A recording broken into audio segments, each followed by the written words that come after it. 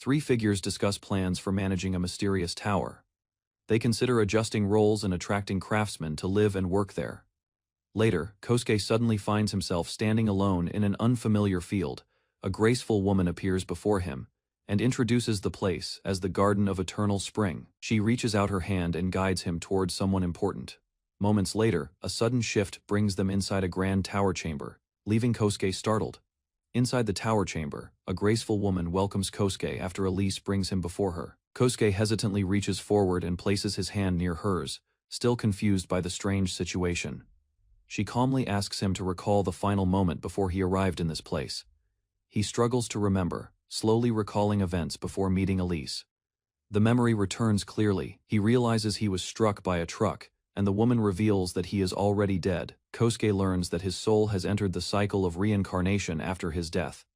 Soon after, the woman explains that returning to his original world is impossible, carefully considers the options, and decides that he wishes to be summoned into another world. He also asks to keep his memories so he can avoid repeating the same life again. 1 week later, the summoning process is finally set in motion. Before the summoning begins, the woman presents Kosuke with a final gift. The woman reminds him that his future will depend entirely on the choices he makes from now on. Soon after, the summoning circle activates, releasing a powerful surge of energy across the garden. A bright flash surrounds Kosuke as the transfer begins. The peaceful garden disappears from sight. Moments later, he appears in a harsh desert where strong winds and sand swirl violently around him. Someone observing the scene quickly realizes the figures appearing in the storm are not ordinary humans. Kosuke tries to steady himself while debris and sand scatter around him. Suddenly, a massive bear-like monster charges forward with a furious roar, towering over Kosuke and threatening to crush him. A powerful strike cuts through the storm with incredible speed, sending a sharp force across the battlefield. Before the monster can reach him, a winged woman suddenly appears and shields Kosuke. Two winged girls stand nearby, observing the fallen creature while the storm settles around them. Both girls rush toward Kosuke and call out to him with concern. One of the girls scolds the other for acting recklessly and nearly causing trouble for their master. The argument between them grows tense as they defend their actions. Overwhelmed by emotion, one girl suddenly regrets not being the first to protect their master and becomes flustered by the intense situation. After the battle, the two winged girls gather around Kosuke and reveal an important truth. Hearing this, Kosuke slowly begins to understand the situation, while the girls praise Asura as a kind and generous creator. Soon after, the girls explain that, before they begin working properly, Kosuke must decide which one will stay by his side. The sudden request shocks Kosuke, leaving him completely unprepared for such a decision. Standing there nervously, Kosuke realizes he must choose carefully.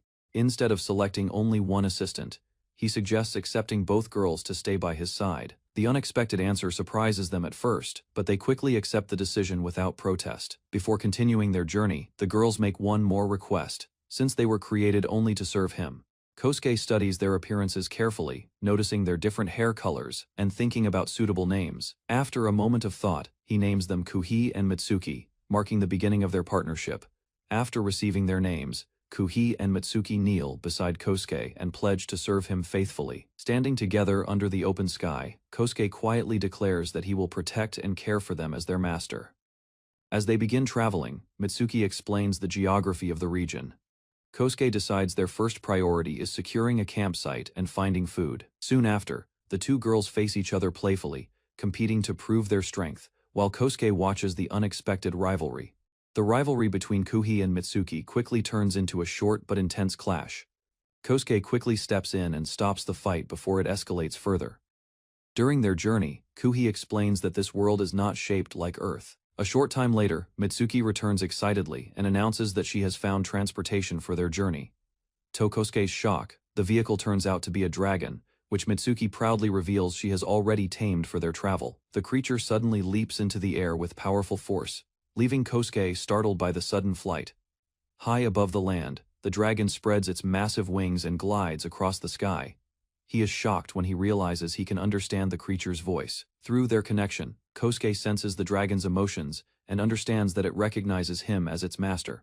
Kosuke then gives the dragon a name, calling it Huo as it continues soaring across the sky. While flying through the sky, Kuhi and Mitsuki observe Kosuke carefully. The sudden instability surprises everyone, forcing Kuhi and Mitsuki to shout in alarm as the creature loses control.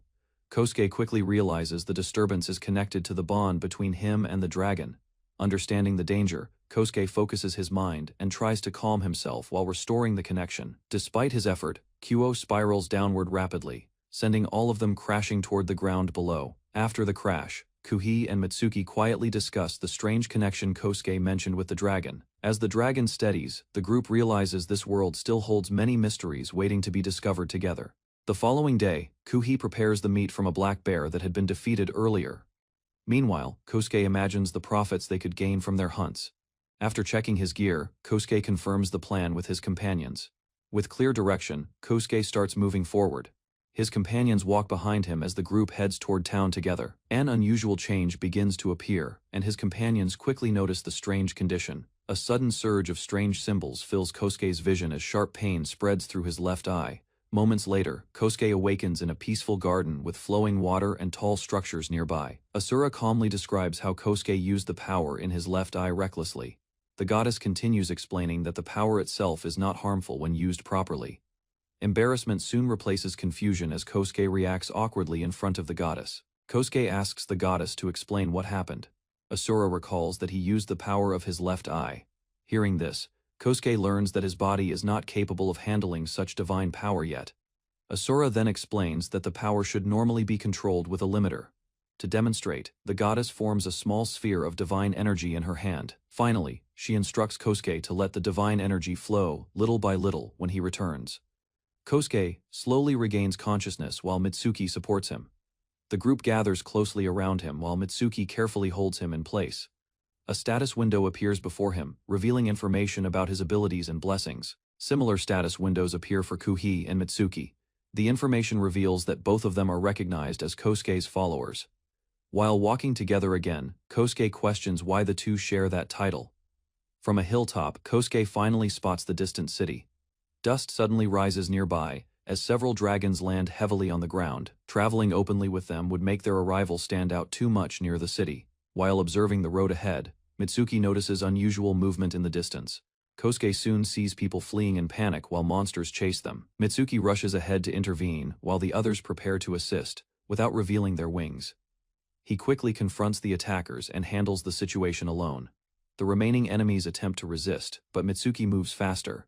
As the battle ends, Mitsuki calmly approaches the group. Her presence alone causes the remaining fighters to freeze. Kosuke and Kuhi arrive shortly after. Mitsuki reassures them that everything is under control and the danger has passed. A merchant leader steps forward and introduces himself as Schmidt Anarchy. Kosuke quietly observes the merchant leader while listening to the offer of a reward.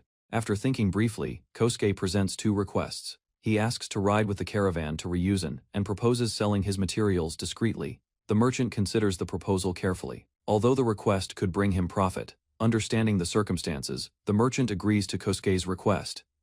Inside the caravan, the group meets the guard leader named Goze. Inside the carriage, Kosuke asks Kuhi to show the materials they plan to sell. They quickly recognize the black bear fur and realize it is a rare and valuable material.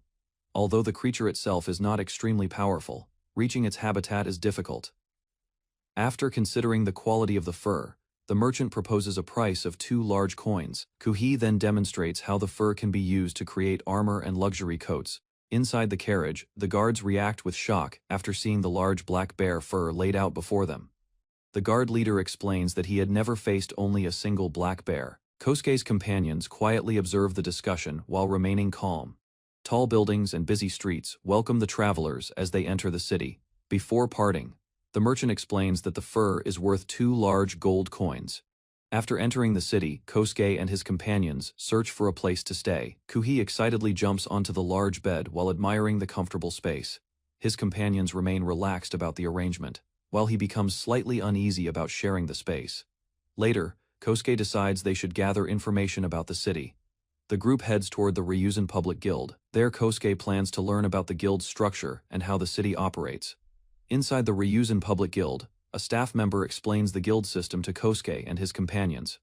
Only parties with the appropriate rank can accept certain jobs, and parties can contain up to 6 members. Kosuke receives his guild registration card and officially becomes part of the public guild. The group studies the request board, filled with different tasks. Kosuke decides they should prepare first before choosing a job the next day. Before leaving, Mitsuki asks to gather more information on her own. Later that evening, Kosuke meets Schmidt again inside a busy building. After greeting each other, they return to a private room to continue their conversation in a quieter place. While eating together, Kosuke asks whether market prices often change. Schmidt then describes how prices depend on supply and demand. Kosuke reflects on the explanation and begins considering how their future trades might affect the market. After finishing the discussion with Schmidt, Kosuke returns to the inn. Soon after, Mitsuki suddenly rushes toward him and clings to him tightly. Kuhi quickly interrupts the moment, warning Mitsuki to stop acting strangely toward their master. Both companions then insist on staying close to Kosuke for the night. Their playful attitude leaves him confused. As they prepare to sleep, surrounded by his companions, Kosuke wonders how the situation turned out this way as the night quietly passes. 2 weeks after registering their party, Kosuke and his companions move through a rocky mountain path. Kosuke avoids the blow with careful movement while the attack crashes into the ground. Nearby, his companion observes the fight and notices how quickly Kosuke has improved. Without hesitation, Mitsuki jumps forward and delivers a powerful kick. Later, the group reports their success to the guild. Their party receives a reward and advances to rank D, marking steady progress for the team. At the guild hall, Kosuke and his companions review their progress after completing several quests. Impressed by their progress, the guildmaster decides to organize a celebration. Night falls over the town as the group heads to the Hammer Bar. Inside the bar, drinks are raised and the group celebrates together. During the gathering, the guildmaster begins explaining the existence of several mysterious towers located across the central continent. In ancient times, anyone who reached the top of a tower could take control of it. Anyone who conquers one could eventually gain enough influence to establish a new kingdom. The discussion about towers makes him reflect on their importance and the difficulty of reaching the top later. Back at their place, Kosuke rests while his companions sit nearby. While looking toward a distant tower, Kosuke begins thinking of a practical idea. He realizes that conquering an entire tower would be extremely difficult, even with the strength of his companions. While thinking quietly, one of his companions notices his hidden determination. Both express their willingness to work hard and help make his goal possible if that is truly what he wants. Encouraged by their determination, the group begins discussing their plan. 10 days later, Kosuke finalizes the decision. With calm confidence, he sets the tallest tower as their primary target. Kosuke and his companions finally arrive near the enormous tower rising far above the mountains. The stone walls stretch upward into the clouds while flying creatures patrol the area. Soon, the entrance appears at the base of the tower. Kosuke studies the surroundings carefully and confirms the location of the main gate. Before entering, the group prepares themselves and discusses the risk. After finishing their preparations, Kosuke steps forward toward the entrance. A vast open area spreads before them, surrounded by tall rock formations and wide skies. While exploring the area, the group notices dragons nearby. To move faster, Kosuke rides on one of the dragons. From the sky, he surveys the wide terrain while more dragons circle above. During the flight, Kosuke spots something unusual on the ground. After landing, the group approaches the structure and discovers a teleportation gate, which appears to lead to the tower's second floor. The group confirms that the strange structure is a teleportation gate connected to the second floor. Riding their dragon, Kosuke and his companions continue moving upward through the floors. Eventually, they reach a floor where dragons can no longer travel. As they advance, Kuhi and Mitsuki quickly defeat the monsters that appear in their path, clearing the way forward. With teamwork and steady progress, the group passes many floors safely and finally arrives at the 92nd floor of the tower. On the 90th floor, Kosuke and his companions encounter a massive dragon guarding the area. He prepares to move forward on foot while the dragons remain behind. Before advancing, Kosuke instructs the dragons to wait outside the tower. Kosuke reflects on the challenges ahead as they prepare to continue climbing. Soon after, the powerful dragon guarding the area is defeated. Seeing the result, Kosuke realizes his companions handled the threat easily. Kosuke and his companions continue climbing the tower while overcoming every obstacle in their path. A single door stands before them, and Kosuke carefully opens it to see what lies beyond. Large glowing crystals float in the air while a narrow path stretches across the empty space. He and his companions step forward cautiously. The mysterious crystals catch their attention. After observing the crystals closely, Kosuke realizes they are special mechanisms connected to the tower itself. Words appear around it, explaining that anyone who wishes to rule the tower must place their hand on the crystal to confirm the conquest. Suddenly, a mysterious voice echoes through the chamber, trying to identify the source of the voice that seems to surround the room. The mechanism appears to be a console used to control and manage the entire tower. Despite his doubts, the moment to decide whether he will become the tower's manager has finally arrived. Kosuke hesitates in front of the crystal, unsure whether he should take control of the tower.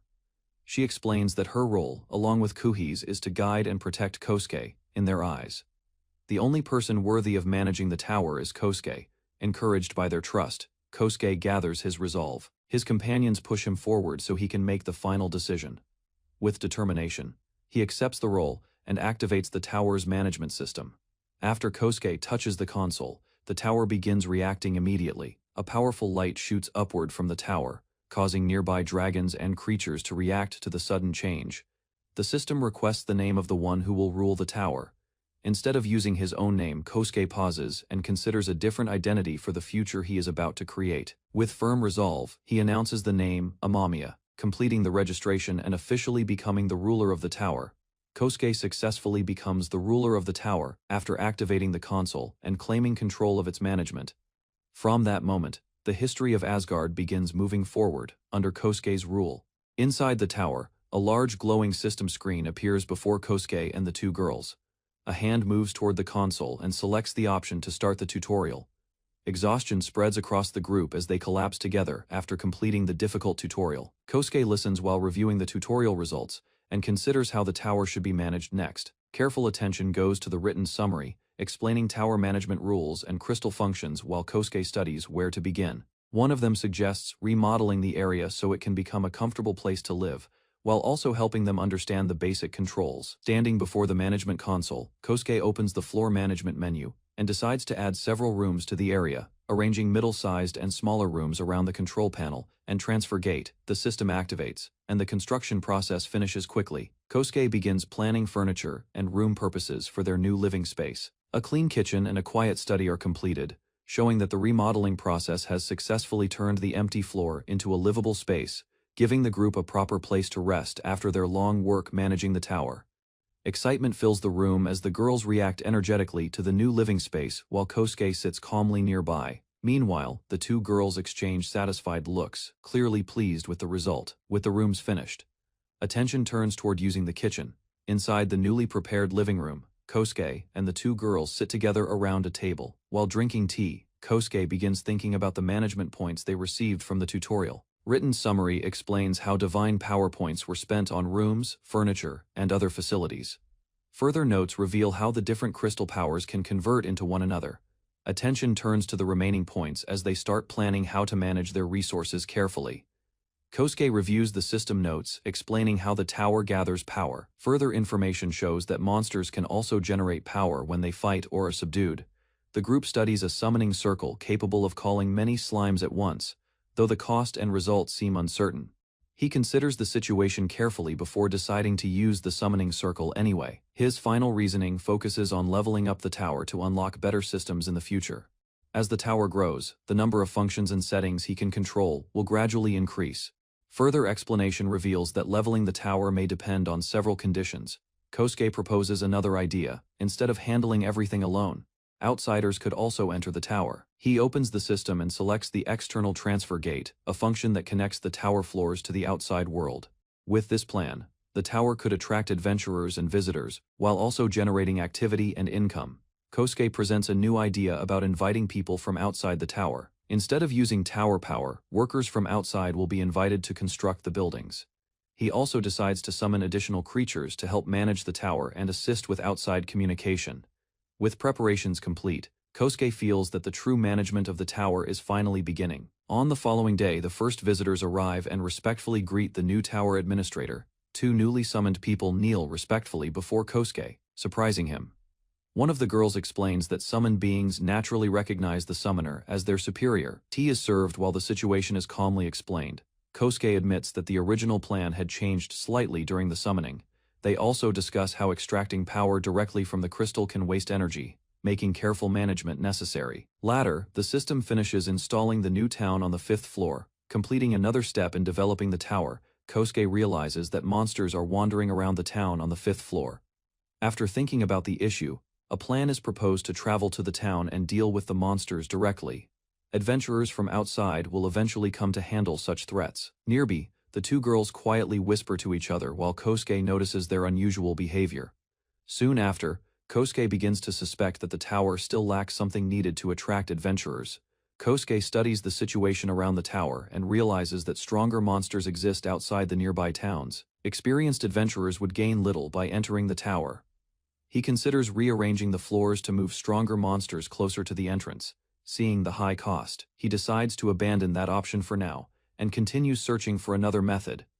Soon, Kosuke discovers a different feature that allows a transfer gate to connect directly to a chosen floor. Using the town on the 5th floor as a base, he prepares to create a path that adventurers can follow through the tower. Carefully studying the map, he connects several floors together. The system confirms that the transit line through the tower has been completed. While checking the system again, Kosuke discovers an unfamiliar option related to the crystal connections. Curiosity grows as he wonders what happens to the holy and magic power that is no longer being collected. Kosuke experiments with the system and decides to cut the crystal connection between 2 floors. After finishing the adjustments, he stretches and concludes that the day's work managing the tower is finally complete. Later, Kosuke relaxes in a newly prepared bath, enjoying a quiet moment after the long series of tasks. Warm steam fills the room as he calmly rests in the water, satisfied with the progress made inside the tower. Suddenly, someone approaches the bath area, catching Kosuke's attention. While Kosuke relaxes in the bath, Kuhi unexpectedly enters the room. Kuhi quietly joins him in the bath, and explains that she wanted to spend time together while the others are away. Kosuke grows flustered and struggles to keep his composure, unsure where to look as the moment becomes increasingly uncomfortable. Trying to recover, he shifts the topic and mentions dinner to break the awkward silence. Later that night, the two rest together peacefully, after the long day inside the tower. Morning arrives after the fall of the hostile god. Mitsuki returns to the tower and joins the others at the table. Embarrassment appears on Mitsuki's face, while she remembers the kindness shown by her master. Elsewhere in the tower, the master notices a sudden system message. A sharp alert sound signals that something new has appeared within the tower management system. This function allows the tower to summon gray wolves that will serve as watchdogs and strengthen its protection. Kosuke studies the new summoning circle on the control console. Soon after, the summoning circle forms on the 5th floor. Energy gathers and a large gray wolf emerges from the glowing pattern. Concern spreads among the companions as they watch the wolf carefully. The wolf suddenly leaps down from above, landing directly before the group. He pats the animal as it nuzzles against him, proving the summoned guardian has accepted its master. While gently patting its head, he realizes the wolf now belongs to him, and serves under the authority of the tower. They wonder if monsters summoned by the tower administrator naturally become familiars. After thinking for a moment, Kosuke decides to name the wolf. Several of them gather around him, showing strong affection and overwhelming him with attention. Seeing the situation, the others suggest testing how well Kosuke can command the newly summoned guardians. Panic spreads among them as something fast approaches from behind. From above, the wolves surround the area where the monsters gather. Kosuke raises his hand and commands the wolves to attack. The pack moves together with strong coordination. He realizes the wolves are capable guardians and decides they can protect the town on the 5th floor. Kuhi and Mitsuki summon 2 new residents and give them names before sending them to Ryuzen. After finishing his work, Kosuke relaxes with a bath and changes into comfortable clothes. Later that night, Kosuke falls asleep while Mitsuki and Kuhi rest beside him. Tower unexpectedly reaches level 3. Surprising Kosuke since he had only summoned wolves the previous day. Kuhi accompanies him as they head toward the area where the wolves were guarding the town. The reduced number makes him suspect that something unusual happened during the night. On the 5th floor, one of the wolves suddenly raises its head and howls loudly. A group of wolves can be seen running across the land, returning from somewhere beyond the town. Observing them closely, he realizes the pack had separated into groups and hunted monsters on their own during the night. 2 of them have gained a leadership skill, strengthening the structure of the pack. Understanding the situation, Kosuke concludes that their independent hunts defeated many monsters. Mitsuki returns to the control floor and informs everyone that she finished installing new objects. The original pack is divided into 2 groups while 10 additional wolves are summoned to help guard the town. Kosuke plans a new area where wolves will live, including a pond, a barn. To support the pack's growth, Kosuke decides to summon slimes on nearby floors. By studying their hunting, he hopes to learn how their actions can generate divine power for the tower. He assigns the floor's defense to the gray wolves as the pack howls and prepares. The final summoning finished, leaving Kuhi and Mitsuki arguing about who should escort the newcomers to Ryuzen. Meanwhile, Kosuke reviewed the tower management system and thought about expanding the available rooms. Soon after, a fox spirit appeared on the 8th floor and happily ran across the open space. Excitement filled the area as the small creature jumped around energetically. Earlier, the fox spirit circle had unlocked when the tower reached level 3. Near the barn, a small shrine stood quietly within the tower grounds. Outside the barn, Kosuke and the others watched the fox spirits playing. Among the summoned fox spirits, one named Wanli displayed special abilities. The fox spirit rested calmly as they waited for Kuhi to return from town. Construction of the base was nearly finished, and with their guild registration complete, they could soon open a transfer gate to Ryuzan. Kosuke discussed their situation with the group, explaining that money could still be earned by hunting monsters when necessary. For safety, they agreed to keep the connection to the tower hidden. After the meal, they went to inspect the 7th floor and later checked the wolves living on the 5th floor. Unfortunately, 2 wolves had fallen during a hunt, leaving the pack quieter than before. He approached the remaining wolves and calmly observed them. Kosuke approached the wolves and gently placed his hand on the leader's head. Leaning closer, Kosuke reminded the wolf that the pack should remember those they had lost, and continue striving to become stronger leaders. Later, Kosuke relaxed in a bath when 2 companions unexpectedly arrived to wash his back. Grateful for his kindness, the 2 quietly stayed close while helping him. 3 days later, a loud disturbance suddenly echoed through the tower early in the morning. Inside the tower, a sudden vibration revealed a new management feature. The system then displayed 2 unique items, the World Tree Seedling and the Vermillion Castle. Kosuke decided to assign 1 item to each assistant and let them manage the floors where the items would be placed. Both assistants accepted the responsibility as Kosuke prepared to transfer the management authority to them.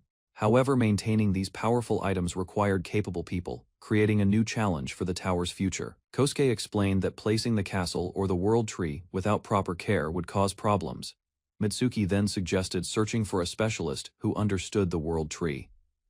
As they walked through the area, Mitsuki seemed to have an idea about who such a person might be, only hinting that the person was somehow connected to the world tree. The discussion ended with Mitsuki asking about the progress of the castle while promising to handle the details herself. Inside the shrine, Kosuke discovered a glowing object known as a divine stone. System revealed that the divine stone could absorb holy and magical power from the surroundings and generate divine energy within the tower. Kosuke placed a stone into the pond and noticed the water change. Soon after, wolves drank from the pond while Kosuke observed closely. Later in the control floor's study, Kosuke checked on Kuhi's preparations for the next summoning planned after lunch. He wondered why the latest summoning had taken longer than usual while reviewing the materials. Mitsuki explained that the group attempted to summon individuals of higher rank this time. Kosuke decided to watch the next summoning planned after lunch, while they continued discussing the need for a world tree expert. Later they visited the 3rd floor and stood before the newly planted world tree seedling growing in the center.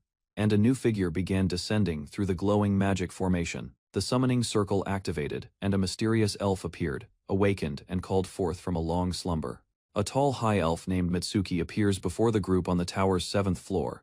Her calm presence draws attention as she stands silently. Kuhi reveals a world tree seedling nearby. The rare plant surprises everyone as they look at it with disbelief. While Mitsuki examines the seedling, the group decides to bring her to meet their master.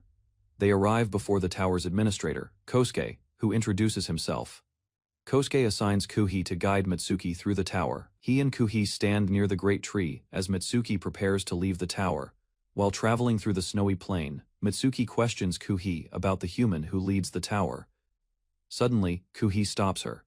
Shock spreads across Mitsuki's face when Kuhi reveals the truth about the master's eyes. A powerful force erupts as Kuhi releases overwhelming energy to silence Mitsuki. Fear fills the air while Mitsuki faces Kuhi's intense gaze. Kuhi releases her wings and overwhelming power fills the cracked ground. Calm slowly returns as Kuhi withdraws her power. She accepts the apology but makes it clear that such behavior will not be tolerated again. Mitsuki listens carefully, while Kuhi explains that understanding the situation will take time. He firmly states that Mitsuki is the only one she acknowledges as an equal. Silence follows as the warning lingers in the air. Concern appears as Mitsuki wonders whether Kosuke is truly comfortable with how things unfolded. Kosuke remains calm and assures her that everything is fine for now.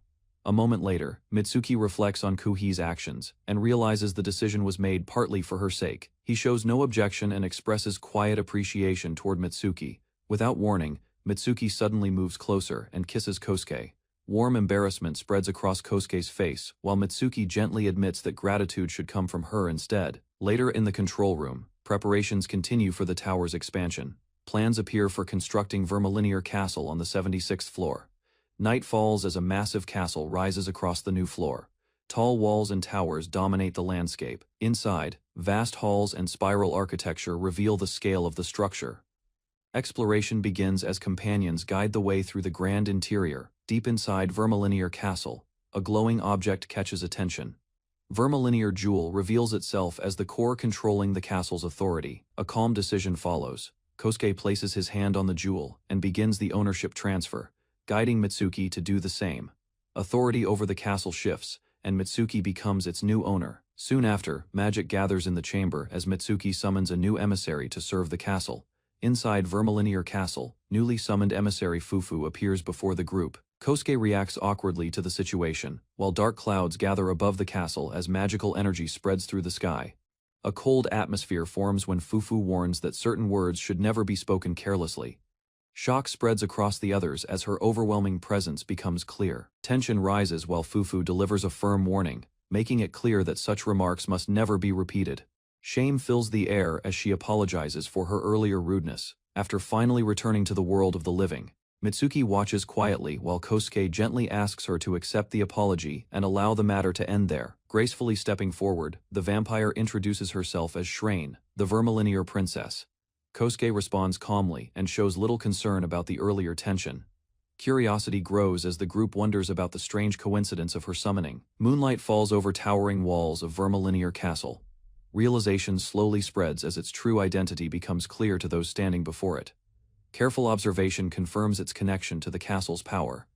Standing nearby, Kosuke quietly acknowledges the situation while others continue examining the jewel and the structure around them. Doubt appears on Shrain's face as she struggles to accept that a human could truly be the castle's master. Mitsuki watches calmly, confident that the truth of Kosuke's power will soon reveal itself. Inside the castle hall, Mitsuki quietly signals Kuhi to begin proving their master's authority. Instead of continuing the attack, Kuhi calmly presents a glass and asks for a small amount of Kosuke's blood. Understanding the request, Kosuke draws the blade across his hand despite the brief pain. Drops of blood fall carefully into the glass while Shrain watches in silence. Kuhi hands the glass to Shrain and urges her to drink it. Silence fills the hall as Shrain lifts the glass and slowly drinks the blood offered to her. Recognition settles within her, and she formally acknowledges Kosuke as her master. Relief spreads through the room as the tense moment ends. Kosuke suggests leaving the rest of the matter to Mitsuki and Kuhi. However, Shrain's playful gaze follows him closely, making the situation slightly uncomfortable. Kuhi calmly declares she will remain nearby to guard him. Night covers Vermilinear Castle as Mitsuki and Shrain prepare to leave. Before departing, Mitsuki turns back and gives Kosuke a quiet, meaningful look, leaving him confused about her intentions. Later, a dragon carries Mitsuki away through the night sky, while Kosuke reflects on Shrain's unsettling gaze.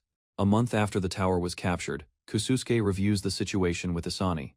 While listening, Kosuke reflects on the progress. He then mentions that he had been working on something earlier but could not finish it in time.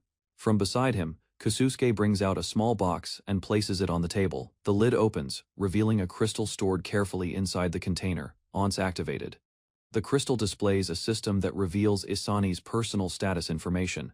Kosuke explains that the crystal works as a status tool that reveals a person's personal information. He then describes his earlier attempt to create a card version that could be carried easily.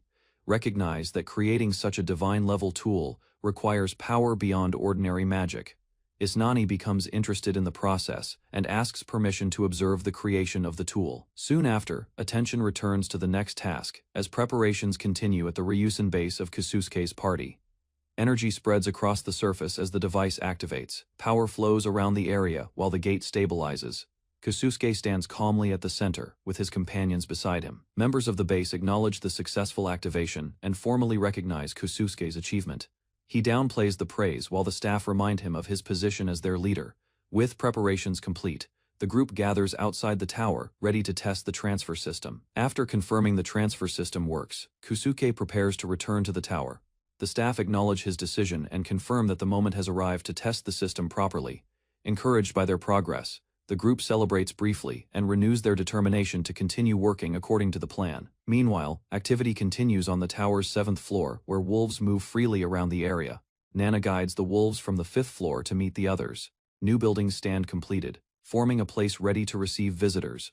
1 week before the tower's opening, a messenger arrives to deliver news to Kusuke. The report explains that the tree is developing well and beginning to take root.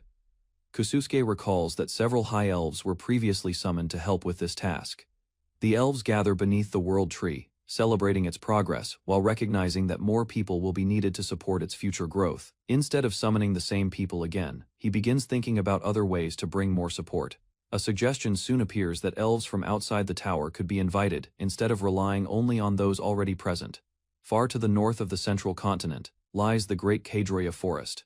The harsh region remains covered in deep snow during winter. Despite the severe climate, elves live near the world tree and have built a village protected by its blessing. Suggests requesting assistance from other elves who live near the northern world tree. The others discuss whether those elves would travel so far while already caring for their own sacred tree. The high elf explains that their world tree is nearing the stage where it will soon complete its role. Because its duty of regulating magical power has almost ended, when the group arrives near the tree, they are surprised to see how large it has already grown.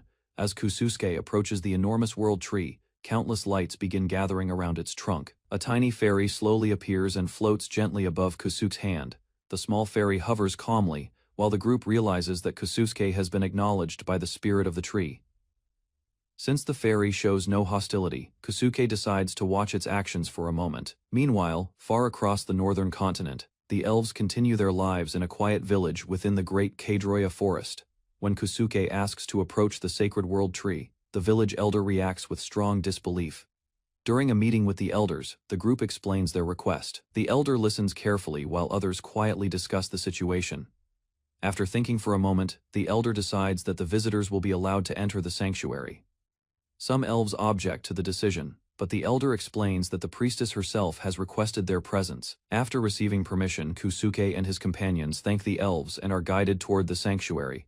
Her unusual attire immediately surprises Kusuke, who recognizes its resemblance to clothing from his own world. The priestess introduces herself as Cheryl and apologizes for calling them here. Cheryl invites the group further inside the sanctuary while allowing the village elder to accompany them. Soon they arrive before the massive world tree, whose enormous presence fills the area with a powerful and mysterious atmosphere. As the group stands before the massive world tree, a brilliant light spreads across its trunk. The spirit asks Kusuke to approach and place his hand on the tree. When Kusuke touches the trunk, knowledge flows into his mind, revealing memories from the time the spirit served as the world tree. The spirit explains that the knowledge should now be passed to another girl, instead of remaining with her. Having completed her duty as the world tree, the spirit prepares to disappear. The spirit's words calm the gathered elves as petals fall around the world tree. He approaches the tree and asks for one of its branches, believing it may help preserve the spirit's existence. Kusuke explains that the branch can later be planted beside the girl, chosen to inherit the knowledge, understanding that the plan may allow her presence to continue in another form. Accepting the idea, she thanks Kusuke and entrusts the future to those who remain. The spirit thanks everyone for their help as her role as the world tree comes to an end. He receives a large branch from the tree, holding it carefully as the light around them fades. After learning the full situation from Cheryl, the elves understand the importance of the matter. Kusuke plants the branch into the ground beside the tree, allowing its power to settle and take root. Soon after, the fairy grows larger and appears before them. Small fairy asks Kusuke to give her a name. After thinking for a moment, he suggests the name Esena. Esena joyfully celebrates her new name while the others watch. Kusuke then asks Esena to pour some of her magic into the young tree so it can begin growing properly. Esena gathers glowing magic in her hands and releases it toward the planted branch. The elves watch quietly as the new tree stabilizes, leaving its future growth in Kusuke's care. Newly planted world tree begins growing steadily, its young branches rising under the bright sky. On the 9th floor of the tower, Shrane sat confidently on a throne after completing a divine tool. Inside the control room, Shrane showed clear excitement about the tower's inner operations. At another moment, Kosuke and the others held a discussion about the tower's situation. During the meeting, documents and plans were reviewed around the table. Suddenly, Kosuke raised a document and firmly rejected the proposal to make Shrane a manager. Shrane approached Kosuke with clear interest and explained that her kind had a small fondness for human blood. With a serious expression, Shrain clarified the truth about her race. She continued explaining that vampires would never take blood from someone unwilling. After hearing everything, Kosuke decided to accept the situation and agreed that they should work together from that moment. Watching nearby, the others realized that Shrain was more affectionate than they had expected. While walking through the tower, Kosuke explained the nature of the Igrids. As they continued talking, Kosuke considered their situation carefully, thinking about their abilities. Kosuke reflected on how skilled and diligent the Igrids were with their hands. With visible excitement, she immediately decided that the invitation should be sent without delay. Soon after, Shrain hurried away to prepare everything for the arrival. 1 week after the gate at the Amamiya mansion was activated, the tower began receiving more visitors than ever before. Workers from the planned tower town returned through the gate carrying various raw materials. As word continued spreading among adventurers, more people began arriving near the mansion. Some organizers tried to maintain order while instructing people to prepare and line up properly. Despite the attempts to control the situation, the crowd grew impatient and started shouting demands to use the gate. Kosuke met Schmidt, who had come to visit the mansion to check the situation surrounding the gate. During their conversation, the two exchanged greetings and shook hands. Schmidt then offered to introduce Kosuke to several adventurers who had already entered the tower earlier. At that moment, Kosuke noticed a familiar face among them. The man was Zaisen, someone he recognized from previous encounters involving the tower. After the introduction, Schmidt realized the two already knew each other. During the discussion, Zaisen explained that he had heard people could rent a base inside the tower. Kosuke listened carefully to the explanation and asked about the results of Zaisen's exploration. With confidence, Zaisen presented a large bag and insisted that Kosuke should examine the loot. While sorting through the items, he confirmed that setting up a shop based on these resources would indeed be possible. Inside the bag were numerous rare materials gathered from different parts of the tower. After examining the materials, Kosuke allowed Zaisen to use them as a reference for opening a store. 2 days later, the first shop on the 5th floor officially opened. Kosuke observed the progress with Mitsuki while the wolves nearby rested calmly. During their inspection, Kosuke noticed Nana's appearance had slightly changed. Kosuke asked Mitsuki about wolves related to the great god. Watching the surroundings, he quietly noted that the migration of the elves appeared to be progressing smoothly. He arrived at the elves' village where an elder greeted him and introduced Lilith as the one who would guide him. While walking through the village, Kosuke asked if anyone knew about the great god.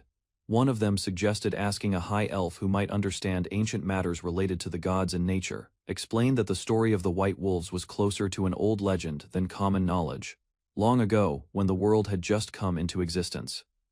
After hearing the old story, Kosuke wondered if the great god might truly exist. Later, while resting on the 8th floor, Kosuke continued thinking about the ancient story. At that moment, Wanli suddenly jumped onto him playfully, wagging its tail and interrupting his thoughts. As Wanli rolled on the ground, a status window appeared, revealing that the fox had gained new abilities.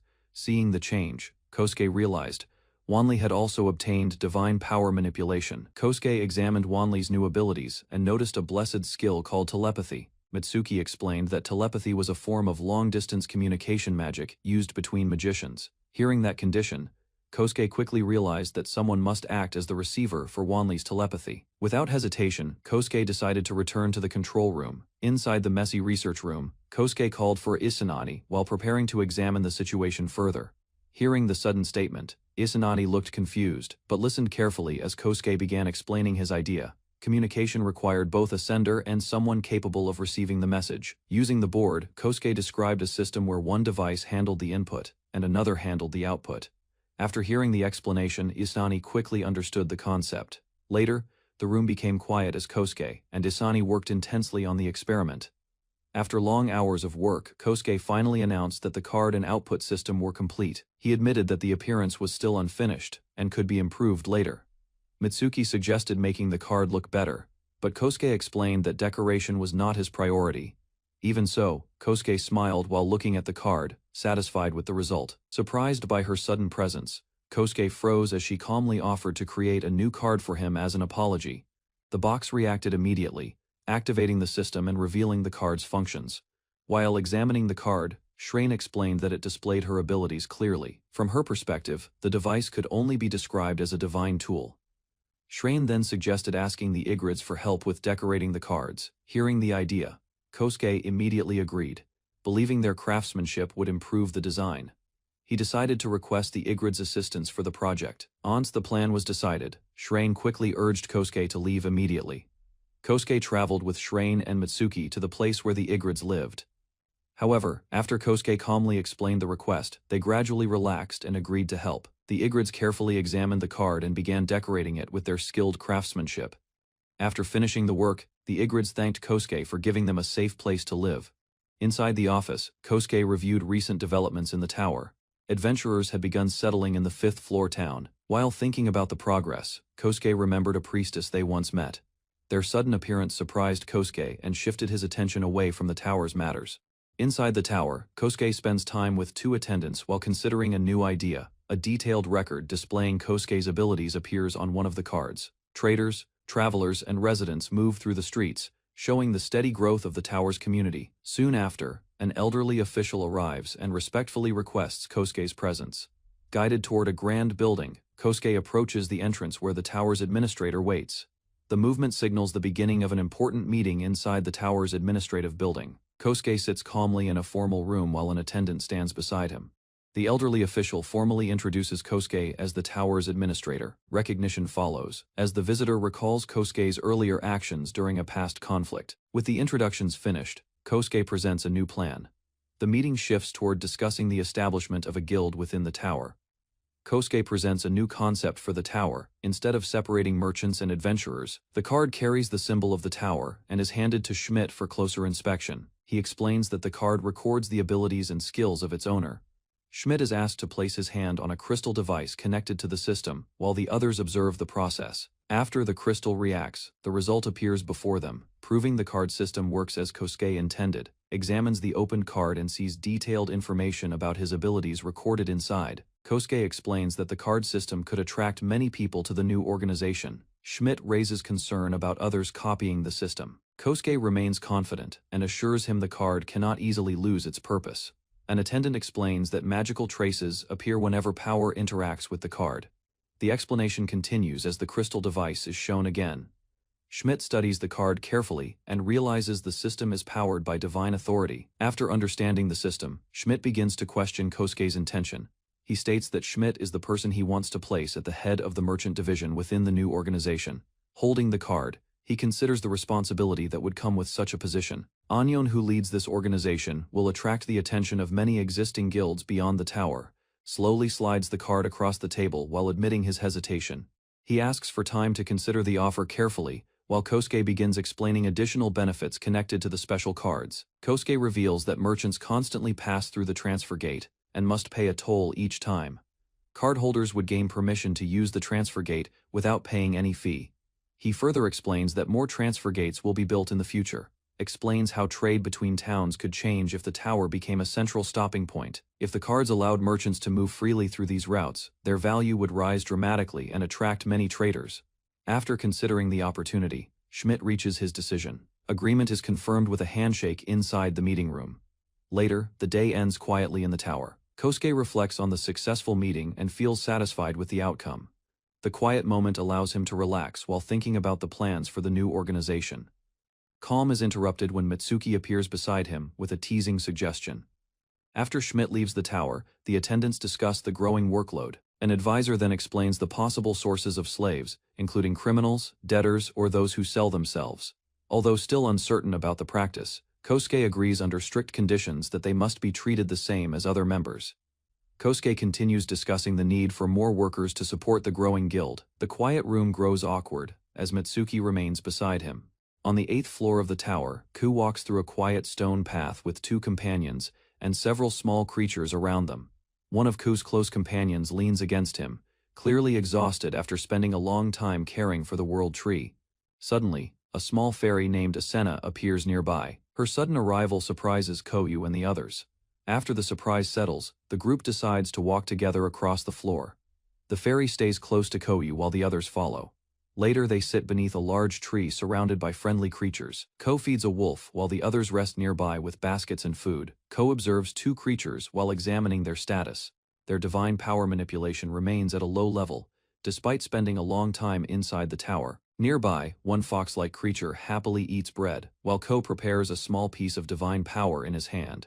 The fox attempts to touch the divine energy, but the unstable control causes the power to burst apart. Another attempt begins with slower guidance. Ko instructs the creature to focus on controlling its own divine power first, while the others quietly watch the training. After several tries, the fox finally stabilizes the divine energy. The small creature proudly holds the glowing power while the group celebrates its successful progress. Fox gathers divine energy and releases it toward the glowing sphere. The power collides with the energy and bursts apart.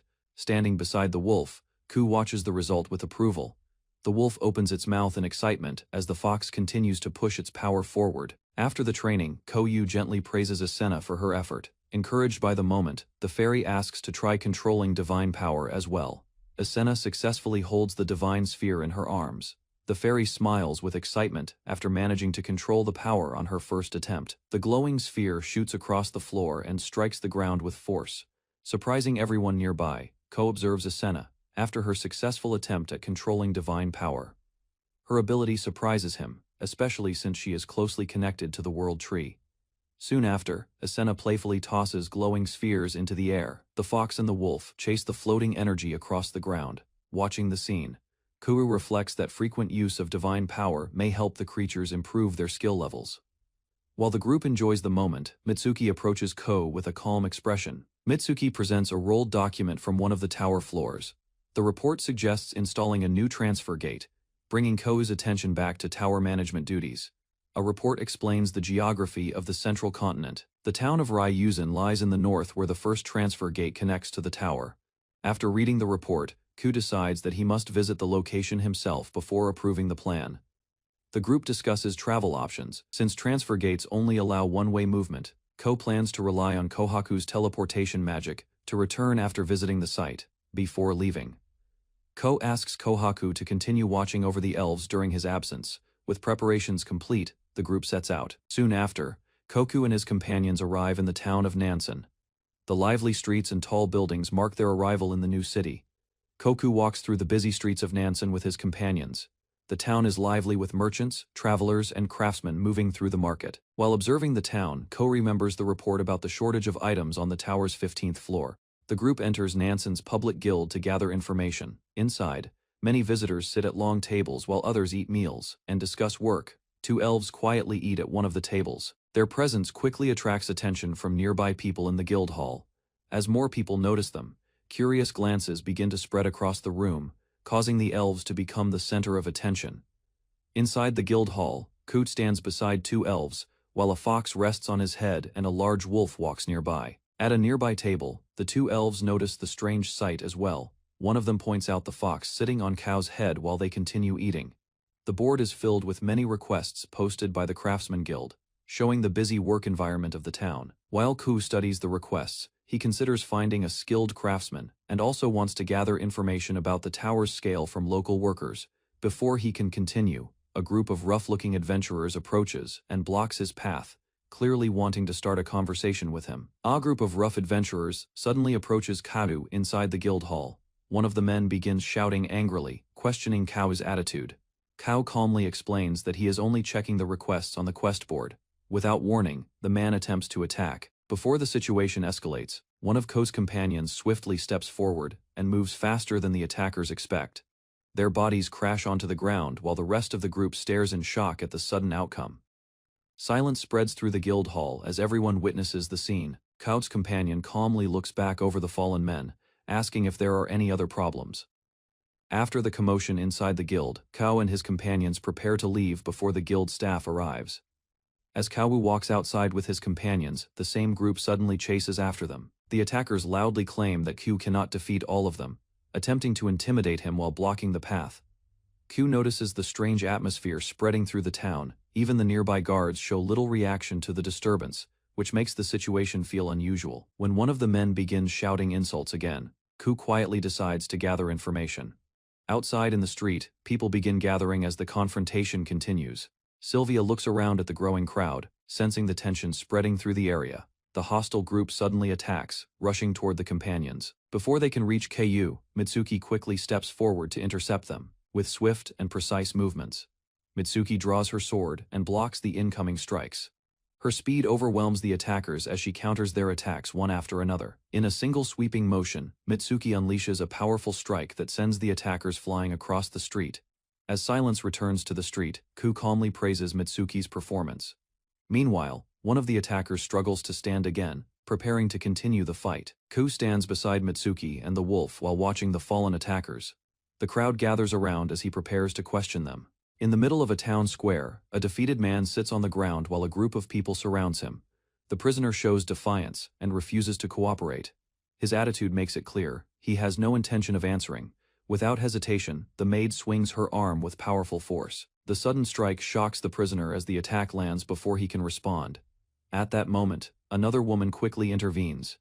She moves between them and stops the attack before it can continue further. Suddenly, an elf rushes forward from the nearby crowd.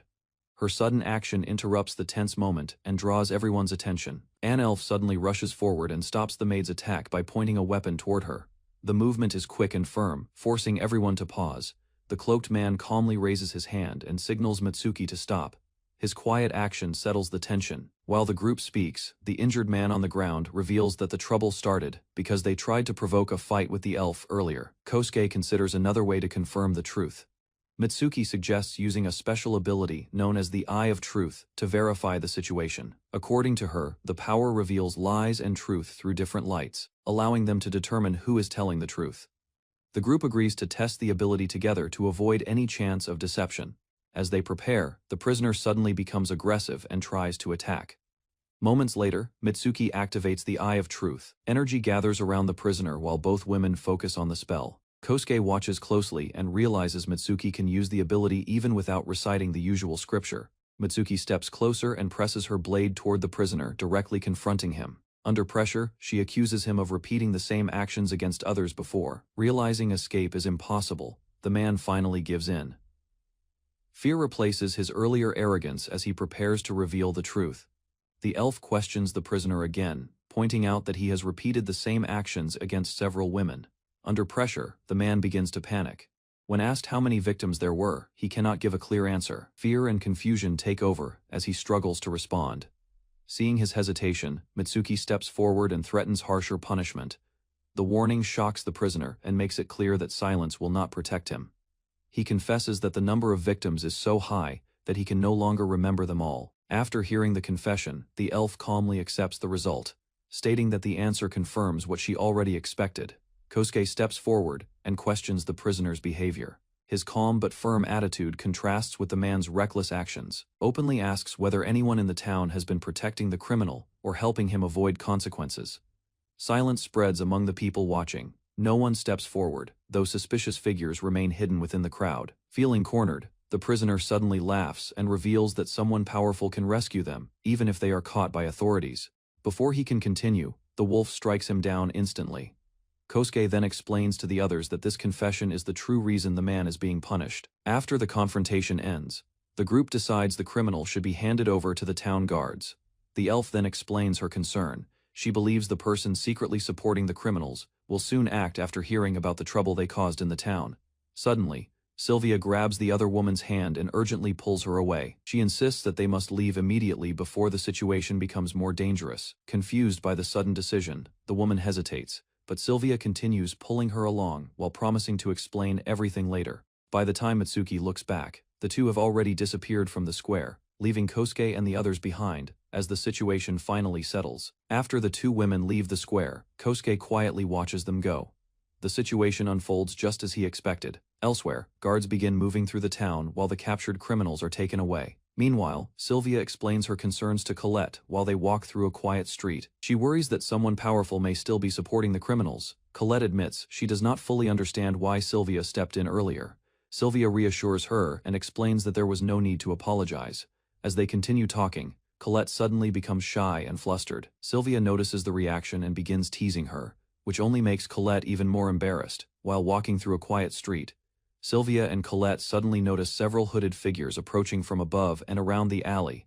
Attackers rush forward without hesitation, forcing Sylvia to react quickly as the fight begins in the narrow street. Before the attackers can overwhelm them, Nana leaps into the scene and strikes one of the men with powerful force. Kosuke soon arrives as well, explaining that he suspected the criminals would target the two women and decided to follow them. After confirming that they are safe, Kosuke warns that the attackers will likely not give up easily, so the group decides to leave the area immediately. The group moves into a quiet forest area outside the town. Kosuke observes Sylvia and realizes that she serves as a priestess of the goddess Eris. Colette hesitates before speaking and gathers her courage. She nervously calls out to Kosuke, trying to express something important. After a brief pause, Colette shyly asks if she and Sylvia can join his party. The request surprises everyone, especially Sylvia. Kosuke considers the proposal while joking that he might place a condition on accepting them. Before the discussion continues, a small fairy suddenly appears beside them. The unexpected arrival shocks the group as Kosuke reveals the tiny figure Sylvia gently holds the small fairy in her arms while examining her closely. Kosuke explains that the tiny girl is Asuna, a fairy connected to the world tree. Overwhelmed by excitement, Sylvia suddenly hugs the fairy tightly without thinking. The unexpected reaction catches everyone off guard. After calming down, Sylvia listens carefully as Kosuke says there is something important regarding Asuna that he must explain. Kosuke then reveals the shocking news that Sylvia has been chosen to become Asuna's priestess. The announcement leaves Sylvia completely stunned, while the fairy innocently declares that Kosuke is like her father, creating even more confusion. Fairy happily introduces the group in a surprising way, calling Kosuke her father and Colette her mother. Sylvia immediately turns toward Colette, confused and demanding an explanation. Colette becomes flustered and embarrassed, struggling to respond while trying to process the strange situation. Trying to regain her composure, Colette insists the claim cannot possibly be true since she only met Kosuke recently. Argument grows chaotic as Colette tries to calm Sylvia down. Meanwhile, the fairy watches innocently unaware of the confusion she has created. Once the noise settles, Kosuke shifts the conversation and asks Sylvia about her role as a priestess of the goddess Eris. Kosuke brings up the name of the goddess Eris while speaking with Colette. She recalls reading about Eris in books, explaining that the goddess was once called Eris by the other gods. Curious about Sylvia's role, Kosuke asks whether she has ever attempted a ritual known as divine descent. Colette admits she has never tried such a ritual and questions the reason for asking. The group waits as Kosuke prepares to explain his intention. He asks Sylvia to lend him her hand, saying that doing so will be the fastest way to demonstrate what he means. Holding her hand firmly, Kosuke calls out and summons the goddess directly, invoking Eris before everyone present. A glowing figure appears behind Sylvia as the goddess Eris manifests through the summoning. The tiny fairy excitedly watches the moment, while Sylvia struggles to process the sudden appearance of the deity she serves. Eris explains that the summoning will not last long. The divine manifestation is temporary, and her presence will fade quickly once the connection ends. Kosuke accepts the explanation and says he only wanted Sylvia to witness the truth. The goddess agrees before her form begins to fade away. As the divine presence disappears, Sylvia suddenly collapses from the overwhelming power she felt during the encounter, leaving the others rushing toward her in concern. He quickly approaches Sylvia after she collapses and reaches out to check on her condition. Colette looks at Kosuke's hand as he helps her calm down. Although her mind remains confused by everything that happened, she begins to settle and control her emotions. As the group talks, Sylvia confirms that the being who appeared earlier was truly the goddess Erismil.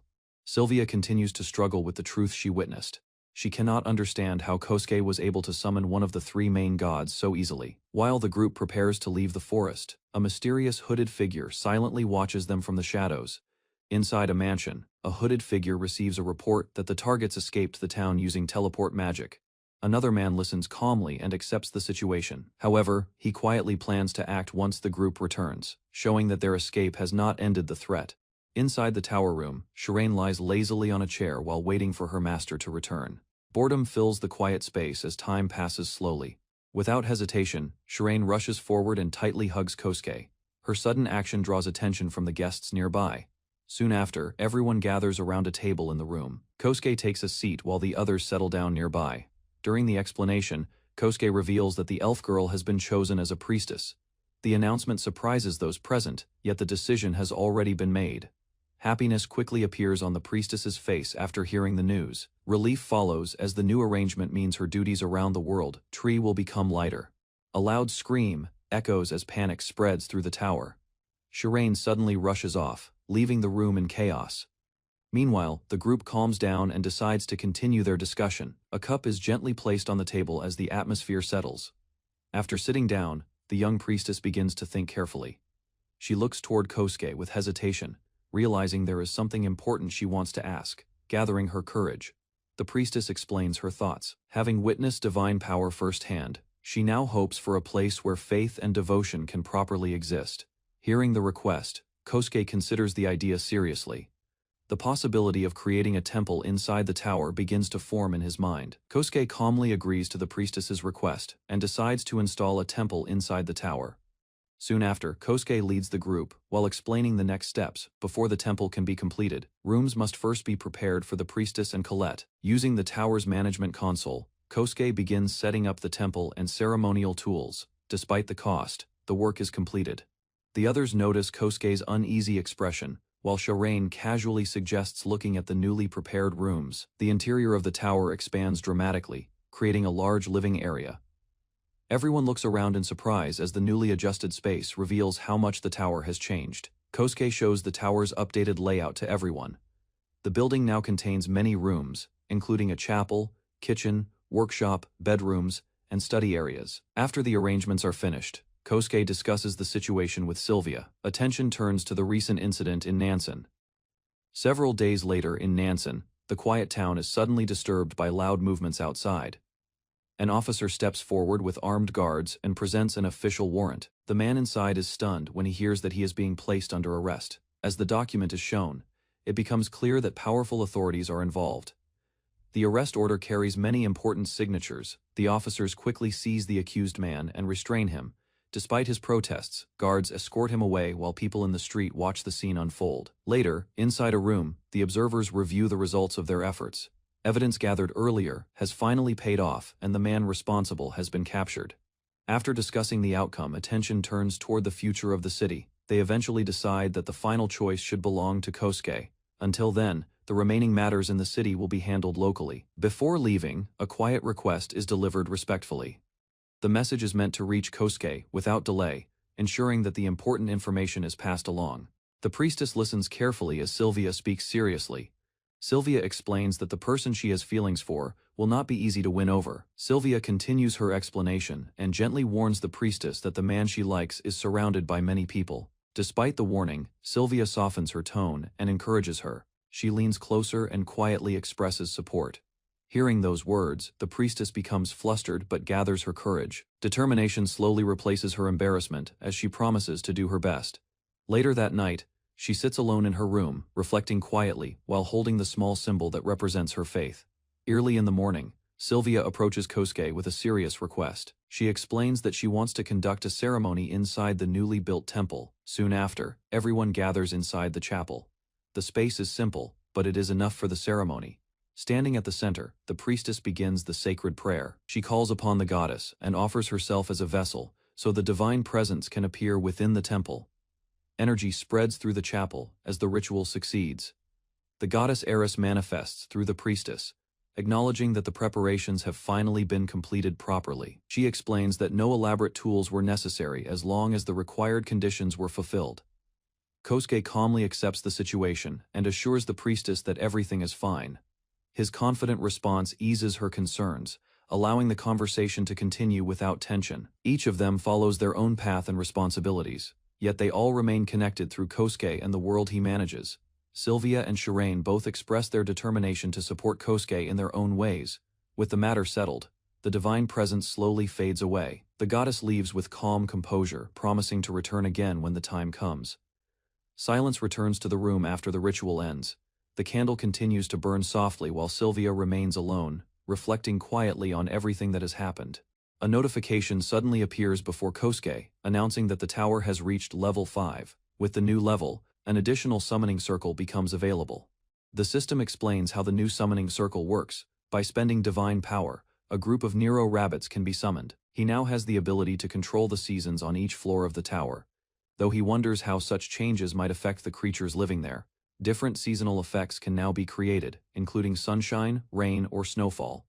These environmental adjustments allow the tower to simulate natural cycles across its floors. Even with these powerful options, Kosuke realizes the changes require many points. Kosuke returns and finds Shirain standing with Nana and Wanli nearby. The animals gather beside her while she calmly explains that this is where he had been earlier. The wolf and the fox express their concerns through Shirain. According to them, the number of wolves and foxes living in the tower should be increased. She calmly repeats their request, explaining that both Nana and Wanli want more of their kind added. He learns that Shiran has recently gained the ability to communicate with spirits.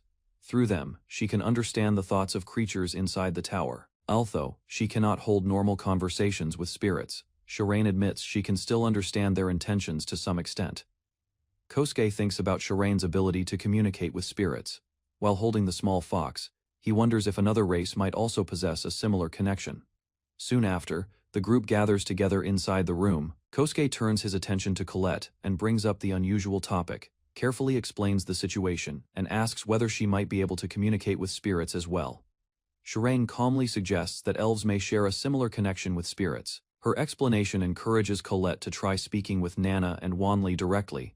To her surprise, she begins to understand their intentions, realizing that they truly can convey their thoughts through spirits.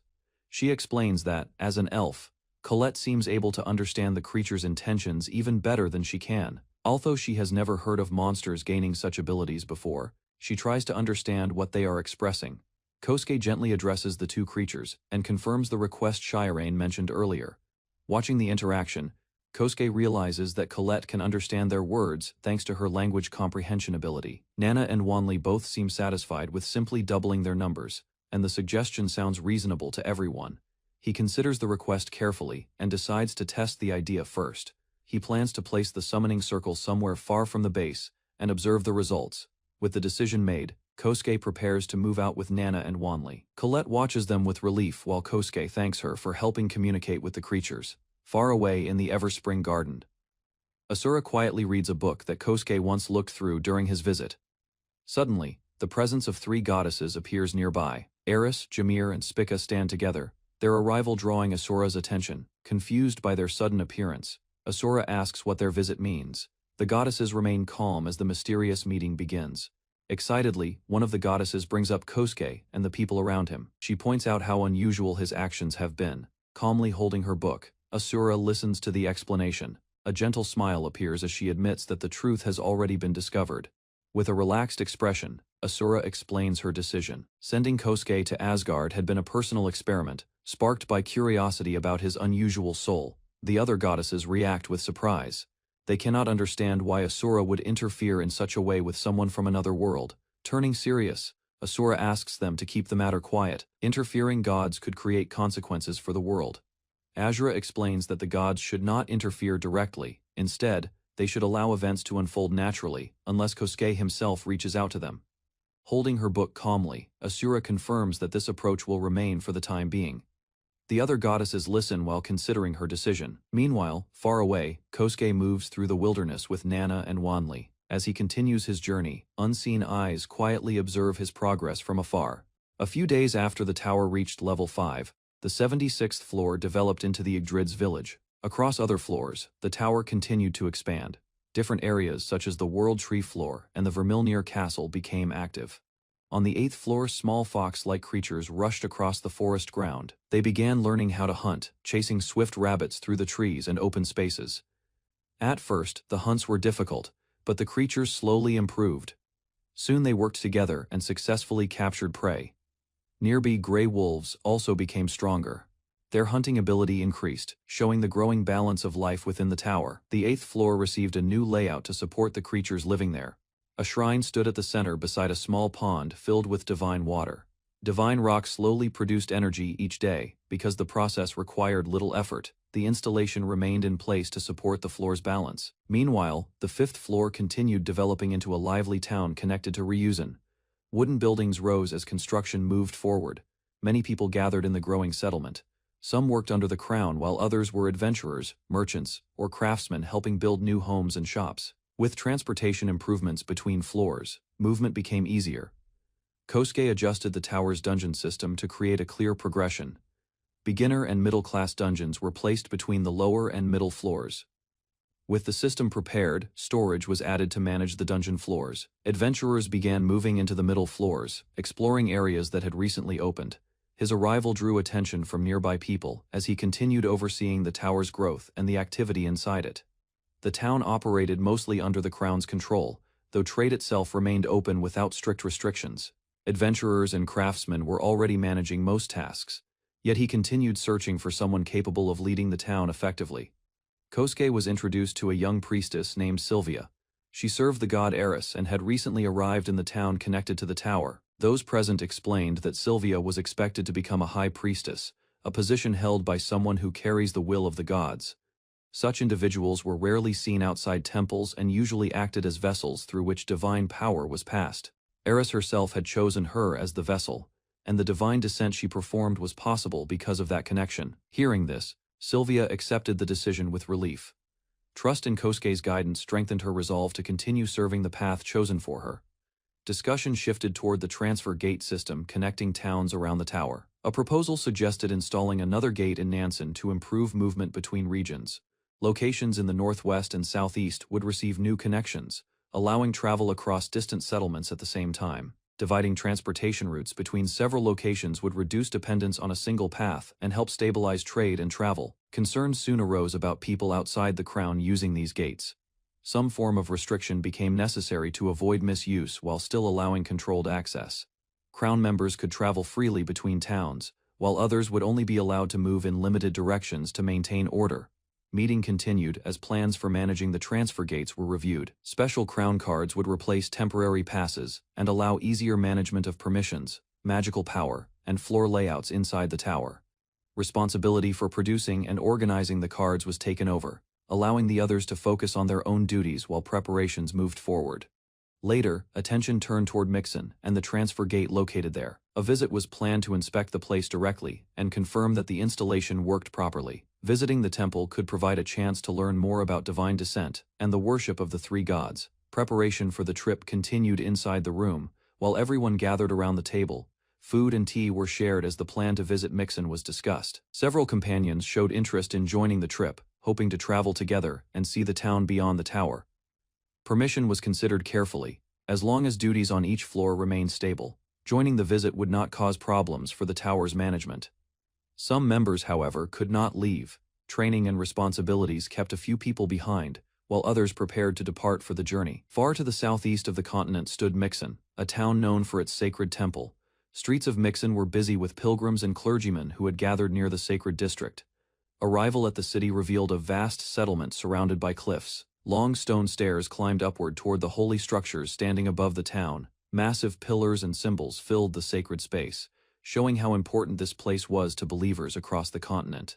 An uneasy feeling spread through her, suggesting that something inside the sacred area was not right. Concerned by the strange sensation, she chose to return to the inn for the night. Remaining members decided to continue exploring the temple quietly on their own. Tall pillars and a wide entrance surrounded them as they moved deeper into the sacred structure to investigate the place. The space revealed a faint connection to the Everspring Garden, hinting that the temple held traces of divine power linked to the gods. Kosuke enters a vast temple with towering pillars and a high vaulted ceiling. A faint energy spreads through the silent hall. Standing before a statue, Kosuke carefully observes the surroundings. The energy around the statue feels related to the same power he sensed before, though much weaker. Nearby, people pray inside the temple. Kosuke and his companions watch the scene calmly. One of the girls suggests trying the same ritual. After a moment, they prepare to follow the practice respectfully. Outside, Kosuke confirms the faint connection linking this place to the Everspring Garden. Sylvia notices Kosuke's unusual reaction as he focuses on the sacred staff nearby. A quiet connection begins to form, and Kosuke senses a familiar presence through the artifact. Far from the temple, two women sit beneath a garden pavilion, enjoying a calm afternoon with tea. Kosuke concentrates and answers the signal through the artifact. His voice reaches the two women clearly, confirming that the link between them has successfully formed. The women react with relief and mild amusement after realizing the connection works normally this time. With the method confirmed, they instruct Kosuke to keep the artifact so future contact can be made easily. Kosuke finishes speaking through the artifact while the women on the other side tease him lightly before ending the connection. Returning to the present, Kosuke regains awareness inside the temple. Sylvia and the others notice his condition and greet him as he confirms that only a short time has passed. Attention soon shifts to the surroundings. When the priests of the temple observe the group with curiosity, a calm woman approaches and introduces herself as the head priestess of the temple. She politely invites them to speak somewhere quieter. Sylvia then reveals that she has distanced herself from the temple because of the people who cannot forgive her. The head priestess asks the group for a brief moment before introducing herself properly. Kosuke watches the scene quietly while noticing Sylvia standing nearby. drawing his attention. After a short moment of hesitation, he understands what she means and hands the object to her. As Sylvia activates the artifact, a powerful light suddenly bursts outward. The energy surrounds both of them, surprising Sylvia as the magic reacts strongly within the temple. The priestess and others observe the event as the energy settles. Once the light fades, Sylvia confirms that the process has been completed. Immediately afterward, Sylvia loses her balance and falls toward Kosuke, pressing against him and leaving him completely stunned. Though embarrassed, Sylvia quickly assures him that she is unharmed and explains that the energy simply surprised her when it released all at once. Attention turns to the artifact in her hand. Kosuke suggests that its purpose may become clearer if she calmly focuses while keeping her eyes closed. As Sylvia concentrates, her awareness shifts into a strange luminous space filled with flowing light. Soon a familiar voice reaches her through the glowing space. The connection stabilizes, confirming that the link has formed successfully. Kosuke appears within the connection and explains that Sylvia can now contact Eris whenever she wishes. Inside the luminous connection space, Sylvia tries to speak with Eris. Kosuke's voice echoes nearby while Sylvia attempts to ask if Eris is available. The glowing space collapses suddenly as the link is cut, leaving Sylvia startled and unable to finish speaking. Back in the temple, the magical feedback throws Kosuke backward. Dust rises as he lands on the ground while Sylvia and the others rush toward him in concern. Sylvia panics after realizing the connection ended too abruptly. Kosuke quickly tells her to calm down and not worry. The head priestess reassures Sylvia that she can still communicate through the artifact if she remembers how to use it properly. Kosuke requests that Kuhi and Sylvia accompany him, and the priestess calmly agrees before leading them deeper into the temple. They arrive in a quiet room where a table is prepared. The priestess offers them drinks, allowing everyone to relax as the atmosphere becomes more comfortable. He tastes the drink and notices its familiar flavor, reminding him of coffee from his previous world. Kuhi introduces Kosuke formally, explaining that people have been searching for him recently. The priestess then introduces herself as Laurel Alfild, the head of the temple, and politely greets the group. Conversation turns toward earlier events in the temple. Mention arises about the divine power that appeared moments before. A calm smile follows as Laurel studies the situation. Curiosity leads her to propose something unexpected, suggesting that joining the temple could be a suitable path. While discussion continues, Kuhi senses movement beyond the doors. Many people gather outside, and several appear to be armed. Refusal comes without hesitation. Too many responsibilities already exist, leaving no time to remain within the temple. Direct response earns a faint smile from Laurel. Honest reasoning becomes clear, even if explanation arrives without unnecessary decoration. Disappointment appears in Laurel's expression, yet curiosity remains. An offer soon comes from her side, proposing to purchase Sylvia's artifact regardless of the cost. Calm explanation follows the refusal. Possession of the artifact means little if another person cannot use it. Only Sylvia has the ability to activate its power. Further clarification reveals the reason. Divine energy within Sylvia acts as the key, allowing the artifact to respond and function. Realization slowly reaches Laurel as the nature of the object becomes clear.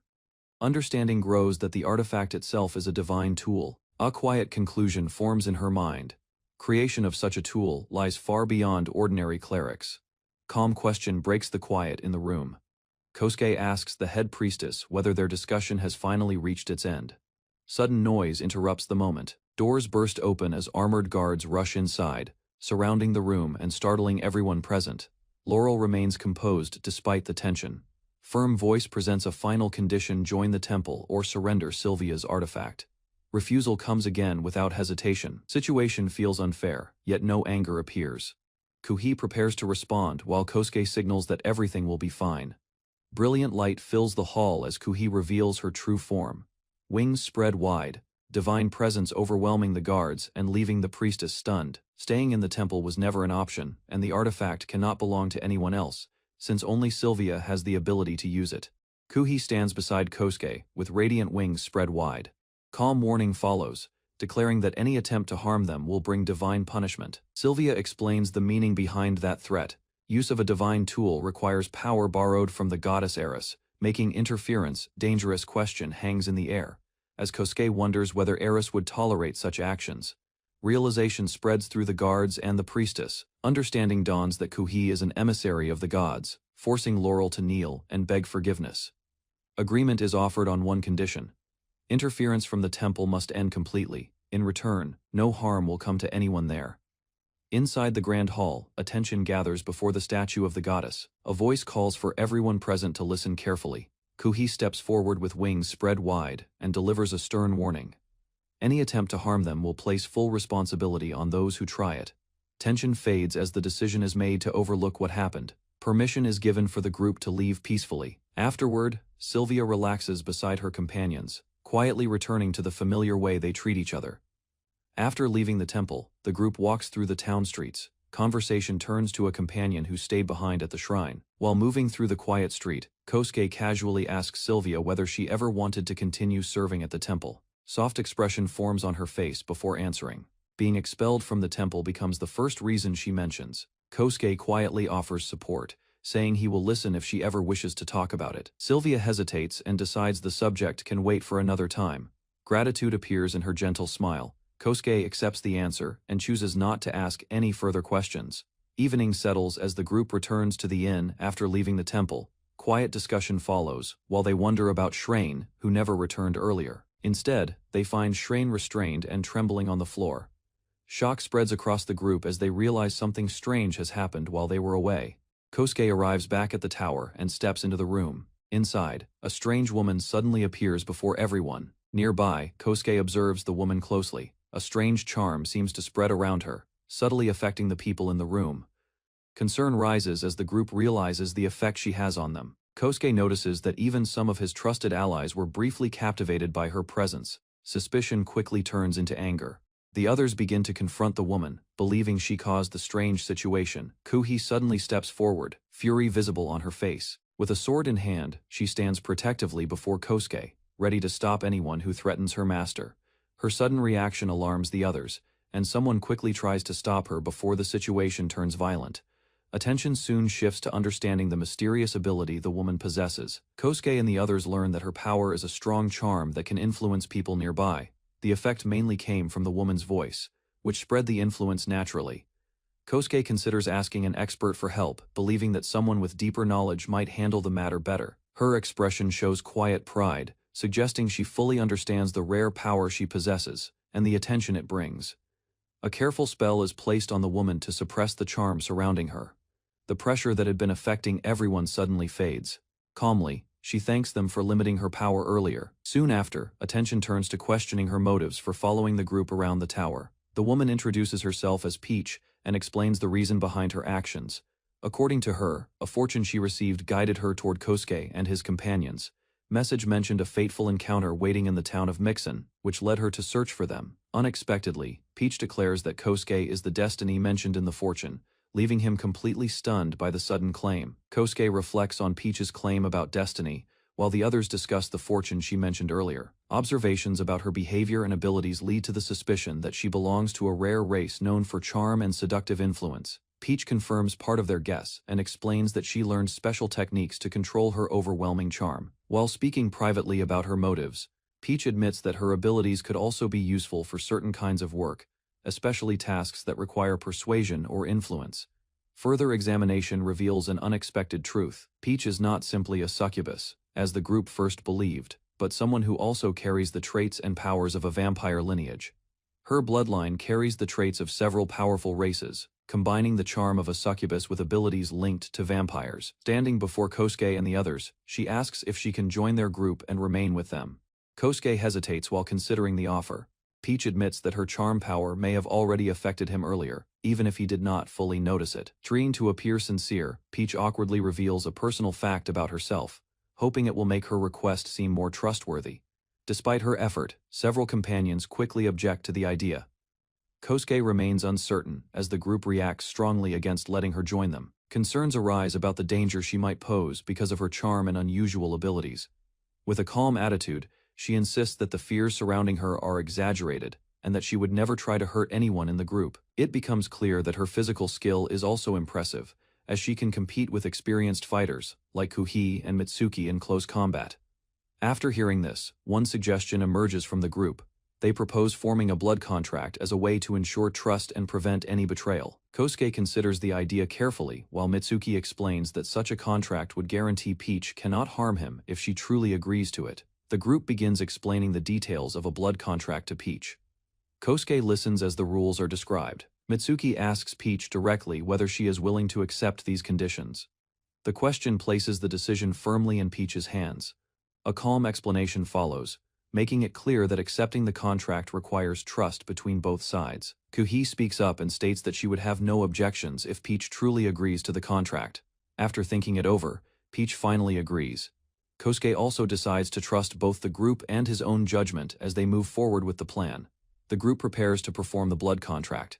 Glasses are brought out as the ritual begins immediately. A small blade appears, and a drop of blood is drawn as part of the ceremony. The blood falls into the glass, marking the start of the binding process between the two sides. Her expression remains steady while she accepts the conditions of the contract, proving that she is willing to follow the rules placed upon her. With the ritual completed, the contract becomes official. The others acknowledge that the agreement now prevents Peach from harming Kosuke. Afterward, the tense atmosphere lightens slightly as the group processes what just happened.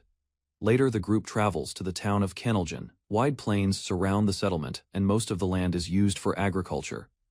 Back inside the tower, new samples of special cards are presented to Kosuke on the 5th floor. Kosuke examines the cards while discussing their quality and cost. Although they appear well made, he wonders whether producing them in large numbers will be expensive or difficult. Two workers explain that someone is currently making the cards for him. Kosuke realizes he may eventually need to learn the process himself, then turns to a device called the Divine Skill Printing Machine, which is responsible for creating the cards used by the guild. Kosuke discusses the next stage of the tower's development with his companions. He explains that 3 gates will soon be activated at the same time. Attention shifts to organizing a major event before the gates open. Kosuke suggests holding an inauguration for the new settlement called Crown. Another member begins discussing possible ways to attract attention to the event. Kosuke listens while they consider methods to promote Crown and make the opening memorable. They eventually settle on the idea of using special products from the guild as promotional tools. By the end of the meeting, most of the plans for Crown's inauguration and advertising strategy have already been decided.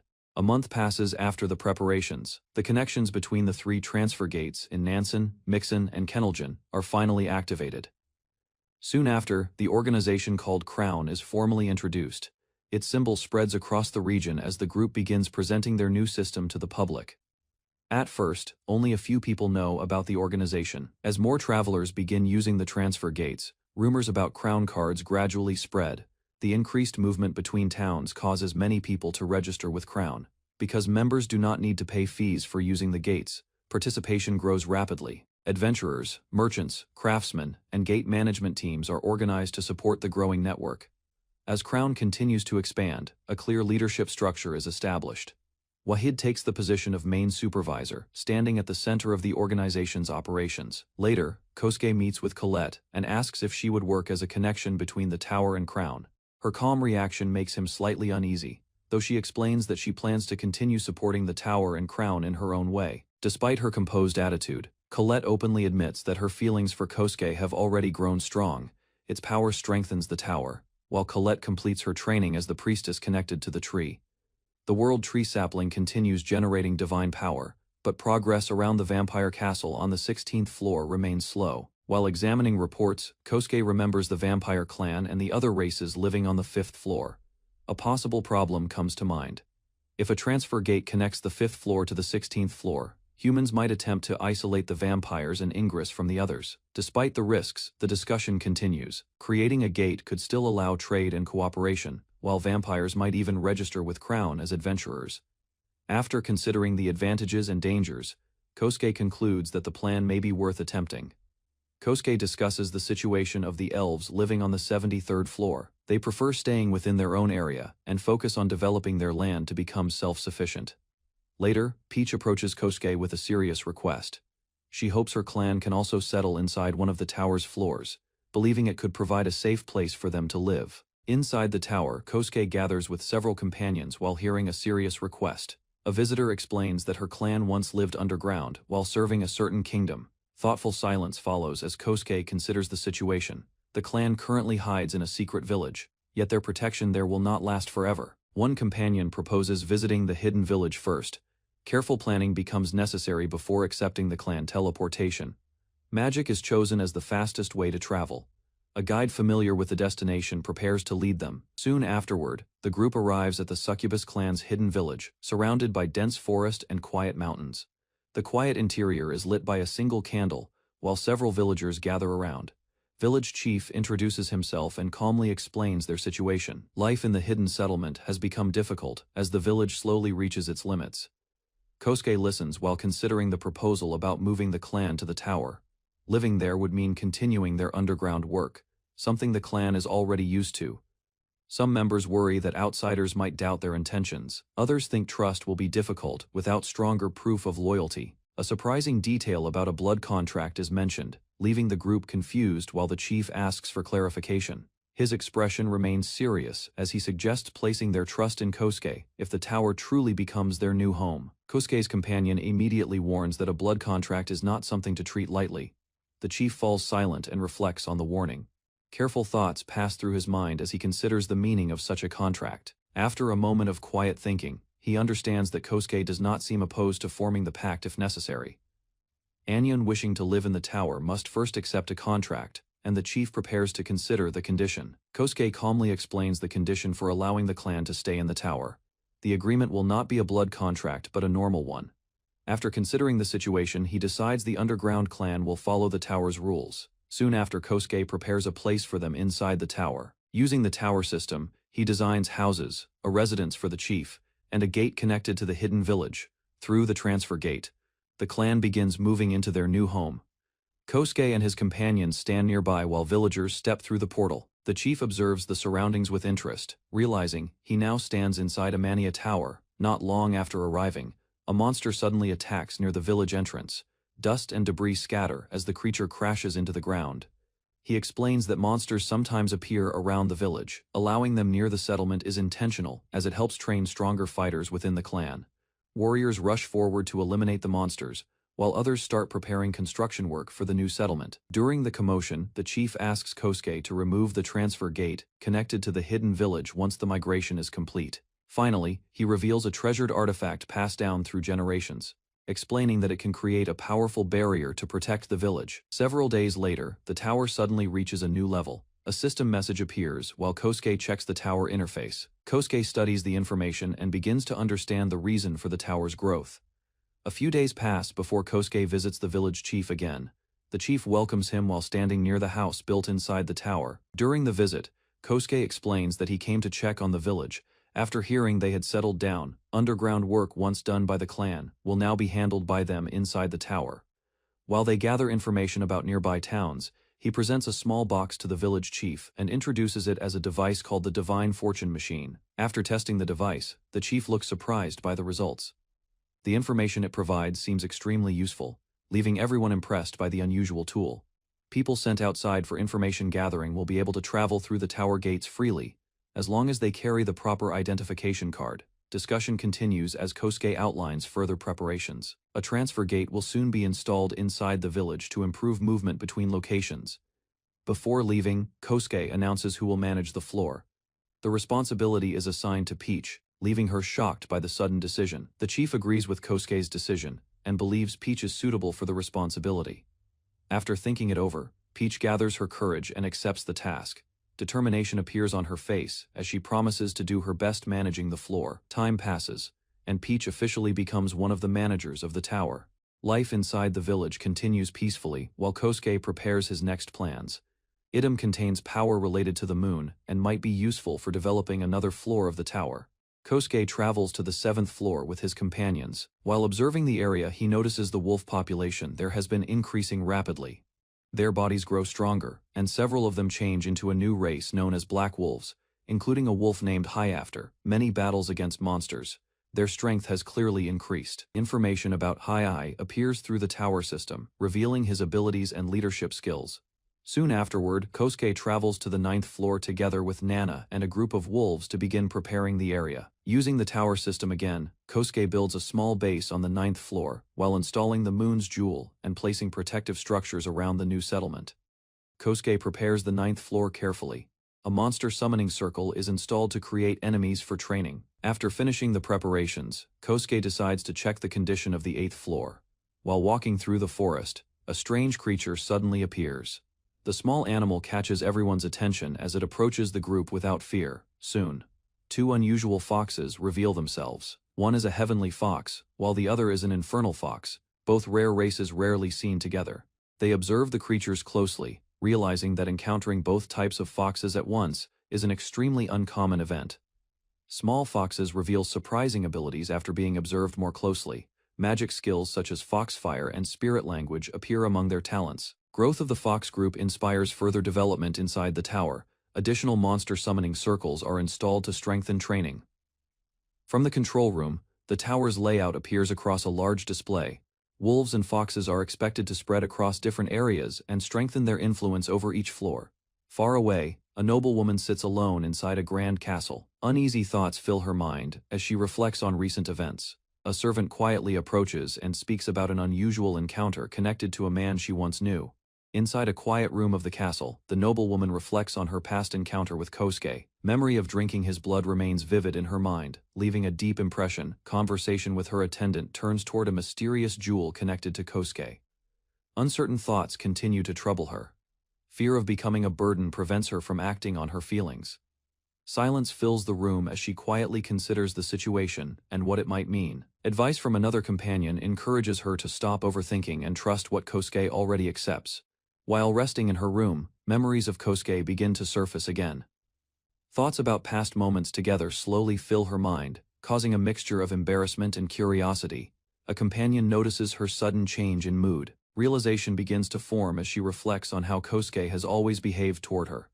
Embarrassment grows when she starts wondering if she may have misunderstood his feelings until now. Further reflection leads to a quiet conclusion. His calm personality likely means he would never take the first step in such matters. If anything is ever going to happen between them, she may need to be the one who makes the first move. Support arrives from a close companion who gently reassures her. Embarrassment still shows on her face, yet encouragement helps calm her worries. Conversation shifts toward a serious topic. A surprising proposal is mentioned, suggesting a plan that could change the situation entirely. Elsewhere in the castle, a young priestess kneels in quiet prayer. Soft light surrounds her as she continues her daily devotion. An elder suddenly appears and gives an unexpected warning. Soon, a difficult choice will stand before the priestess, one that will require careful judgment. Moments later, a visitor arrives to meet the priestess. Curiosity rises as both sides realize they have something important to discuss. Faced with an unexpected proposal, the young priestess hesitates. Confusion appears on her face as she wonders whether a decision must be made immediately. Advice is given to follow the moment rather than overthink the situation, though uncertainty still lingers in the priestess's heart. One companion points out that her feelings may already be clear, even if she has not spoken them aloud. Quiet reflection leads her thoughts toward Kosuke. Memories of him begin shaping the choice she is about to make. At last, determination replaces hesitation. Hands clasped together, she accepts the proposal and decides to move forward with the path presented to her. Steam fills the quiet room while he enjoys a moment of rest after managing many recent tasks. Thoughts wander as he remembers earlier events involving his companions. The bath was installed to support the growing number of allies now living in the tower. Soon, two women unexpectedly enter the bath area. Both appear embarrassed but determined as they approach Kosuke together. The sudden situation leaves him flustered while the two women remain close beside him, creating an awkward but tense moment inside the bath. Inside the tower, Kosuke was suddenly approached by a small fairy named Esena. She appeared energetic as she called out to him. During the meeting, Colette explained the reason for their arrival. A branch taken from the world tree in their village had recently changed. Further details revealed that the branch had developed roots and started growing. Such a development indicated that the world tree might be recovering. At that moment, the small fairy reacted with excitement and eagerly insisted on joining the visit. Later, everyone gathered calmly in the living room. Tea and snacks were placed on the table as they discussed their next step. 2 days later, a large tree stood quietly beyond the forest, rising above the surrounding land. The calm scenery suggested that something significant had begun to grow there. Kosuke and his companions arrived near the village and were welcomed by an elder named Dual-Lent. Residents moved around peacefully while the elder described how the world tree, once connected to the earth, had started bringing life back to the town. Elsewhere, Cheryl finished preparing and stepped outside after hearing that everyone had already arrived. Later, the group followed a narrow stone path deeper into the area. Kusuke walked behind the others while they quietly approached their destination. The group finally reached the enormous tree that had grown deep within the forest. Kusuke slowly stepped closer and placed his hand against the trunk. A gentle warmth spread through his palm as he felt a strange energy flowing inside the tree. After sensing the power within it, he began moving around the area to examine the surroundings. While the others watched from behind, Kusuke quietly touched the tree again. Light suddenly gathered along the trunk, as if responding to his presence. Moments later, a radiant figure emerged from the glowing tree. The spirit-like form appeared before them, leaving the entire group stunned by the unexpected sight. A radiant spirit formed from the world tree slowly appeared before Kusuke. The mysterious figure looked calm and gentle as she faced him. Since the new being could not speak yet, the fairy suggested that Kusuke should give her a proper name. Everyone gathered near the glowing tree while considering the suggestion. The spirit remained peaceful and silent, waiting as the group discussed what to call her. After a moment of consideration, he decided on a name that seemed simple and fitting for the being born from the tree. The newly named being stood before the group with a calm expression, while the others watched in surprise at her completed appearance. Her appearance looked similar to the form she once had, while still connected to the world tree. Nearby, the small fairy rushed forward with excitement and embraced the newly awakened spirit. Watching the moment, Kusuke quietly reflected on the situation. The growing tree now seemed capable of controlling divine power, which confirmed his earlier thoughts. The spirit calmly explained that world trees normally regulate the veins of the earth. However, Isena's tree possessed a special ability that allowed it to control divine power. Hearing this explanation, the fairy reacted with cheerful excitement. The group looked on while realizing how remarkable the world tree's new power truly was. After observing the world tree, Kusuke asked Cheryl to look after Dolly for a while. Cheryl looked relieved to see Dolly return to her previous form, and the moment created a peaceful atmosphere among the group. Standing beneath the tree, Dolly expressed gratitude toward Kusuke and Cheryl. After leaving the tree behind, Kusuke decided to check on the people who had received the divine power. With that in mind, he headed toward the 8th floor of the tower. Upon arriving there, an unexpected situation greeted him. A sudden impact knocked Kusuke off balance, leaving the surrounding group surprised by the chaotic moment.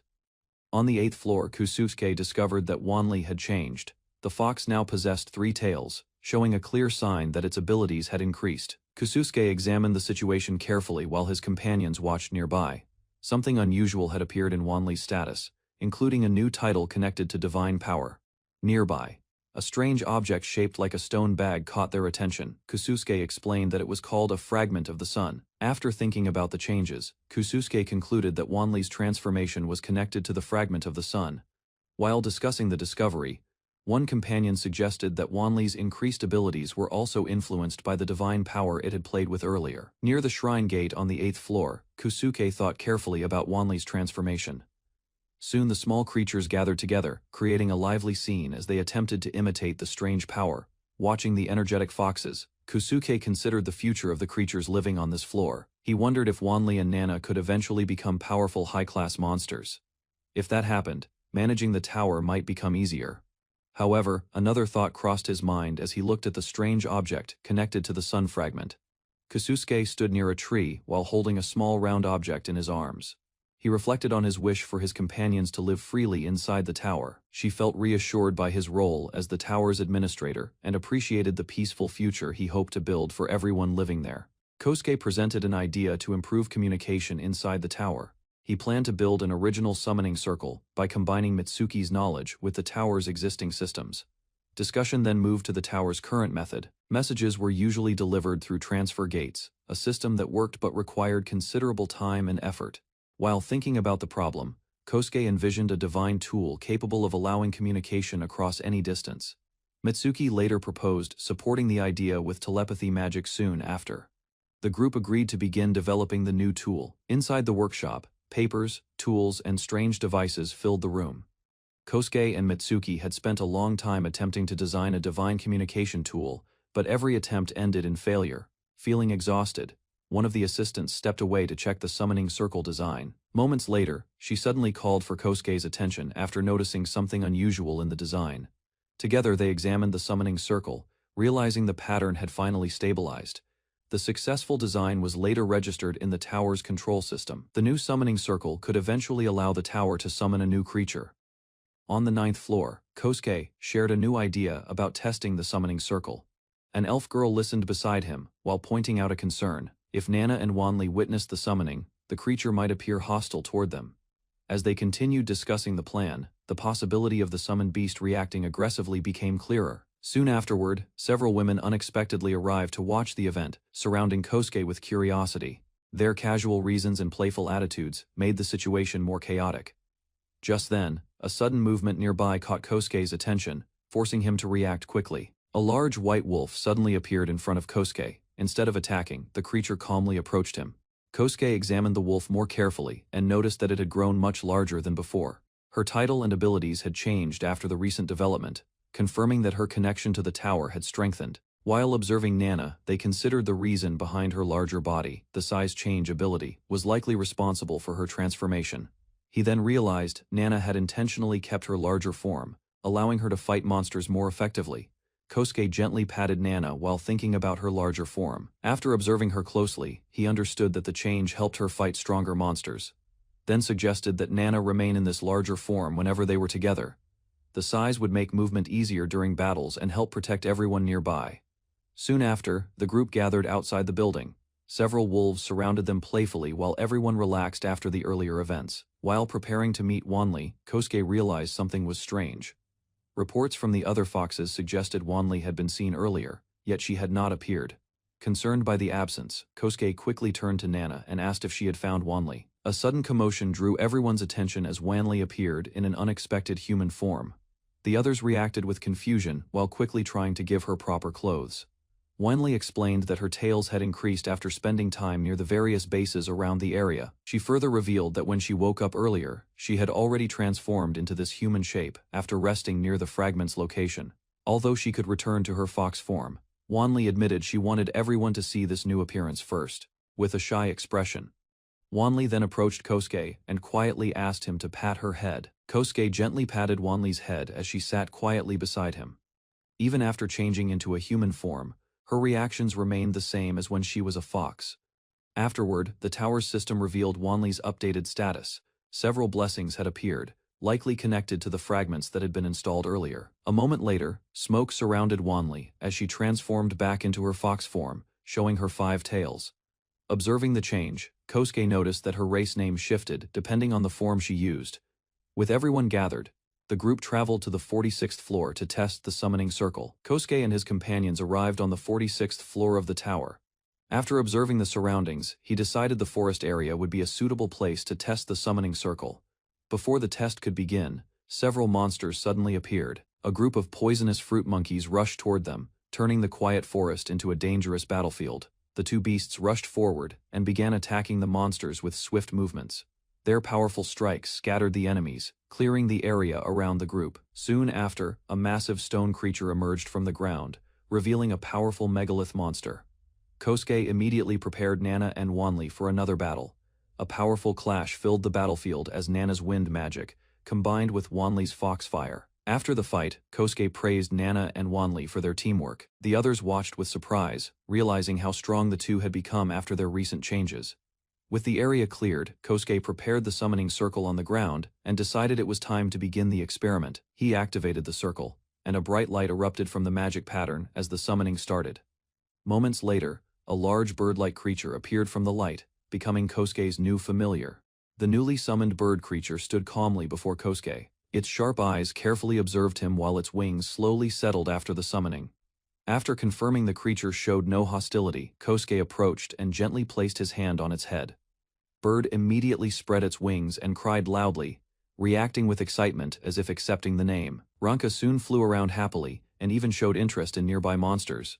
Later, Kosuke left the bird on one of the middle floors and installed slime magic circles there. Back in the control room, the Luan summoning circle was successfully registered in the tower's system, allowing Kosuke to summon more of the same creatures.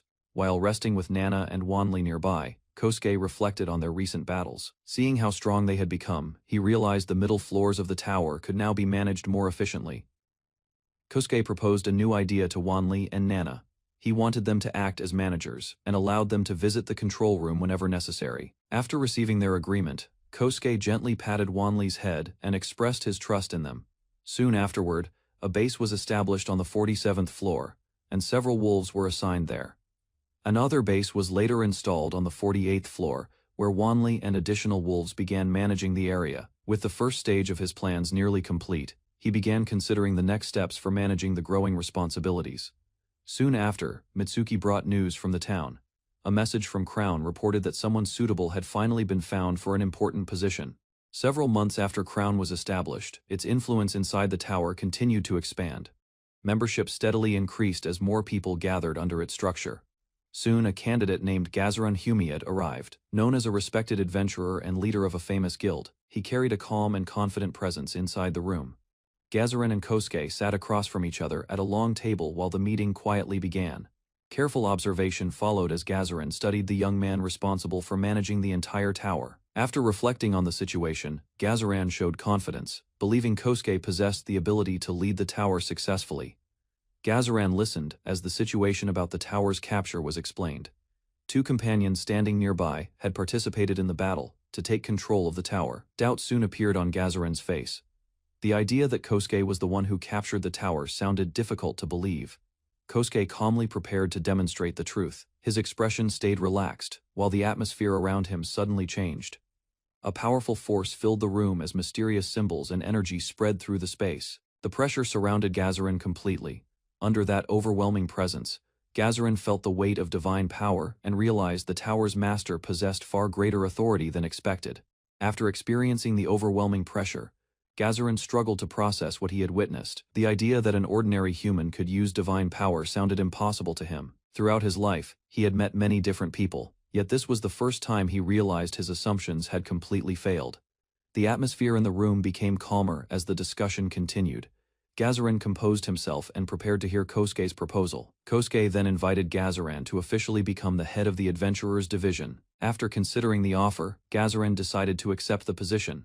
News about Gazaran's appointment quickly spread among adventurers, and many members of his former guild soon followed him to join Crown. Members of the guild gathered after a difficult battle. The strength they displayed during the fight proved the capability of their group. Attention then shifted to the 6th floor of the tower. A fortress stood there, and plans were arranged to move a transfer gate connected to the 5th floor. Soon after, the gate was placed in an isolated location. Members of the clan prepared to guard both sides, while taking turns watching over it carefully. Kosuke visited the area to confirm the arrangements. The guards reported that no serious problems had occurred so far. Later, Kosuke arrived at a lively village built within the tower, where residents welcomed him while daily life continued peacefully. The peaceful atmosphere showed how stable life had become in the settlement. People moved through the streets, and daily activities continued without worry. During the visit, Kosuke met a woman from the Igrid's clan. She explained that life inside the tower had been comfortable so far. Nearby, a young girl spoke with Kosuke about something she had previously requested. After confirming his answer, she showed clear determination about her decision. At the same time, the transfer gate that once connected the tower to the outside world had become unnecessary after the Igrid's clan fully moved into the tower. With Kuhi's help and Mitsuki's telepathic support, the system began deleting the connection completely. Fragments scattered as the transfer gate collapsed. Chains rattled while the circular frame broke apart and lost its connection to the outside world. Members of the Igrids gathered together afterward. Constant persecution from others had forced them to hide their true appearance for many years. Farewells followed as residents watched the moment quietly. Some waved with cheerful voices, while others looked back with mixed emotions. A wish for their happiness remained as thoughts drifted toward other demi-human groups, living across different floors. Concern soon turned toward the Defrere clan. Their village on the 77th floor appeared simple, with many people still living in temporary tents. Tents covered the area on the 77th floor as members of the Defrere clan continued rebuilding their lives. Support from Crown had helped scattered members return safely after being spread across different regions. Nearby, a young resident approached with concern about an earlier request. Interest centered on removing the transfer gate that still connected to their hidden village. Inside the tower, another ally discussed the plan calmly. A new transfer gate connected to the 77th floor could replace the old route if necessary. Confidence and cooperation grew stronger. Loyalty shown by the Defrere clan convinced everyone that reliable allies had finally been found. Inside the tower, a small gathering brought together several demi-human groups. Elves, vampires, Igrids, and succubi had slowly adapted to their new environment. Outside the settlement, two figures looked across the landscape surrounding the tower. Later, a meeting took place inside a large room. discussion focused on resources that could improve the tower's economy. Information about that material soon surfaced. A rumor had spread that someone recently placed a reward for obtaining it. Further explanation revealed the resource to be the Fourier herb, a plant commonly used for medicine, but currently difficult to obtain due to limited supply. Documents about the Fourier herb were placed on the table during the meeting. This plant grew only in the Smite country on the southern continent. A new detail soon became clear. Reward notices for collecting the herb were actually issued by the Smite country itself. Medicine created from the herb could cure a certain illness spreading in the southern continent, keeping the herbs created criticism from neighboring countries. Political pressure continued to grow, leaving the Smite country trapped in a difficult situation. Attention eventually turned toward the tower itself. Adventurers there might already have encountered the herb without realizing its value. Information about what grows or is distributed inside the tower could reveal hidden opportunities. Communication with a distant goddess soon became possible through divine power. Assistance from her allowed questions to reach beyond the tower's normal limits. After receiving the request, the goddess listened with mild amusement before agreeing to help. Search efforts quickly led to an unexpected discovery. Fourier herbs were already growing near the base of the tower, hidden in a quiet area where adventurers rarely traveled. News of the discovery spread among nearby groups. Elves immediately showed interest in using the plant to produce medicine that could benefit many people. Several Fourier herbs were delivered to the elves' village for cultivation. Responsibility for planting them was entrusted to the elves, who carefully prepared suitable soil. Interest grew as everyone wondered whether the herbs had adapted to their new environment. Registration within the tower's system meant they could now be cultivated in greater numbers, creating a valuable resource for the future. Excitement spread among the group while walking through the growing field. One elf quietly felt an unfamiliar warmth in her chest while observing the tower's master nearby. Discussion followed about keeping the discovery secret, while harvesting them carefully from the lower floors of the tower. Inside the tower, discussion continued about how rare herbs should be handled. Allowing adventurers to collect them freely could create problems. Soon afterward, a new figure arrived for an introduction. An experienced craftsman named Dulles stepped forward with a calm presence. Responsibility for the craftsmanship division was officially entrusted to him. Skill gained from constant construction work made him a reliable leader for the group. Another division leader observed the meeting with interest. A few teasing remarks followed, while the decision was acknowledged with that appointment completed. Leadership of the 3 divisions inside Crown was finally settled. A large map was placed on the table during the meeting. It showed the distribution of the tower's many floors, and the areas discovered so far. Explanation followed about how the map was created. Adventurers had been asked to help compile it by sharing information gathered during their explorations. By reviewing records from their activities, information about each floor was collected piece by piece. Better management of resources became possible with such knowledge. Understanding where materials appeared on each floor would greatly improve future planning. Once the discussion ended, division managers quietly left the room, leaving the tower's master to consider the next steps. Plans for the tower's future were discussed carefully. Whenever certain materials became scarce, monsters inside the tower could be used as alternative sources. Hope gradually formed that one day the tower might become completely self-sufficient. Even though the idea still felt distant, confidence remained that steady progress could eventually make it possible. Encouragement came from trusted companions standing nearby. Their willingness to support the plan strengthened the belief that the tower's growth would succeed. Smiles appeared as the meeting concluded, showing satisfaction with how Crown was functioning. A quiet decision followed afterward. Rather than interfering too often, the tower's master chose to observe future developments from the background. Evening arrived after a long day of managing the tower. A loyal attendant quietly approached, showing appreciation for the master's hard work. Kosuke sat on the bed, looking confused while the elf girl beside him appeared extremely embarrassed. A deep blush spread across the elf girl's face as she struggled to explain herself. Nervousness filled her expression, revealing that she was hiding something difficult to say. Several days earlier, Sylvia spent time sitting quietly near Dolly's large tree on the 33rd floor. Concern led Colette to approach Sylvia and ask what was wrong. Sylvia looked slightly surprised by the sudden question. Observing her closely, Colette explained that Sylvia had been acting unusually and seemed worried lately. She kindly offered to give advice if help was needed. Colette continued questioning Sylvia about her strange behavior. She pointed out that Sylvia always seemed calm whenever Kosuke was nearby. Surprise filled Colette's face when Sylvia calmly insisted that nothing was wrong. Sylvia looked puzzled instead, unable to see any problem with her own actions. Another woman nearby explained that elves often behave differently from humans. Because of that difference, Sylvia might not notice emotional signs the same way humans do. Later, several of them gathered under a large umbrella beside the peaceful tree. Falling leaves drifted across the wooden platform while they discussed possible solutions. Following that advice, they eventually visited a woman known for her understanding of relationships. The experienced woman calmly revealed her conclusion after hearing the story. According to her understanding, Sylvia had unknowingly developed feelings for Kosuke. While she tried to deny the claim, the woman confidently stated that the situation was quite obvious from an outside perspective. After the laughter settled, a calmer explanation followed. The woman described how elves experience emotional development differently from humans. She then explained that elves are not incapable of love. Instead, their emotions grow quietly and remain hidden for a long time before becoming clear even to themselves. Listening to the explanation, the group began wondering what should be done next. After listening to the situation, the woman confidently explained that the solution was simple.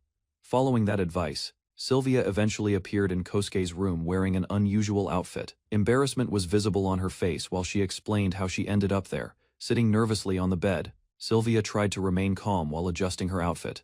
Kosuke quietly observed her, noticing how different she looked. Suddenly, the door burst open as two familiar figures rushed inside the room. Their sudden entrance startled both Kosuke and Sylvia, completely breaking the tense moment. After the interruption, the visitors quickly checked whether Sylvia was all right. Kosuke stepped forward and stopped the situation before it went any further. He thanked Sylvia for her effort, but explained that he needed time to think about everything that had happened. Before the moment could settle, Mitsuki appeared and calmly observed the scene. Her sudden presence surprised everyone. He quickly decided to leave the room, realizing that the situation had become far too complicated. Just as Kosuke tried to escape, another elf woman suddenly grabbed him and stopped his movement. The situation became even stranger when another elegant woman joined the scene. With a calm smile, she encouraged Kosuke to accept what was happening. Colette stands close to Kosuke inside the tower room. Her face turns red as she hesitates, trying to hide her nervous feelings. Surprised at first, he freezes, then gently holds her as the moment continues. Colette clings to him, embarrassed yet unwilling to pull away. After the kiss, Colette becomes even more flustered. She hides her embarrassment while trying to act calm. Suddenly the door opens and two women enter the room. They quickly notice the scene and react with shock and teasing energy. Elsewhere in the tower, a fox-eared girl working at a desk is startled by the sudden commotion echoing through the room. Morning arrives inside the tower. Mitsuki quietly drinks tea while teasing Kosuke about the previous night. Later, Kosuke spends time with the fox-eared girl sitting on his lap. She begins explaining something she recently saw while visiting the elves' village. She describes the scene vividly. Many glowing spirits floated around the Great World Tree, filling the area with light. After hearing the story, Mitsuki thinks carefully about it. Kosuke also considers the possibility that the spirits might be important. Kosuke and the others travel to the third floor. Beneath the massive world tree, an elf woman stands waiting. As they arrive, she calmly acknowledges Kosuke's presence. Her body presses close against his arm as they move forward together. Soon, Mitsuki and the fox-eared girl join them. Kosuke explains that they came to ask about the strange spirit seen near the world tree. As they walk through the village, many elves begin watching them. Their curious gazes follow Kosuke and Colette, while the group continues toward their destination. Colette becomes slightly embarrassed by the attention. Being close to Kosuke makes her feelings more noticeable, though she tries to hide it. Behind them, Mitsuki and the fox-eared girl observe the situation carefully, realizing something unusual is happening between the two. Inside the tower's control room, Kosuke and the others gather around a table. Tea and snacks sit between them as they begin discussing the strange appearance of spirits near the world tree. Colette explains that she has already searched for objects or causes that might naturally attract spirits. Kosuke then suggests another idea. Perhaps a change in the environment around the tower might encourage spirits to gather there. Nearby, the fox-eared girl considers the idea while relaxing beside the others. She notes that the tower's current divine power may not be strong enough yet. The conversation continues as Kosuke asks Sylvia for her opinion, hoping she might offer another useful perspective. Sylvia calmly shares her thoughts with the group. She explains that human religion originally honored spirits, so the power created by faith and spirit power should be closely related. Colette listens, while Sylvia continues her explanation. Holy power and spirit power are connected, meaning both forms of energy influence each other. The discussion then shifts toward the veins of the earth. These invisible flows carry spirit power through the world, forming a network that spreads spiritual energy across different regions. Locations where these flows gather naturally attract spirits, just like the world tree where spiritual energy concentrates. Concludes that old temples were usually built in such places, allowing spirits to gather easily around them. Sylvia continues explaining that temples created by humans serve as gathering points for spirits. Hearing this, Kosuke begins forming a plan. Building a shrine or temple at a location where the earth's spiritual veins intersect might naturally draw spirits to the tower. The group then considers how to find such a place. Kosuke asks Colette if she can check the veins of the earth, though the task may be difficult. Suddenly, a small fairy appears and eagerly offers help. She confidently claims that someone capable of locating the veins is already nearby. With the fairy's guidance, they quickly discover a suitable location on the 8th floor where the earth's veins intersect. Small spirit beasts spread across the field, searching carefully for the exact point where the veins of the earth intersect. Back in the control room, Mitsuki studies the management console. The marked points appear on the map, confirming that the location has been successfully registered within the tower's system. Kosuke considers the next step while listening to the fox-eared girl. She wonders whether spirits will appear once the shrine is completed. The group grows optimistic about the plan. They believe that if the shrine is built properly and maintained well, spirits will eventually gather there. Soon after preparations begin, Kosuke acknowledges the report, while the others wait eagerly for the shrine to be completed. Light and energy gather at the marked location where the veins of the earth intersect. The structure gradually rises from the ground. Soon, the shrine is fully completed. Kosuke, Mitsuki, the fairy, and the fox-eared girl stand in front of it while the small spirits gather nearby, observing the new structure. From above, the new shrine becomes a clear landmark on the floor. The group studies the finished building, hoping it will attract spirits. Kosuke steps forward and offers a quiet prayer, wishing that many spirits will gather around the shrine in the future. Outside the newly completed shrine, Kosuke rests with several companions. The group sits together on the steps while sharing food after finishing their work. Kosuke then examines the shrine more carefully. Its large size makes him realize that regular maintenance will be necessary. Hearing this concern, Sylvia steps forward and offers her help. She volunteers to take responsibility for managing the shrine for a while. Her experience working at a temple in the past gives her confidence. Knowledge of maintaining sacred places makes the task manageable for her. Sylvia will oversee the shrine while he begins looking for more people who can support the growing responsibilities. The tower's level has increased to level 7, indicating that its systems and influence continue to grow. Soon after, additional information appears within the tower system. New installation options become available, similar to previous summoning circles used to create monsters. Kosuke and the others gather inside to review the update. Among the new options, they discover features related to expanding floors and merging them together. Expanding a floor requires a large amount of points, while floor merging allows two connected floors to become one larger space. After thinking carefully, one member of the group begins considering another possibility. The group gathers around a table while reviewing the idea of merging floors. Kosuke listens as the others analyze how combining two veins of the earth could increase the spirit power surrounding the area. Attention then shifts to the environment around the world tree. They consider how trees absorb power from the surrounding land. Kosuke thinks carefully about the proposal. Although the exact results remain uncertain, he decides the idea is worth testing. After reaching a decision, the group plans their next step. They choose a specific floor for the merge and prepare the village for the upcoming change. Half a month later, enough divine power is gathered. With preparations complete, the floor merging process finally begins. Kosuke reviews the plan for the floor merging process. He selects the 73rd floor, where the village is located, and prepares to combine it with the 11th floor. A display appears showing the merging progress between the two selected floors, as the percentage steadily increases toward completion. Far away on the 3rd floor, an elf senses something unusual. While resting near the forest, he notices a subtle disturbance flowing through the surrounding land. Feeling the change in the environment, he realizes the merging process has already begun, and quickly informs the others nearby. He and the group gather to confirm the result, wondering whether any changes occurred during the floor merge. Kosuke asks the elves to inspect the surrounding forest and check whether the floor merging caused any noticeable changes. Later, the elves return and present a more detailed report. Their observations confirm that the merging between the 73rd and 11th floors was successfully completed. Back at the base, Kosuke reviews the report while considering the results. Although the merging succeeded, the surrounding area shows little visible difference from before. Suddenly, a small fairy appears before him. Her presence surprises Kosuke, as she seems unfamiliar yet strangely connected to the tower's environment. The fairy explains that her change is related to the increase in spirit power, caused by the merging of the earth's veins. A shy moment follows after Kosuke comforts the small fairy. Embarrassment appears on his face, while the fairy reacts warmly to the gesture. Soon after, Colette arrives and notices the situation. Surprise spreads among the group as the fairy's transformation becomes clear. Stability returns to the veins of the earth, though adjustments across the surrounding forest still need attention. Suggestion appears during the conversation. Expanding forests around the world tree might help maintain balance in the environment. Further thought reveals another concern. Mixing areas with very different environments could disrupt the natural flow of energy. Isena proposes a careful plan for future development. Strength should first be gathered by allowing forest areas to grow.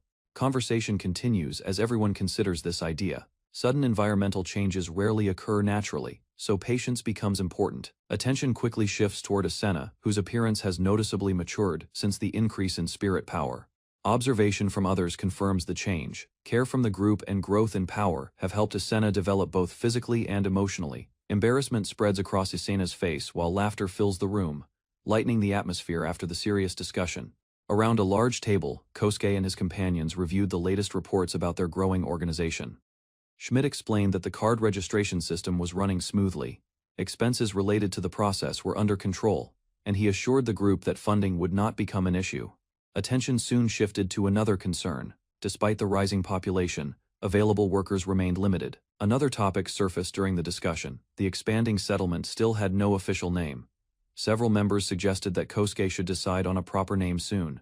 Silence followed as Kosuke considered the request. The settlement had grown far beyond its early stage.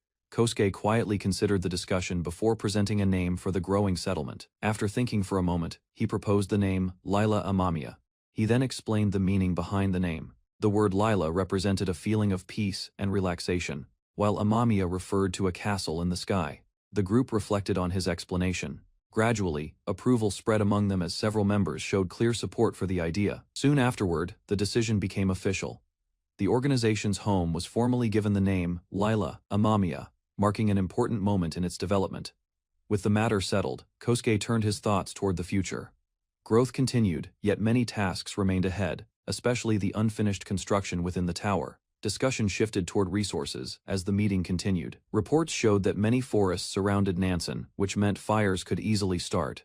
Although the arrangement caused some conflict with the local merchant guild, the agreement still benefited both sides and caused no major trouble. Attention then moved to a broader concern. A newly rising organization often attracted unwanted interest, no matter the world or location. Several members considered the possible dangers. Wealth could invite greedy individuals or even political forces that might try to control the organization.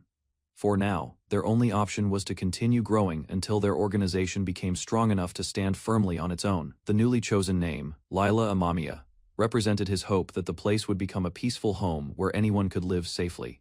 Later, Sylvia approached Kosuke inside the meeting room. Her expression showed seriousness as she raised a new concern.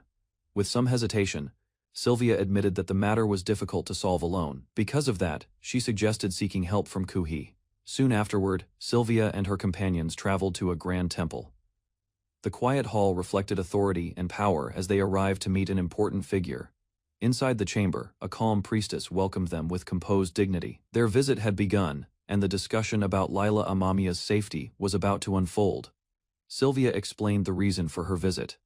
She first asked whether the priestess had heard about the newly named settlement, Lila Amamiya. She continued by describing the organization known as Crown, which had recently established Lila Amamiya within the tower.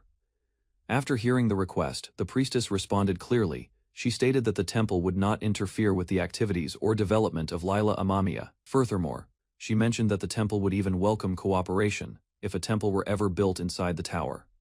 Before ending the meeting, the priestess calmly asked another question, wondering whether Sylvia herself was a member of the organization connected to Lila Amamiya. During the meeting, the priestess carefully listened as Sylvia continued explaining the situation. A key detail soon became clear. Kosuke was not just a leader, but the administrator of the tower itself. Revealing the tower's administrator could attract unwanted attention if the matter spread beyond the room. Another member pointed out that the priestess had already noticed the truth. Even so, uncertainty remained about how the temple might use that knowledge. After thinking for a moment, The priestess calmly confirmed that the temple truly had no intention of interfering with Lila Amamiya's affairs. However, she also revealed a hidden reality. Some organizations were already uneasy about Lila Amamiya's rise, and might pressure the temple to respond in the future. The head priestess considered Sylvia's request carefully.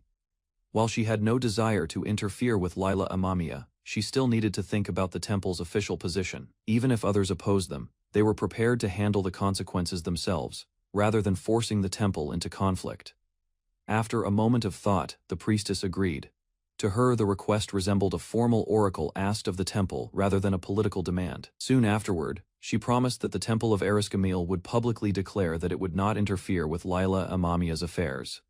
As the meeting ended, tension suddenly rose when an elderly priest spoke disrespectfully, provoking an immediate and fierce reaction from Sylvia. Tension filled the room after the elderly priest spoke disrespectfully. Another member quickly reminded him that the name he mentioned was extremely important to Sylvia. The head priestess calmly observed the situation and decided that continuing the argument would only worsen the atmosphere. After Sylvia and her companions left, the temple leaders reviewed the situation. Reports revealed that several temples had received the same divine message regarding Amamiya. Temple publicly declared that it would never interfere with the Amamiya Tower, or Lila Amamiya. Kosuke wakes inside a quiet room and notices Peach sitting very close to him. A gentle smile rests on her face while she leans forward slightly. Earlier on the 7th floor, the area outside a building is filled with wolf-like creatures surrounding Kosuke. While holding one of the wolves, Peach explains her idea about strengthening them. Learning simple magic first could improve their abilities. With that thought in mind, Peach expresses interest in studying magic alongside Kosuke. Gaining knowledge about different magical techniques could help them prepare better plans. After hearing her request, Kosuke pauses to think. Another possibility comes to mind as he considers teaching her a different kind of power. Peach suggests learning another type of power from Kosuke. Uncertainty appears on her face as she wonders if the request might be too demanding. Kosuke raises his hand and demonstrates a strange energy forming around his palm. The glowing energy grows stronger as Kosuke explains that it is divine power. Unlike magic or holy power, controlling it requires special understanding and training. Standing beside her, Kosuke offers Peach the chance to learn how to use this divine power under his guidance. Peach quickly accepts the offer with excitement. Soon afterward, they prepare to return to the tower's control floor, while others nearby quietly react with curiosity. Inside the living room, Kosuke sits beside Peach while guiding her through the use of divine power. Not long after, another companion approaches Kosuke and expresses gratitude for his help earlier. She mentions that Colette also wished to thank him. Meanwhile, Peach pauses to think carefully about something. A nearby companion wonders if a certain request would be acceptable, though the response from Kosuke remains uncertain. Suddenly, Peach moves closer and sits beside Kosuke, holding his arm. The unexpected closeness catches him off guard, while she looks pleased with her bold action. With no one opposing the situation, Peach confidently continues expressing her feelings toward Kosuke. Peach suddenly lifts Kosuke into her arms while smiling warmly at him. Surprise spreads across Kosuke's face as he struggles to understand her bold action. Before Kosuke can react properly, Peach moves quickly and closes the door behind them. Kosuke sits at a desk looking exhausted while others nearby wonder what might have happened earlier between him and Peach. Members of the Ygritte clan produce goods that support the merchant division, helping maintain the growing economy within the tower. Elsewhere, the merchant division prepares a place for the Defrere clan to practice fortune, telling most things appear to be progressing smoothly. Despite that progress, one problem continues to bother him. The issue concerns the shrine that was prepared earlier. Even after repeated inspections, no spirits have appeared there. Sitting at his desk, Kosuke studies the documents again, but finds no clear explanation. Uncertainty grows as he realizes he does not yet understand the reason behind the shrine's silence. At moment, Asuna arrives and suddenly jumps onto his lap. Her appearance draws Kosuke's attention and reminds him of the connection between fairies and spiritual presence. Since she was born after touching the world tree, the memory gives him a new idea about how spirits might appear. Kosuke recalls the moment Asuna first appeared. A fairy had likely already existed within the world tree. With that realization, Kosuke forms a new theory about the shrine. A fairy spirit may already be dwelling there, waiting for a similar trigger. Meanwhile, at the shrine, two shrine maidens, Cecile and Elisa, notice someone approaching the area. The rare visit quickly draws their attention. Realizing they are the ones maintaining the shrine, he understands they were likely responsible for preparing it earlier. Before the discussion continues, Asuna suddenly rushes toward Kosuke with excitement. Her loud greeting surprises everyone nearby. Standing beside the shrine entrance, Kosuke greets the two shrine maidens politely. Isena stays close to him while the maidens confirm his identity. Shock overwhelms the two maidens as the truth sinks in. Embarrassment follows immediately because of their earlier behavior. Concern still lingers, so they carefully ask what brought him there. Instead of inspecting their duties, he simply explains that he came to see how the shrine was doing, and plans to look around quietly. Thoughts turn toward the shrine's current state. Since construction happened recently, absence of a fairy would not be unusual yet. One more careful search begins while using a special divine ability to observe the shrine more closely. Quiet footsteps echo as the shrine doors slide open. Careful observation follows, while attention moves across the interior structure and surrounding space. Faint spiritual energy drifts through the hall. Presence feels similar to what was once sensed inside Mixon's temple. That subtle trace suggests a connection with the Everspring Garden. Cross-legged meditation begins inside the shrine. Mitsuki stands nearby while silence fills the room.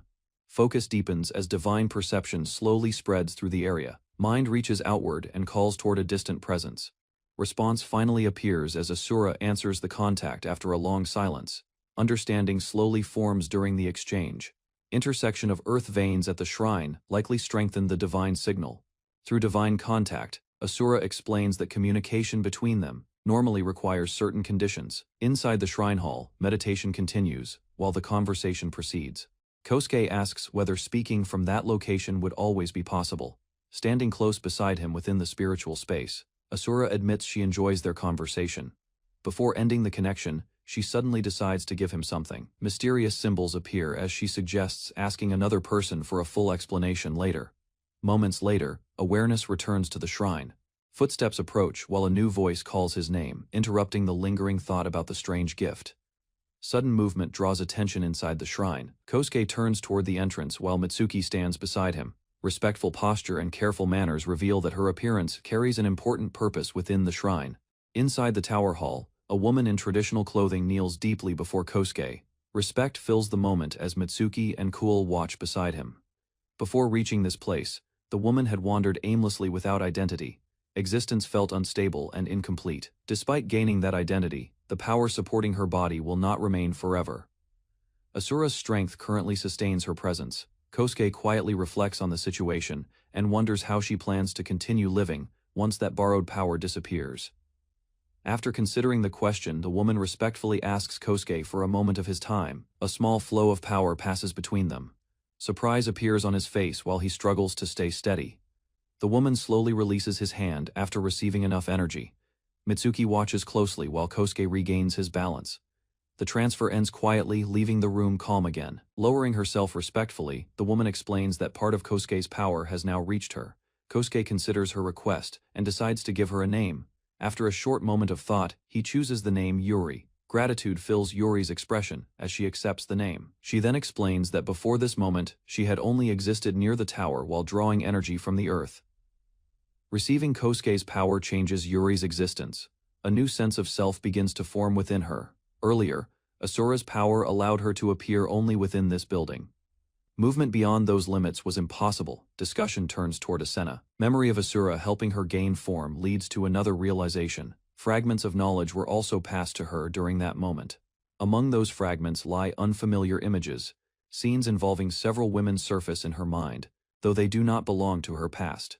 Those images clearly come from Kosuke's memories. Attention then shifts back to Yuri as Mitsuki calmly explains her role in protecting the tower's building area.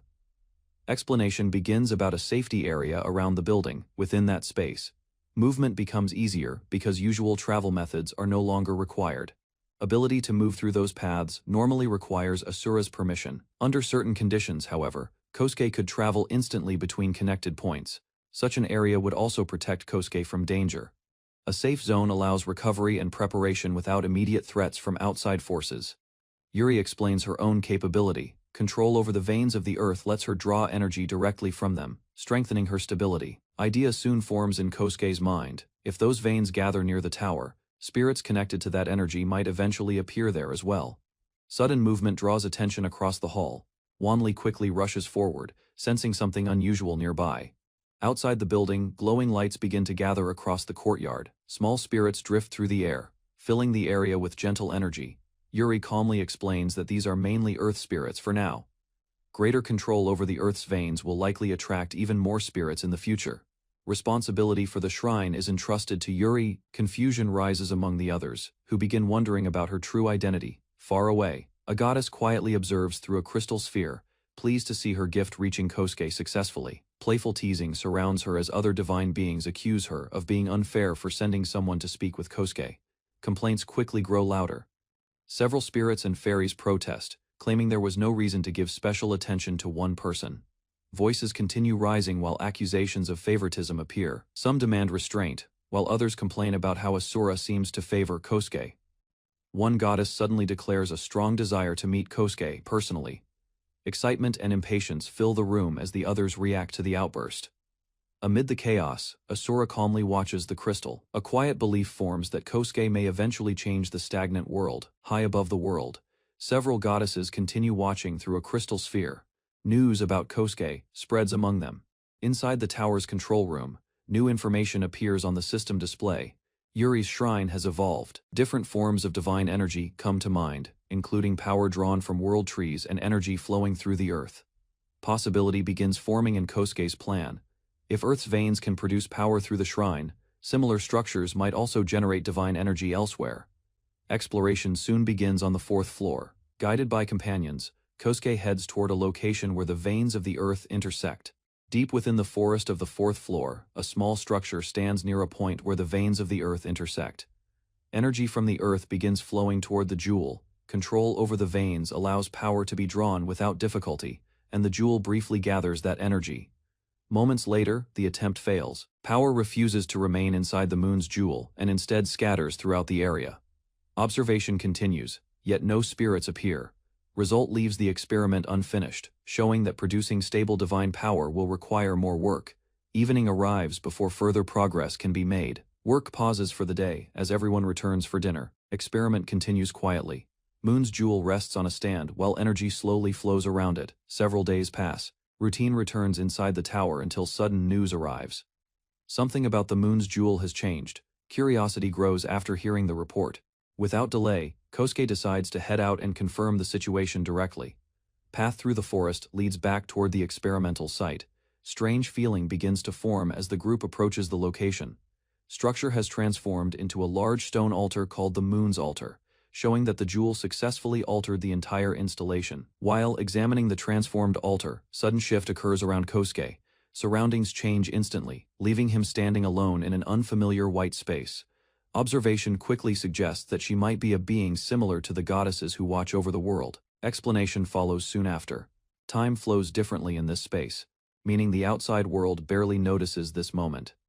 Bright smile appears as the woman introduces herself as Jahi, the goddess connected to the moon in this world. Conversation continues as she reveals familiarity with him through stories shared by Eris Ney. Curious tone fills the meeting as Kosuke wonders why she speaks to him so politely. Amused expression crosses the moon goddess's face while Kosuke slowly accepts that he is speaking directly with a divine being. Conversation shifts toward the real reason behind this meeting. Question arises about whether he came seeking something from her. Bright smile follows, as she announces good news. Nana has successfully fulfilled the conditions required earlier, allowing the goddess to grant Kosuke a portion of her power. Unexpected reward leaves him puzzled rather than excited. Calm reaction surprises the goddess, who expected a stronger response. Explanation soon arrives. Creation of the moon's altar fulfilled one of the requirements needed to establish a connection with the goddess of the moon. Moon goddess cheerfully explains that Nana has already fulfilled the required conditions. Because of that, a portion of her divine power can now be granted. Brilliant light gathers as divine energy forms within her hand. With a swift motion, power is released and flows toward Kosuke, before disappearing from the white space. Satisfied expression appears as she confirms everything has been settled. Plan she had prepared earlier is now complete, leaving nothing more to arrange. Farewell soon follows. Friendly reminder is given to find someone suitable to maintain the moon's altar. Moment later, Kosuke returns to reality in a flash of light, leaving his companions confused. Bright energy surrounds Nana as divine power settles into her body. Status window appears, revealing a dramatic change. Transformation confirms the upgrade. The fragment connected to the moon reaches a complete form, while new titles and abilities appear alongside her evolved race. Kosuke watches Nana carefully, aware that such power may change her in ways he does not yet understand. For now, observation becomes the safest choice. Attention later returns to the moon's altar. Discussion begins about finding someone suitable to manage the shrine. Idea soon emerges about a priest from a nearby temple who might take responsibility for maintaining the altar. A sudden request pulls Kosuke into an unexpected situation. Invitation arrives asking him to visit Vermillion Castle and check something unusual. 2 days later, the group reaches the 76th floor. Massive castle rises before them, far larger and more imposing than expected. Entrance opens as a knight greets the visitors and escorts them inside. Elegant halls reveal how much the castle has changed since the last visit. Explanation soon follows regarding the moon's jewel. According to the report, very little had changed until recently. Closer inspection reveals the reason. Vermillion Castle itself gained a new trait, allowing it to react to the moon's jewel's power. Inside the castle hall, discussion begins about the sudden changes. Explanation reveals that strong connection exists between the moon's jewel and the castle's status. Because of that connection, many members of the clan already know about the event. Word spread quickly through the castle. Soon it becomes clear why everyone was gathered. Clan members wish to meet Kosuke personally, leaving him overwhelmed by the unexpected attention. One of the knights calmly explains the situation. Gathering was meant as a welcome and a gesture of gratitude toward him. Leader of the clan confirms their feelings. Thanks to Kosuke, the castle improved, and the scattered clan finally gained a place to reunite once again. A castle aide leads Kosuke and Mitsuki through a grand hallway toward a large set of doors. Quiet anticipation builds as they approach the next chamber. Doors open to reveal many clan members gathered inside. All bow respectfully, formally welcoming Kosuke to Vermillion Castle. Inside a large castle hall, a grand reception takes place. Tables display cakes, fruits, and drinks, while musicians perform with harp, flute, and violin. Nearby, Kosuke stands with a noblewoman while holding a glass. Their attention turns to a mysterious jewel connected to her people. The woman explains that the jewel was likely formed from a concentrated source of magical power. Kosuke listens carefully while looking around the grand hall. The explanation leads him to think that powerful magic inside the jewel may be related to the rapid growth of the castle. Over many generations, repeated use, and the passage of time allowed the jewel to store even greater magical power within it. During the lively reception, the noblewoman expresses her gratitude to Kosuke. The festive atmosphere continues around them, while guests enjoy music, food, and wine. Her gratitude reflects the trust her people now place in Kosuke, and the role he plays in supporting their future. Kosuke begins to realize that the jewel's growth is also connected to the tower itself. The connection between the artifact and the tower's development becomes clearer. The noblewoman explains that certain actions can help the jewel accumulate more magical energy over time. Two women approach Kosuke with playful curiosity, showing interest in the mysterious power within his blood, while Mitsuki watches the scene unfold. Their argument escalates quickly, drawing attention from nearby guests. A well-dressed man steps in between them and forcefully separates the pair before the situation worsens. Order slowly returns to the hall. The troublesome guests are escorted away, and the remaining attendees continue enjoying food and conversation. Later, Kosuke heads toward the tower's control floor. Without warning, a loud crash echoes through the area. Smoke and debris fill the workshop entrance. Kosuke and the maid rush inside to investigate the source of the explosion, trying to understand what went wrong in the room. Amid the scattered tools and broken materials, Asani proudly raises an object above her head, inside the workshop. Kosuke examines the object Asani proudly presents. The crafted card catches his attention immediately, as he realizes it matches the idea they previously discussed. Several members gather around the table to inspect the invention. Their expressions show curiosity and surprise as the card's unique function is revealed. Kosuke explains that the card allows members of the tower to communicate even across long distances. Asani then reveals another improvement. Unlike ordinary magical artifacts, this card can be used repeatedly without being discarded after a single use. Hearing the explanation, the group reacts with surprise and admiration, realizing that Asani has once again created something remarkable for the tower. Kosuke and the others continue examining the newly created communication card. The craftsman explains that the artifact can already be used within their divisions. Discussion continues as the group considers ways to improve the invention. Using additional cards as relay points could extend the communication network. However, the materials required for such artifacts are extremely rare and expensive. Even large amounts of money might not be enough to produce them easily. One of the maids cheerfully mentions returning to the workshop soon, clearly excited about continuing the research. As the group talks about future plans and cooperation, a servant approaches and politely reminds Kosuke that it is already time for lunch. Lunch is served inside the bright dining hall. Long tables are filled with prepared dishes, while attendants move between guests carrying plates and trays. She explains that Eris has just received an oracle, bringing a message that someone important will soon arrive at the tower. The message confuses everyone. Eris rarely interprets visions directly, making the warning even more unusual. Moments later, movement near the entrance draws attention. A new visitor appears inside the hall, confirming that the person mentioned in the oracle has already arrived. Staff explains that the guest is an applicant seeking the position of local governor, and that he is the only candidate arriving today.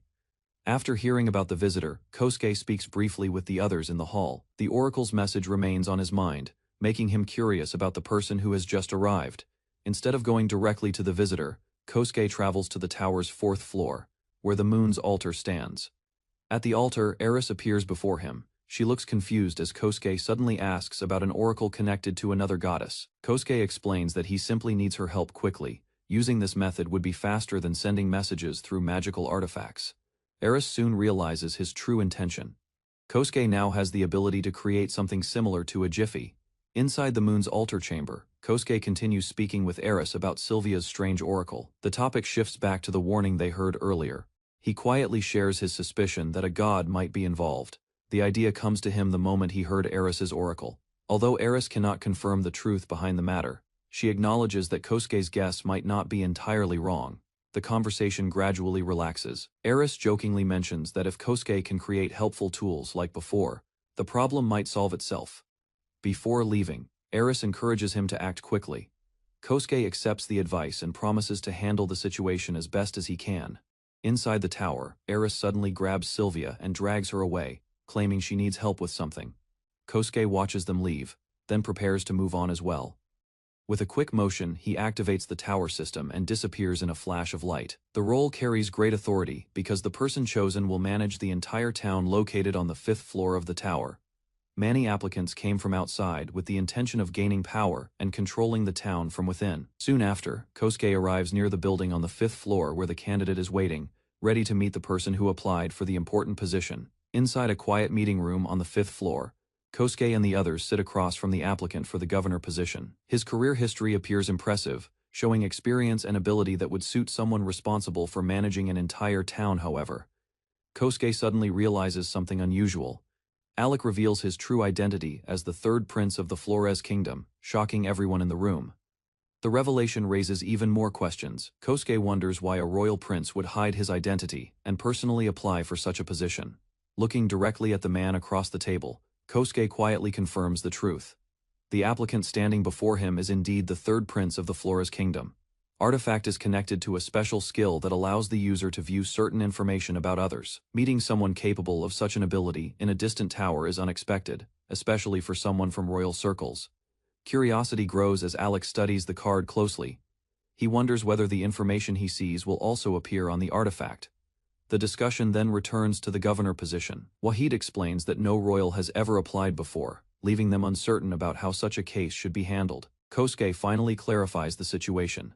The tower follows its own application rules, and he has no intention of involving outside political organizations in the decision. Observing the growing town and the activity around the transfer gates, he concludes that the settlement is steadily developing toward independence. While he does not completely reject the idea of creating a nation in the future, he explains that such a goal is not something he plans to pursue right now. Without enough people, history, or culture to protect, declaring a country would have little meaning. Establishing a nation would be premature and likely ignored by surrounding powers.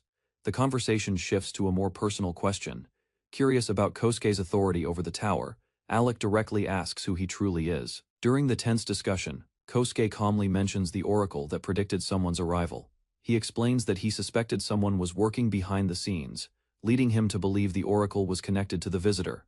The prince finally admits that he indeed received an oracle before coming to the tower. Curious about the situation, Kosuke asks what message the oracle delivered. Alec explains that the prophecy concerned his daughter, stating that she had received divine protection from higher powers. According to the oracle, people who receive such protection are often favored by several gods, and powerful figures frequently attempt to claim or control them. Such individuals often become targets for powerful groups, seeking to control their influence. By applying for the position of local governor, the prince hoped to secure a safe place within the tower where his daughter could live without being pursued. The room falls silent when Alec declares that he arrived prepared to abandon his royal title if necessary. His decision shocks everyone at the table. Kosuke reminds him that the tower itself offered the opportunity through the open application for the governor position. Alec calmly accepts the situation, stating that protecting his daughter matters far more to him than maintaining his status as a prince. Calm acceptance follows the prince's explanation. Understanding the situation, Kosuke acknowledges the request. Several requirements must be fulfilled before the appointment can be finalized, ensuring that responsibilities and outside connections are handled carefully. Agreement is eventually reached. With the matter settled, Alec receives the position of local governor, marking a new stage for the growing town inside the tower. One important condition requires severing official ties with the Flores Kingdom, while keeping sensitive information about the tower confidential. A week later, new visitors from the Flores Kingdom arrive. Kuhi welcomes the group gracefully while preparations begin for their stay inside the tower. Near the tower entrance, a maid excitedly arrives while guiding several new guests forward. Kosuke waits calmly as the group approaches. Gratitude is expressed as Alec presents his daughter. Attention shifts to the confident young woman standing before Kosuke. Floria Doria steps forward with firm determination. With confident posture, she prepares to begin her new life inside the tower. A ribboned young woman suddenly draws her sword and swings it toward a long-haired girl standing calmly before her. The strike moves fast, creating a sharp burst of force in the air. Confidence fills the attacker as she steps forward without hesitation. Surprise appears on the other girl's face when the weapon stops dangerously close to her. Suddenly, a man rushes forward and blocks the attack with his arm extended. His presence forces the ribboned girl to stop immediately. Calmly, the man offers an apology and promises the mistake will not happen again. Afterward, he explains his daughter's actions and reminds her not to judge others by appearances. Confidence still shows in her posture, yet she quietly admits that the opponent's ability is greater than she first assumed. Night falls as she rests inside her room. Her father's earlier words echo in her mind, reminding her that speaking honestly can reveal both strength and weakness.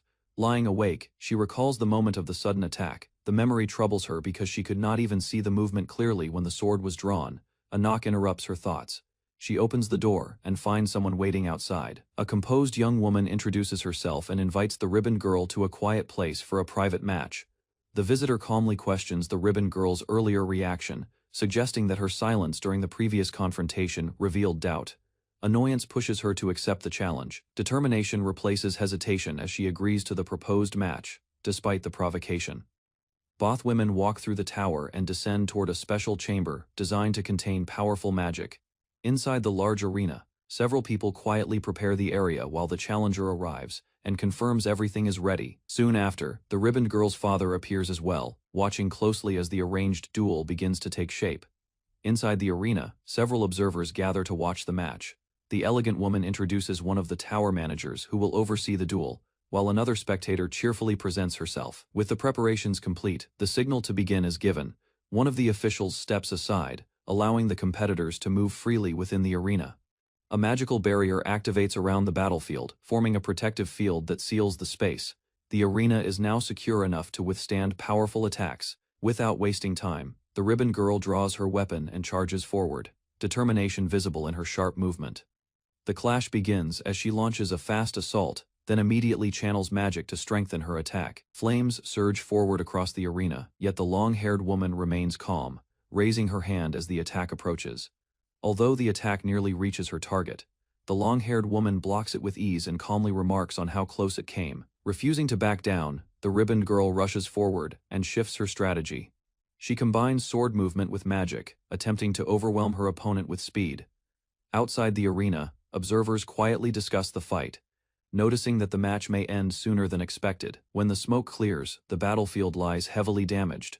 Despite the destruction, both fighters still stand, and the duel continues. The long-haired woman calmly stands in place, inviting the ribboned girl to continue attacking. Suddenly, the ribboned girl launches herself forward with a powerful jump, raising her weapon high before bringing it down with full force. Impact strikes the arena floor and sends debris flying in every direction. A loud explosion shakes the battlefield as the ground cracks beneath the force. Observers react with shock as the attack creates massive destruction.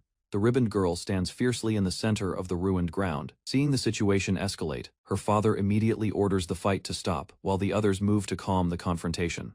Strength drains from his body, leaving him unsteady, while he struggles to understand what just happened. Another spectator suggests that a charm may have been used, explaining the sudden change in behavior. Leaning closer, the woman assures him that she will not interfere until the duel ends.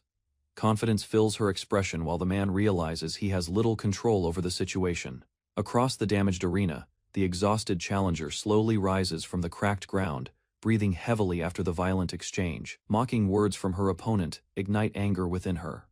Determination returns to her eyes as she refuses to accept humiliation. Sudden movement from behind catches the ribboned girl off guard. A sharp strike lands across her back, forcing a cry of pain as her body jolts forward. Pain spreads through the challenger's body as she struggles to steady herself. Grip tightens around her weapon while anger begins replacing shock. Amusement appears on the opponent's face as she claims the motion happened almost effortlessly. Humiliation burns across the challenger's expression. Breathing grows heavier, mocking remarks continue, while a blade is drawn again, signaling another round of attacks. Fury finally erupts. Power gathers in her fist as she charges forward, determined to strike back. Speed and force push the attack straight into the taller woman's guard, yet the counter arrives faster. Momentum breaks instantly. Balance disappears, and her body collapses to the ground while the opponent stands unmoved nearby. Silence fills the arena. Defeat becomes clear as the fallen fighter lies motionless, unable to land even a single blow. Across a shattered floor, a long-haired woman stands calmly, while another fighter collapses nearby after a failed attack. Slow steps bring the standing woman closer to her opponent.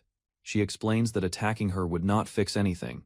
Uncertainty finally replaces anger. The defeated woman gathers her thoughts and directly questions the reason behind everything. Calm reasoning follows. Pride and stubborn actions are described as useless when searching for a real answer. Silence settles between them while both remain standing, facing each other as the moment shifts toward understanding. The long-haired woman calmly explains her view of the situation. She observes that the young fighter's abilities seem unusual for someone with her reputation. From a distance, a man watches the confrontation on the damaged battlefield. The young fighter hears the mention of her father and realizes something important. Realization slowly appears on her face. The long-haired woman explains that her father constantly stepped in to stop fights before they escalated. Nearby, the watching man tightens his hands as he listens. Acceptance begins to form as the truth becomes unavoidable. With the tension fading, the young fighter finally gathers herself and asks for the real reason behind the battle. Breathing heavily, the young fighter lowers her head while sweat runs down her face. A faint smile appears on the woman's face as she realizes the fighter still does not understand the true point behind the confrontation. Shock spreads across the fighter's face, while several observers in the distance react with surprise. Meanwhile, the calm woman turns away slightly, showing little concern for their reactions. Without further explanation, the woman gives a simple direction. The answer must be discovered through her own effort, rather than being told directly. Suddenly, the young fighter is thrown aside, leaving her stunned. The realization begins to form as the lesson behind the battle slowly becomes clear. The young fighter suddenly bows deeply, lowering her head while shouting an apology. The long-haired woman watches with mild curiosity, asking what the apology is truly for. With eyes shut tight, the fighter admits her mistakes. She confesses that she spoke carelessly about Kosuke and regrets leaving without properly apologizing earlier. Trying to correct the situation, she asks if someone could contact Kosuke so she can apologize directly. Still determined, the young fighter bows once more and asks for help speaking with another person she wronged. The long-haired woman closes her eyes slightly and nods, acknowledging the request with quiet approval. Offers to help but gives a calm warning. She reminds the young fighter to be careful with her words. Both of them approach a group waiting nearby. The long-haired woman calmly tells Peach that the restrained man can be released now. A faint smile appears on the woman's face, while she points out that the man had gone too far earlier. He begins questioning the reason for the conflict, insisting that his apology should have been enough. Explains that the apology must come from the person who caused the problem. Hearing this, the young fighter admits her mistake and accepts responsibility. Anger suddenly erupts from the man as he shouts loudly, ordering his daughter to stay quiet. Her relaxed posture contrasts with the man's defensive attitude, while he insists he never intended to seriously harm the girl. Across the courtyard, tension rises as the explanation continues. Justification comes from the man, who claims harsh action was necessary to force the girl to come to her senses. Sharp words follow, causing visible discomfort on the man's face. A probing question challenges his claims and exposes doubt about the protection he proudly mentioned before. Attention shifts toward whether the daughter's situation was used as a convenient excuse for the governor's own decisions. Doubt rises as the accusation is dismissed. Confidence remains on the elf-woman's face while a quiet priestess stands beside her. Silence breaks when the priestess steps forward and reveals an unexpected truth. Divine grace has also been granted to her by the goddess Erasamil. A sacred card is presented as proof while another revelation follows. Within the tower, several others have also received similar blessings from the gods. Uneasy thoughts spread through the group. Possibility of coincidence seems unlikely after hearing about the oracle and the blessings. Questions about purpose arise. Yet no clear answer appears. Only one thing seems certain: the gods act according to their own hidden intentions. Suspicion begins to surface as the discussion turns toward Kosuke's unusual strength. Such power clearly exceeds that of an ordinary person. Only 3 people were involved when the tower was captured. Yet the result changed everything. Frustration grows from the governor as he demands a clear explanation. Instead of arguing, the woman quietly prepares to reveal what she truly meant. Light suddenly surrounds her as large wings unfold behind her back. Feathers drift through the air while stunned eyes watch the transformation in disbelief. White wings confirm the truth. Standing before them is an envoy of the gods. Shock deepens as another figure is implied to share the same divine connection. Wings spread behind the elf woman as she calmly explains their true position. Service to Kosuke remains their only purpose, not control over the tower. Uneasy thoughts cross the governor's face as he listens. Firm warning follows, telling him to abandon any ideas about replacing Kosuke and ruling the tower himself. Tension rises when he asks whether Kosuke knows about this secret. Calm confirmation arrives immediately, leaving little room for doubt. Feathers drift through the air while a quiet smile appears. Subtle observation reveals that his troubled expression already exposes his intentions. Final explanation settles the matter. Even if rebellion were attempted, Kosuke would never accept power gained through such methods. Calm explanation continues while feathers drift through the air. Closing the transfer gates would be enough if danger ever appeared. Silence follows as realization sinks in. Ambitious plans collapse in the governor's mind while he lowers his head in frustration. Respect replaces hostility. Both father and daughter bow deeply, expressing sincere gratitude for the fair treatment they received. Night arrives later, alone in his room. The governor sits quietly with a glass in hand, reflecting on the day's events. A soft knock breaks the silence. Daughter enters hesitantly, carrying an important question about regret and the path that led him to become governor. Warm silence fills the room as the father gently places his hand on his daughter's head. While holding her hand, he mentions that something ahead still captures his curiosity, hinting at a future he looks forward to witnessing. Great expectations arise as the father reflects on the unusual fate surrounding him and the divine envoys who now serve him. Night breeze passes through the window while deeper reflection continues. Many plans from the past have failed, yet one hope remains unchanged. A quiet apology is given to the daughter while the father admits his ambition once pushed him toward becoming the tower's administrator. Late at night, father speaks calmly about his old ambition. Dream of building a nation still lingers in his mind. Both stand by the window and look toward the quiet city. Hope grows slowly as he admits that dream may someday become real if the right conditions appear. Elsewhere inside the tower, peaceful silence fills the control room. Kosuke rests on the couch while a companion sleeps beside him, unaware of the plans and hopes forming outside. Inside the tower, several women gather in the lounge for an unusual meeting. Their presence together is rare, drawing Kosuke's attention as he quietly observes. Kosuke listens carefully while considering the meaning behind that power. Curious expressions appear across the group. Around the table, the conversation grows more focused. A suggestion appears that someone among them may already have the capacity to control divine power. One woman explains that Kosuke previously guided her in learning how to manage the power. Different explanations soon follow. Some attribute their abilities to divine blessings, while another believes the change came from a connection related to Kosuke. He listens to the discussion and begins thinking about the cause behind the growing ability among the group. Each of them shares a close connection with Kosuke, which might have influenced the change. Attention then shifts toward Nana and Wami, raising the question of whether they might also gain control over divine power someday. While thinking quietly, Kosuke notices the water on the table and suddenly focuses on it. The group soon realizes the water itself has changed into divine water. Around the room, debate continues as several women try to identify the real cause of their new abilities.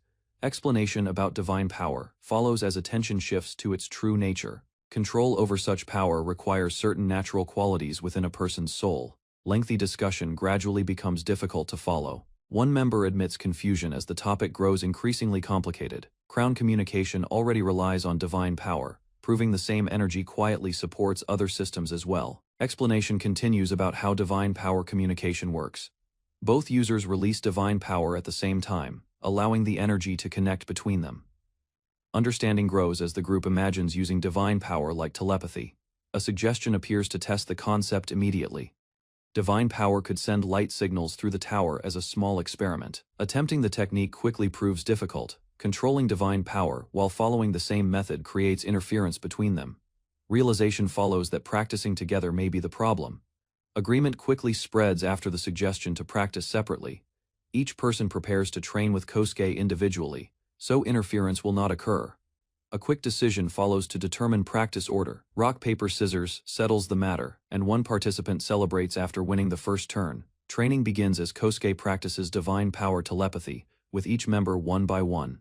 Careful focus allows the connection to form more clearly than before. Several days pass with repeated practice sessions. Gradually, everyone becomes capable of maintaining stable conversations using divine power communication.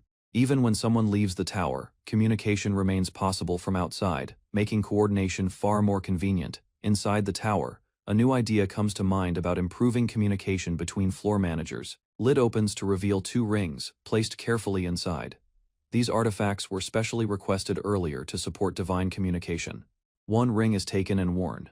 Focus gathers as divine power flows through the artifact. Preparing the connection, energy travels outward, like a signal spreading through space. Far away from the tower, a familiar voice begins to reach its destination. Outside the tower, Jal hears the call and answers successfully. Relief appears as the test proves the artifact works, confirming stable communication across distance. Conversation continues outside the tower as the success of the new artifact is discussed. Concern briefly appears about whether creating such a tool might cause problems. Attention turns to the nature of the artifact itself. Objects created with divine power can attract the awareness of higher beings. Realization follows that such attention might have happened eventually anyway. Even without the artifact, discovery would likely have come sooner or later. Reassurance appears as the possibility of interference is considered. Other gods would need permission or direct involvement from powerful divine figures before taking action. Relaxation returns as the discussion ends peacefully. Presence of a powerful guardian nearby offers confidence that few would dare interfere recklessly. Conversation continues through the divine communication artifact. Casual remarks lead to light teasing about spending too much time around certain companions. Surprise spreads when it becomes clear that someone else is listening through the same communication link. Recognition quickly follows when Eris appears within the connection. Relief replaces surprise as everyone realizes the familiar voice belongs to her. Explanation reveals an important danger. Divine power originates from the soul itself, so reckless growth could damage that source.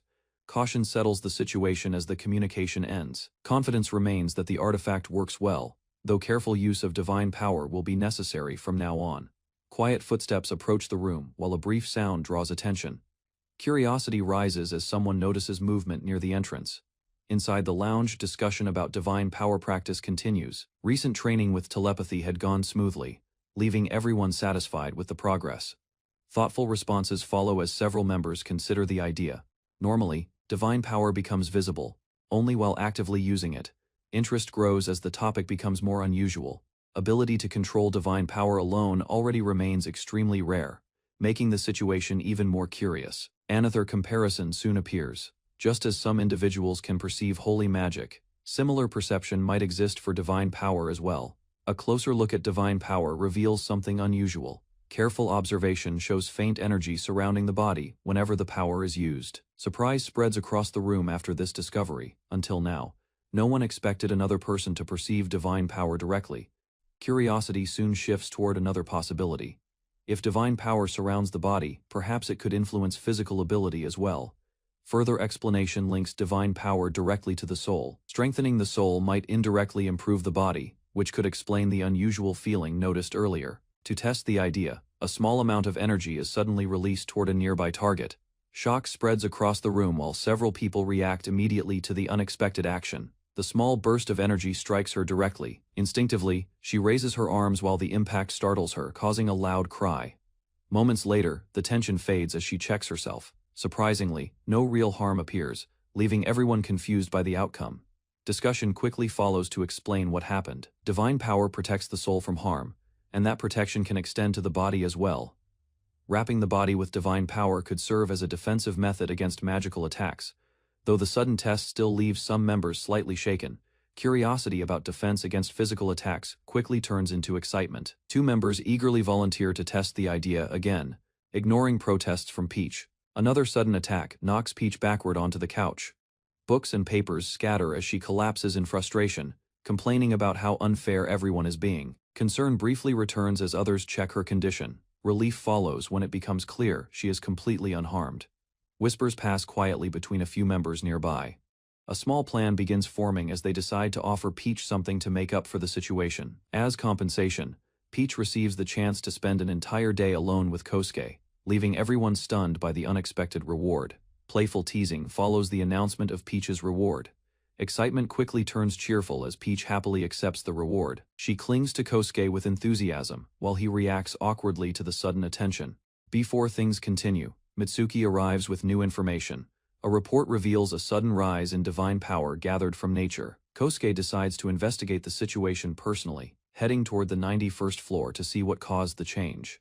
Deep within the 91st floor, a violent battle unfolds. Massive crab-like monsters charge across the rocky ground, shaking the surroundings with their heavy movement. A powerful strike crashes into the ground, sending several monsters flying outward. From the smoke emerges Nana in her transformed form as a giant wolf-like guardian. Strength surges through her body while glowing markings surround her. Hidden behind a rocky opening, the group carefully watches the fight. While defeating strong creatures seems possible, facing a powerful dragon alone would still be extremely difficult. Battle on the 91st floor finally comes to an end. Crab-like monsters lie scattered across the ground while Nana stands victorious in her transformed form. Kosuke calls out, signaling Nana to return. The giant wolf immediately reacts, rushing toward him with excitement before stopping beside the group.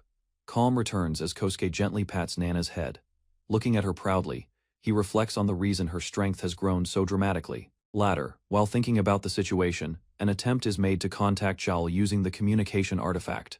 Strangely, no response arrives. Uncertainty grows when another unfamiliar voice is heard instead. Realizing something unusual might be happening, Kosuke decides the next step is to consult Eris. A mysterious goddess appears through the communication link. A large mansion stands behind tall iron gates as Kosuke arrives to inspect the place connected to the tower. During the discussion, one attendant explains that Jowl recently spoke with Nana and provided several instructions. Inside another room, Jowl corrects Nana's actions. Kneeling quietly, Nana accepts the reprimand and reflects on the mistakes she made. Later, Kosuke reviews what happened while observing Nana's unusual reaction. Her behavior makes him suspect that a change may be occurring within her nature. A clearer explanation finally appears. Nana's condition signals the early stage of becoming a divine beast within the tower. Kosuke listens carefully as the attendant explains Nana's condition. The change she is experiencing is not simple growth, but the early stage of deification. Nearby attendants observe the situation with interest. Similar events have already happened to several individuals connected to the tower. Further explanation clarifies the requirement. Anyone who learns to control divine power can potentially become a god. He reflects on earlier words he once heard. The choice to live freely still belongs to him. Yet the tower continues to place unusual opportunities before him. The discussion ends as attention shifts to another matter within the tower. Kosuke leaves the room, preparing to investigate the next situation. Kosuke arrives at the 8th floor of the tower, where a shrine dedicated to Yuri stands beneath a tall torii gate. Several small fox-like creatures move around the grounds, while attendants guide him across the courtyard toward the main building. Inside the shrine area, the attendants greet him respectfully. Kosuke observes the renovated structure and quietly acknowledges the effort that went into improving the shrine. Near the entrance of the building, a shrine maiden receives Kosuke and informs him that Wanli is currently inside. Within the room, Wanli waits in a formal kneeling position, appearing as a fox spirit with many tails, ready to receive Kosuke's visit. Kosuke enters the inner room of the shrine and immediately stops in surprise. Before him stands Wanli, now appearing as a fox spirit with several tails. Seeing their reactions, Wanli grows embarrassed and wonders if something about her appearance looks strange. The attendants nearby observe her carefully, studying the transformation that has given her the traits of a divine fox spirit. Their expressions soften as they approve of Wanli's appearance, finding her new form charming rather than unusual. Owen attendant happily hugs Wanli's fluffy tails while suggesting that Kosuke and the others return to the control floor to continue their duties. Inside the shrine building, several attendants gather around Wanli.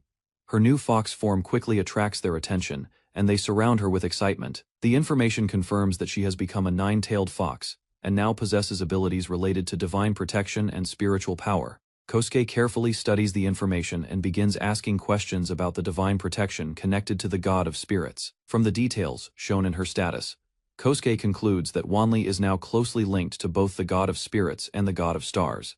Curious about this connection, Kosuke asks if Wanli can communicate with that divine presence whenever she wants. Wanli sits quietly in the shrine room while looking at Kosuke with a curious expression. After noticing that he has not visited recently, she wonders why he has been absent for so long. Explains that the reason comes from instructions given by Spica. According to that guidance, he was not supposed to visit the shrine for a while. Understanding the situation, Wanli reassures him that the shrine will always welcome him. A moment later, she hugs Kosuke warmly, showing that she is genuinely happy to see him again. Later, Kosuke reflects on the situation, and decides that speaking directly with Spica might help clarify the matter. He then prepares to ask why Spica wanted him to keep his distance from Wanli. Kosuke reaches out through the divine crystal to contact Spica. The presence within the shining structure responds briefly. Her fox form now appears calm and stable, and she expresses gratitude for his visit. Kosuke observes her carefully and notes that the transformation suits her well. The energy flows gently toward her, strengthening the bond between them, while reinforcing her newly awakened abilities. She acknowledges that he has finally reached this point, recognizing that he now stands in a position similar to the other divine figures connected to the tower. Spica explains that Kosuke's presence in the Everspring Garden was unusual, since that sacred place is rarely visited by mortals. She explains that appearing in a divine realm without warning could have caused serious trouble.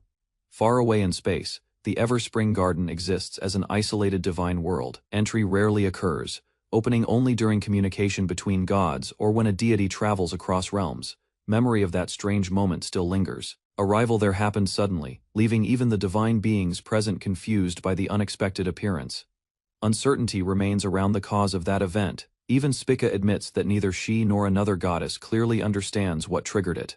Calm acceptance follows the explanation. Rather than rushing for answers, Kosuke believes the truth will eventually reveal itself in time.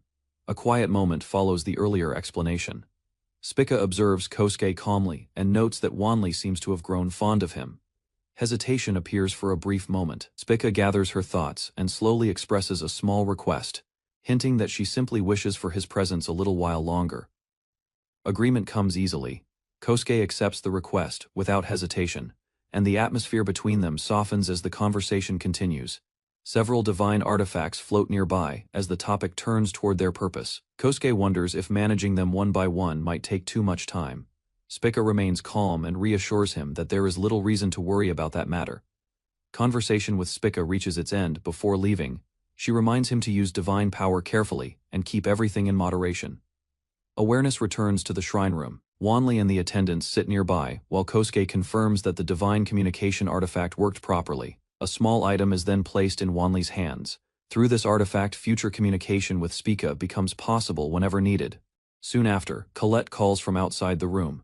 Curiosity fills her voice as she asks Kosuke to step out for a moment to see something unusual. Outside, two shrine maidens stare in amazement as strange glowing symbols and floating shapes appear in the air around them. Glowing symbols continue swirling around the two shrine maidens.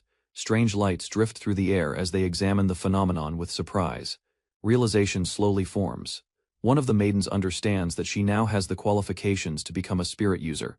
Observation from nearby leads to a conclusion. When the girls were first recruited, they showed no ability to use magic. Before further discussion continues, a bright system notification suddenly appears. Excitement spreads as the announcement reveals that the tower has reached level 9. More notices follow immediately. Messages confirm that the tower advanced from level 8 to level 9, and that the levels of Kosuke's familiars have also increased.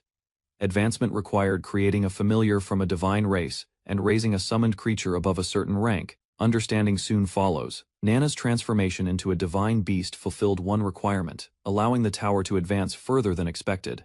Several notifications remain visible as Kosuke studies them carefully. Curiosity grows as he wonders whether the tower can record exactly when such evolutions occur. Seeking answers, he consults one of the goddesses. Unfortunately, knowledge about the tower lies outside her authority. Responsibility for the tower belongs to another overseer in Asgard. leaving many mysteries unresolved.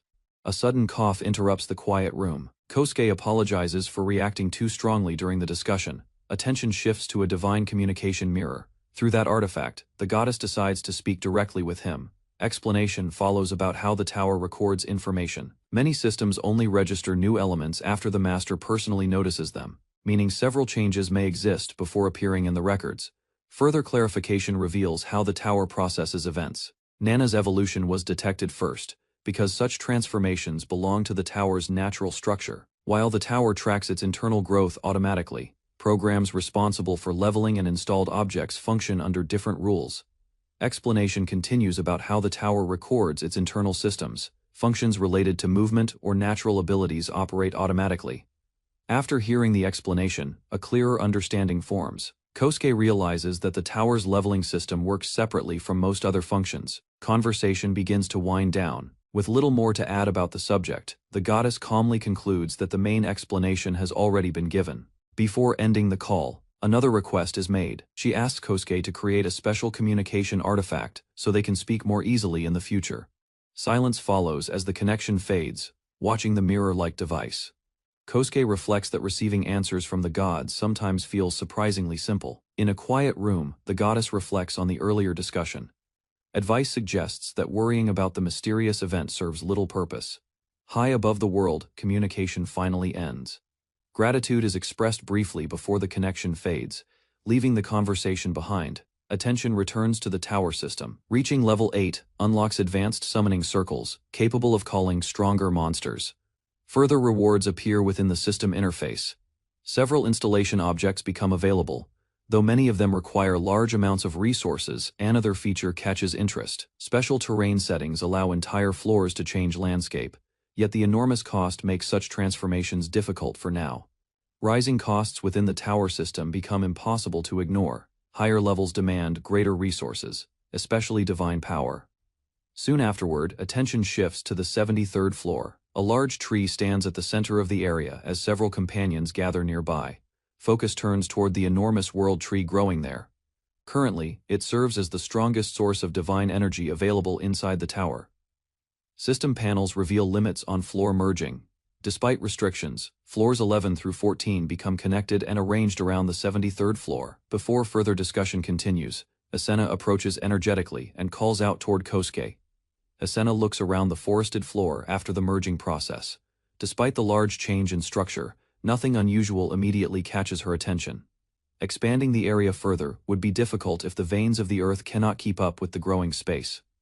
Elsewhere on the same floor, a message reaches Shirley. Hearing that Kosuke has arrived, she becomes interested and asks for him to be brought to her. A quiet meeting soon follows near a small pond.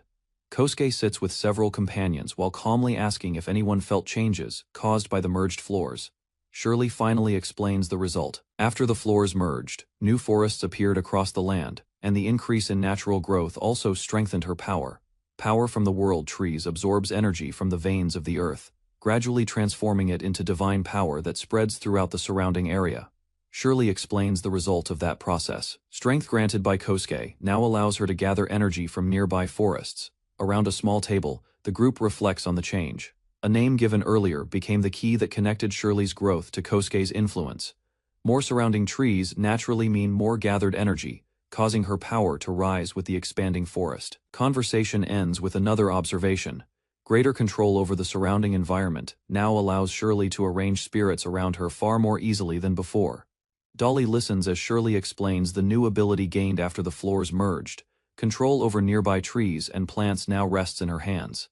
Even with that power, balance must be maintained. Energy from the veins of the earth still needs careful use, so the forests remain stable and protected. Kosuke observes quietly, while the connection between the world tree and the earth's veins becomes clearer. Peace returns to the forest floor as everyone sits together beneath the growing trees. Kosuke and his companions reach the 7th floor of the tower. A wide forest spreads across the area where several wolves move through the grass. While examining the forest, Kosuke studies the wolf population more closely.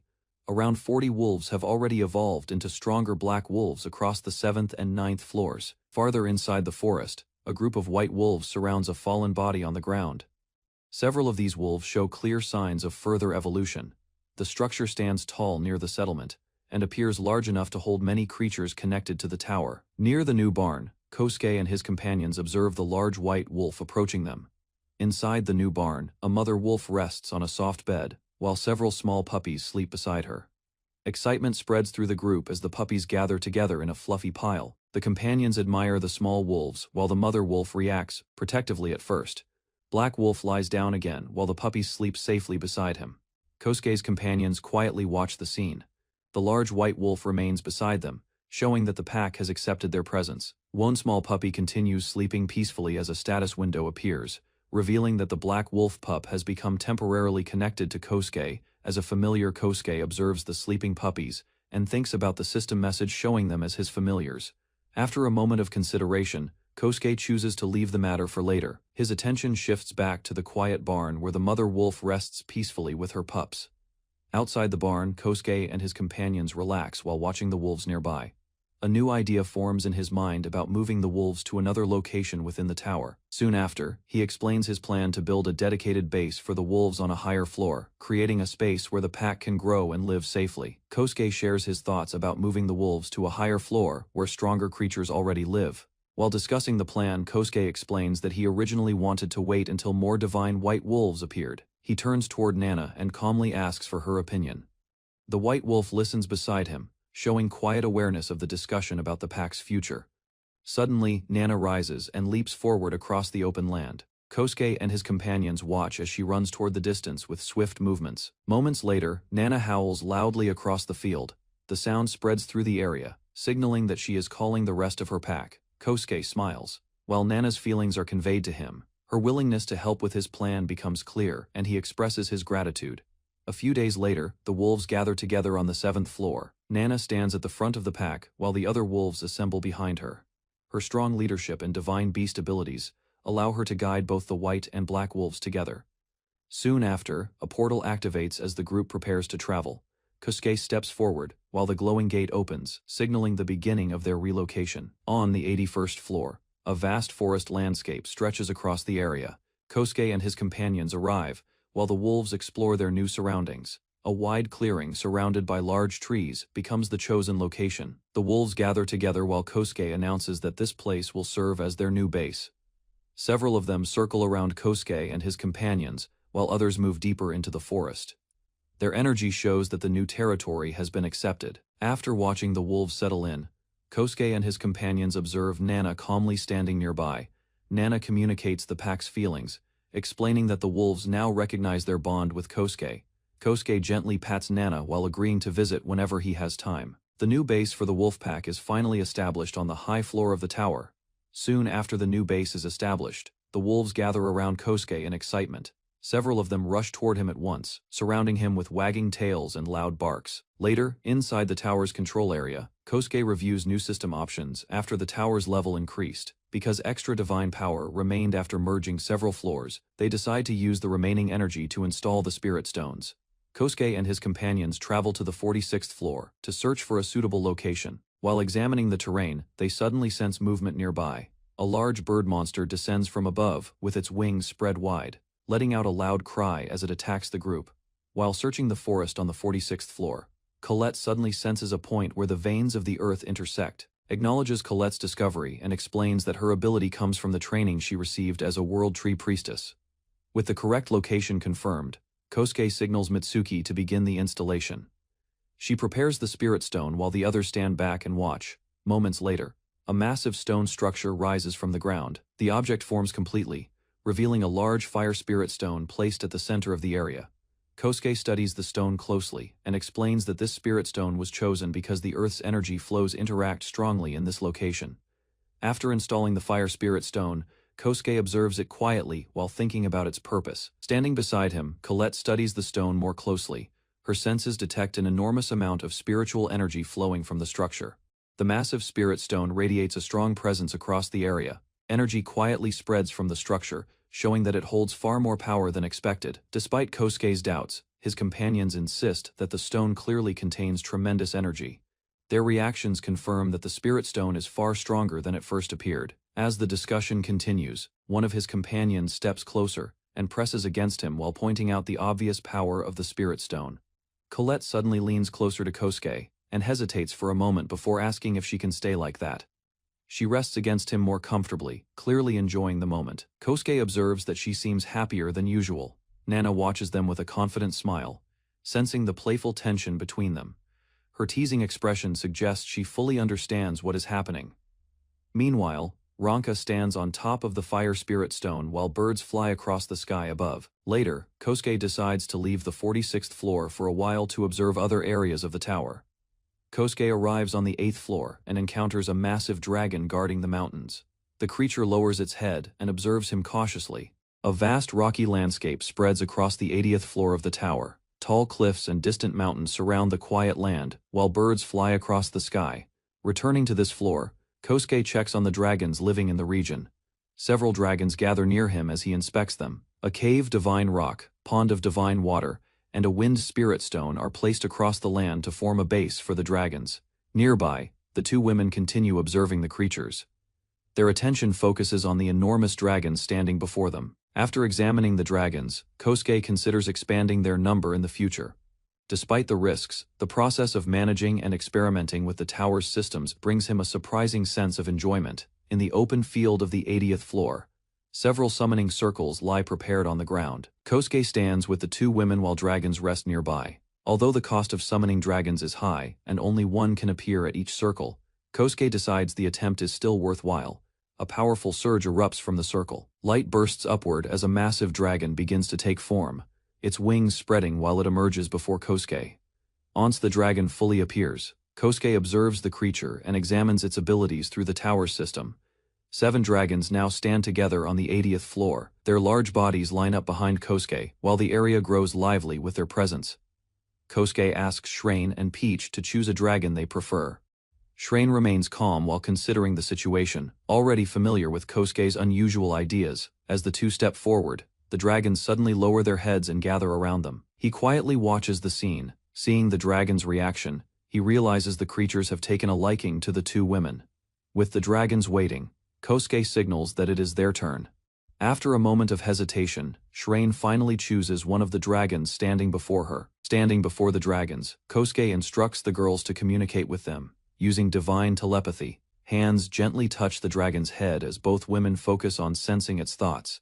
A quiet connection forms through the skill, allowing them to understand the creature's feelings. Moments later, everyone climbs onto the dragon's backs. Balance is tested as the riders sit carefully on the large bodies. Sudden movement follows. Powerful wings spread wide and strong gusts push across the ground. High above the ground, nervousness turns into energy. One rider calls the others to keep moving forward, while gripping tightly to the dragon during the flight. Gentle trust forms between rider and dragon. Peach places a hand on the creature's head, while the dragon calmly accepts her presence. Flight continues high above the ground. Far behind, another dragon rapidly approaches through the air. Soon, Peach reaches the group. Several dragons glide across the open sky while Kosuke watches her arrival. Realizing communication during flight is difficult, attention shifts toward another method. Divine telepathy becomes the solution for staying connected while moving through the air. Dragons soar across cliffs and open sky in steady formation. Through telepathy, riders maintain coordination while continuing their first shared flight. Continue gliding across the sky when sudden concern appears among the riders. One member of the group is no longer visible in formation. Far below, a dragon descends rapidly toward the ground. Snow and water scatter as the creature lands with force. Relief spreads through the group once they see her unharmed. From above, Kosuke checks the situation while the dragon rises again. Later, everyone gathers inside the control room. Excitement fills the conversation as the girls recall their experience flying through the sky on dragons. Meanwhile, Kosuke reflects on their enthusiasm. Their eagerness to try new things becomes clear as the discussion about dragons continues. Wind rushes across the rocky cliffs as Colette rides a dragon through the sky. One hand lifts into the air while excitement and uncertainty mix across her face. Sudden speed pushes the dragon into a sharp turn. Colette struggles to keep her balance while gripping tightly to the creature. Momentum slowly stabilizes as the dragon returns to a smoother flight. Excitement replaces tension, while Colette holds firmly onto the dragon's back. Watching the scene, Kosuke quietly notices a different side of Sylvia. While observing the riders improving their control, conversation continues during flight as Colette shares her amazement. Kosuke listens with a satisfied expression, pleased that the dragons have become such valuable companions. While flying across the sky, a new idea forms. Wani can already transform into human form, which raises another question about whether Nana could do the same. Dragons continue gliding across the open sky. A playful moment breaks the tension when one dragon suddenly reacts with an unusual sound. Conversation shifts toward future plans for the dragon group. More summons may happen later, though progress will be gradual. A few days later, activity moves to the 8th floor near Yuri's shrine. Elisa arrives carrying a small bucket while animals wander around the area. Calm explanation follows soon after. Monsters on this floor have been growing stronger, suggesting that something within the area is slowly changing. Quiet offering rests before shrine while a question arises about current condition of monsters living on this floor. Inside a peaceful room, discussion unfolds over tea. Monsters have clearly become stronger, likely adapting to shifts within their environment. Further explanation reveals another detail. Numbers of monsters appearing recently have increased compared to before. Data from tower systems shows steady growth in divine energy. Lower floors have begun producing more power, which encourages monsters to gather and grow stronger over time. However, relying on them for every answer does not seem appealing, leaving the matter to investigation instead. Conversation continues at the shrine veranda, while appreciation is expressed for sharing information about monster activity. Standing on a bridge, Kosuke and his companion quietly review the situation, while considering how widespread these changes might be across the tower. Careful observation reveals an important pattern floors, with summoning circles show monsters growing stronger, especially near creatures that were summoned earlier. Two types of summoned creatures exist within the tower. Some become familiars, while others remain independent beings that cannot be controlled. Creatures summoned earlier may be influencing the surrounding environment, possibly affecting monsters that naturally appear within the tower. Investigation continues as a new idea forms. Influence of summoning circles on monster growth still remains only a theory. Attention moves to the 10th floor. Heavenly foxes and infernal foxes are relocated there, and a base similar to the one on the 8th floor is established. Any future changes in monster strength should reveal whether those circles truly affect their growth. Later, a report arrives about unusual changes happening on another floor. Curiosity rises immediately, prompting a closer look at the situation.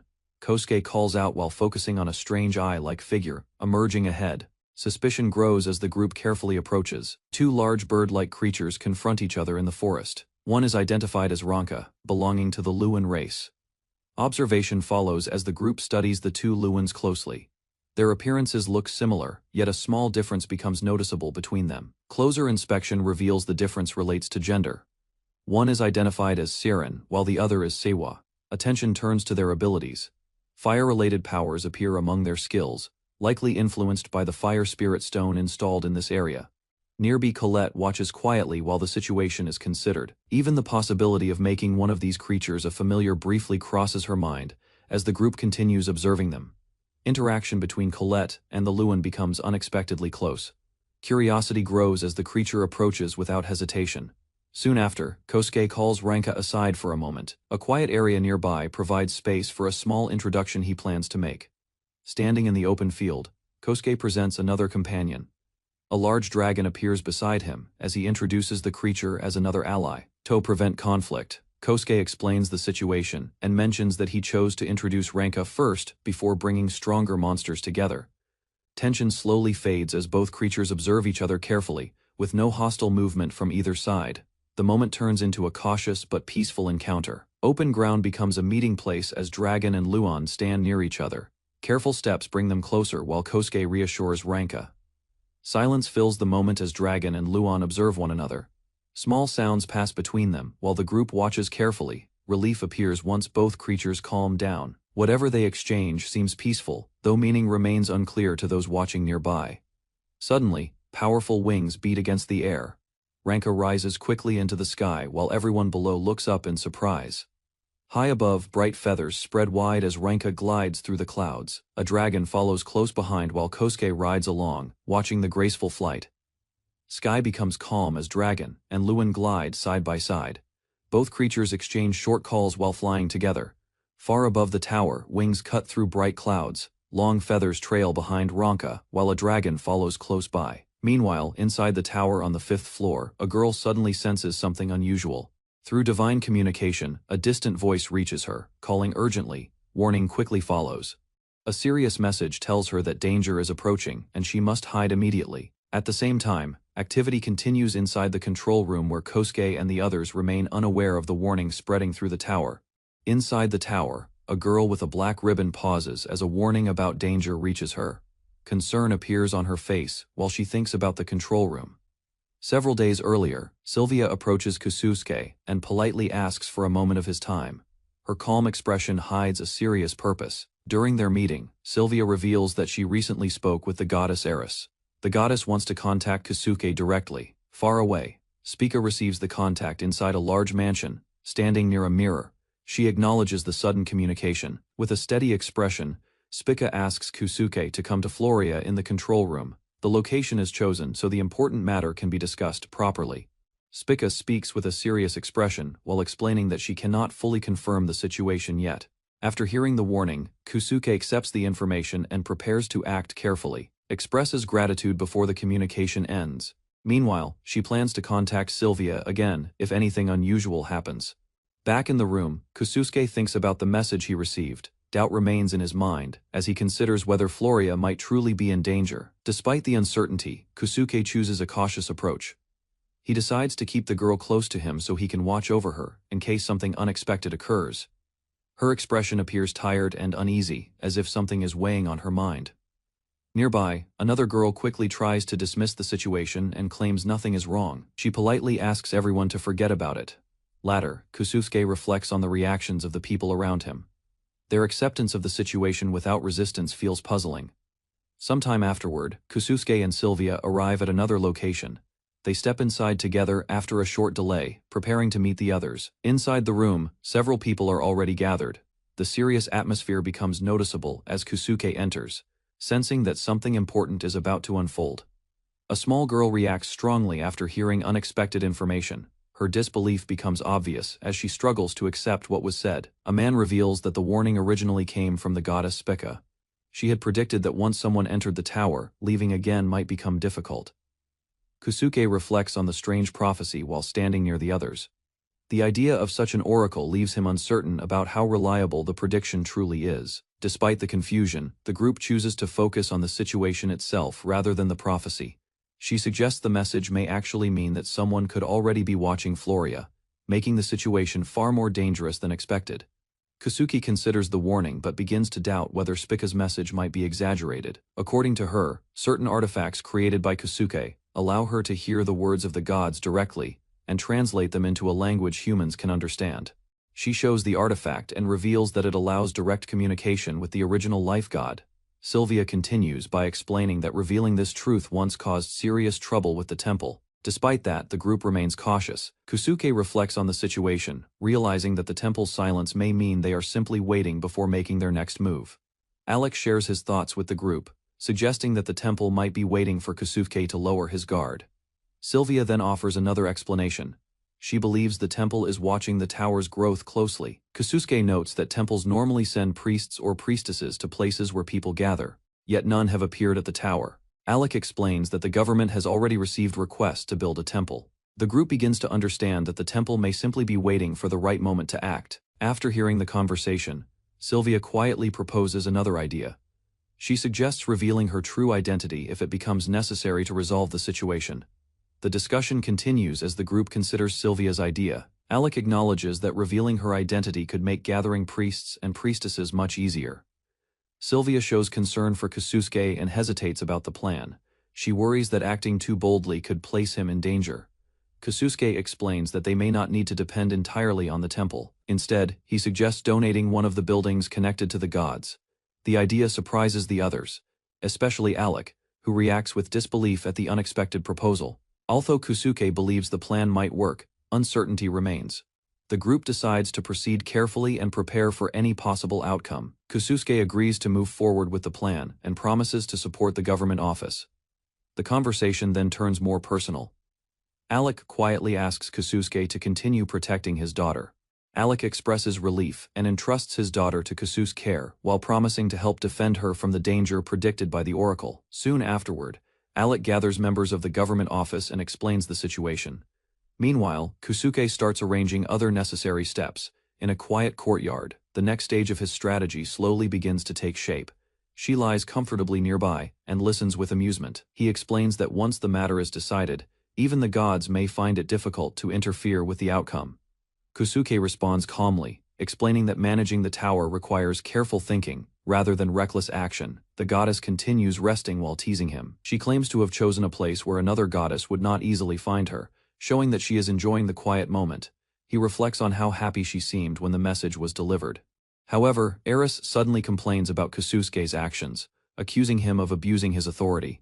Eris reminds him not to blame himself for the actions of others, and encourages him to continue with his plan confidently. Later, Kususuke returns to his room and continues thinking while playing a quiet game of chess. Meanwhile, the others discuss Kususuke's unusual behavior.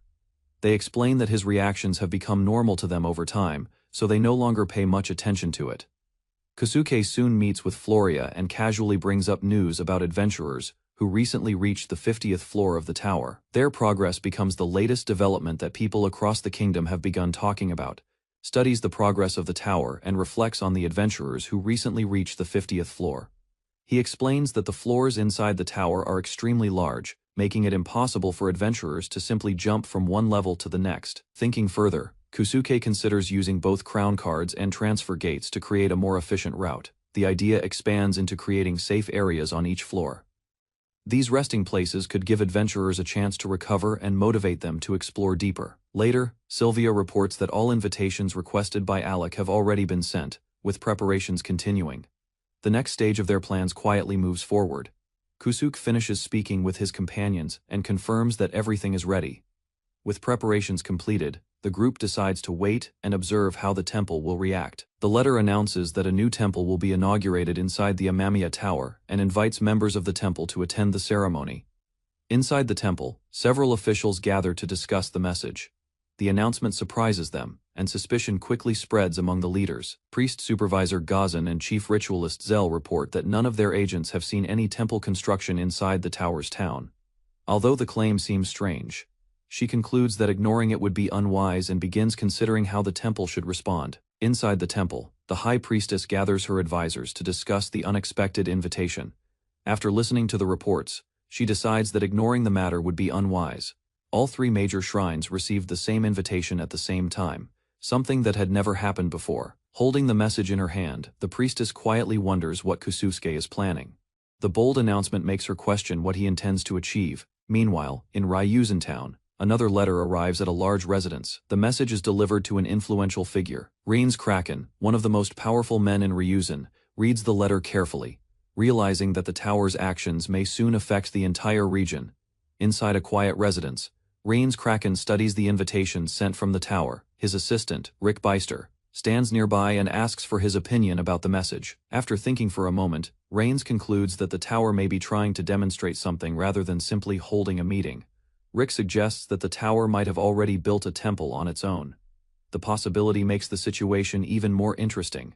Realizing the importance of the event, Reigns decides they must gather as much information as possible before attending. He orders Rick to investigate everyone who received the same invitation so they can better understand the tower's intentions.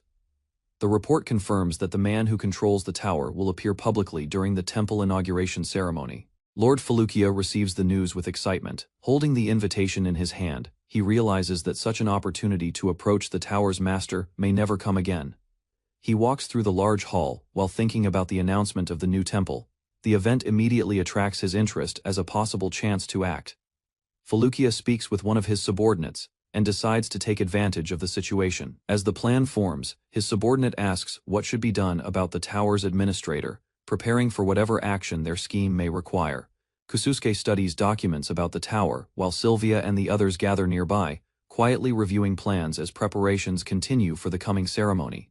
High in the 5th floor area near the town's edge, a vast lake lies surrounded by mountains. At its center stands a large circular platform linked to the shore by a narrow path. Soon, groups of visitors arrive in an orderly procession. Tall banners rise behind them, displaying the marks of different factions as they move toward the prepared venue. Standing before the crowd, Thalata begins the inauguration ceremony. Many guests have gathered despite the sudden invitation, filling the place with attention and expectation. From the stage, the ceremony proceeds as the event officially begins with introductions. Nearby seats hold representatives from Lila Amamiya and the government office, while the tower's administrator quietly watches the proceedings. During the ceremony, the host announces the administrator of the Amamiya Tower. Kosuke walks onto the stage with two attendants beside him. calmly facing the gathered crowd. Several representatives whisper their impressions, surprised that the man who conquered the tower appears like an ordinary young man standing before everyone. The host draws attention to the empty space nearby. The audience notices that no temple has been prepared for the inauguration ceremony. With a gesture toward the open land, the explanation becomes clear. The vacant ground will soon become the location of a new temple. Beside the host, Kosuke prepares to demonstrate one of the tower's functions as the gathered officials watch carefully. With calm assurance, she takes responsibility for the next demonstration, while the others behind her watch. Moments later, the empty ground begins to react. Tall streams of light rise from the surface as energy spreads across the vacant area. From the audience seats, the gathered representatives stare in shock. Confusion spreads as many struggle to understand what kind of phenomenon is unfolding before them. Soon, a massive structure emerges from the glowing light. A grand temple rises from the ground, towering over the stage and the surrounding land. While some officials laugh nervously at the unexpected spectacle, others observe with serious expressions, realizing that this display is only the beginning. As the ceremony continues, the host announces the next step. The administrator of the Amamiya Tower is invited to bless the newly created temple. Kosuke walks toward the temple entrance and raises his hands. Energy gathers around him as he prepares a complex ritual, determined to complete the task despite the difficulty. The gathered officials stare upward in disbelief as they recognize the phenomenon as divine summoning. Later, the scene shifts to a quieter place where Kosuke studies the magic circle carefully. The ritual proves more difficult than he first expected. Examining the design further, he explains that divine summoning circles work differently from regular ones, as their symbols determine which god will appear. Inside a quiet room, Kosuke studies the divine summoning circle with an assistant beside him. Limited space within the design prevents him from simply adding the gods' names. After thinking carefully, he decides to attempt a spell chant instead. With steady focus, he begins reciting a ritual that calls upon the three divine pillars. Back at the temple, Kosuke raises his hand and continues the chant.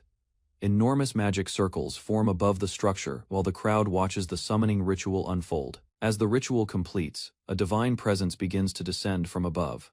Shock spreads among the gathered officials as they realize the impossible summoning has succeeded. As the summoning completes, a gentle divine figure appears above the temple. Nearby observers stare in disbelief, realizing that the impossible ritual has truly succeeded. Soon after, three divine beings stand together before Kosuke.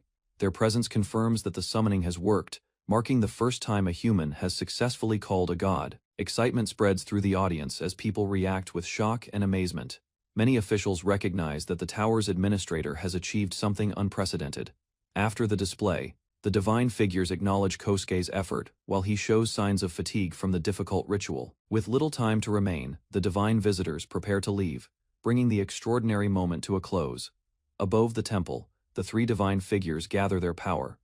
Light gathers between their hands as radiant symbols form in the air, preparing a blessing for the newly built temple. Soon, the divine energy descends toward the temple. Standing before the entrance, Kosuke watches as the gods grant their blessing to the sacred structure.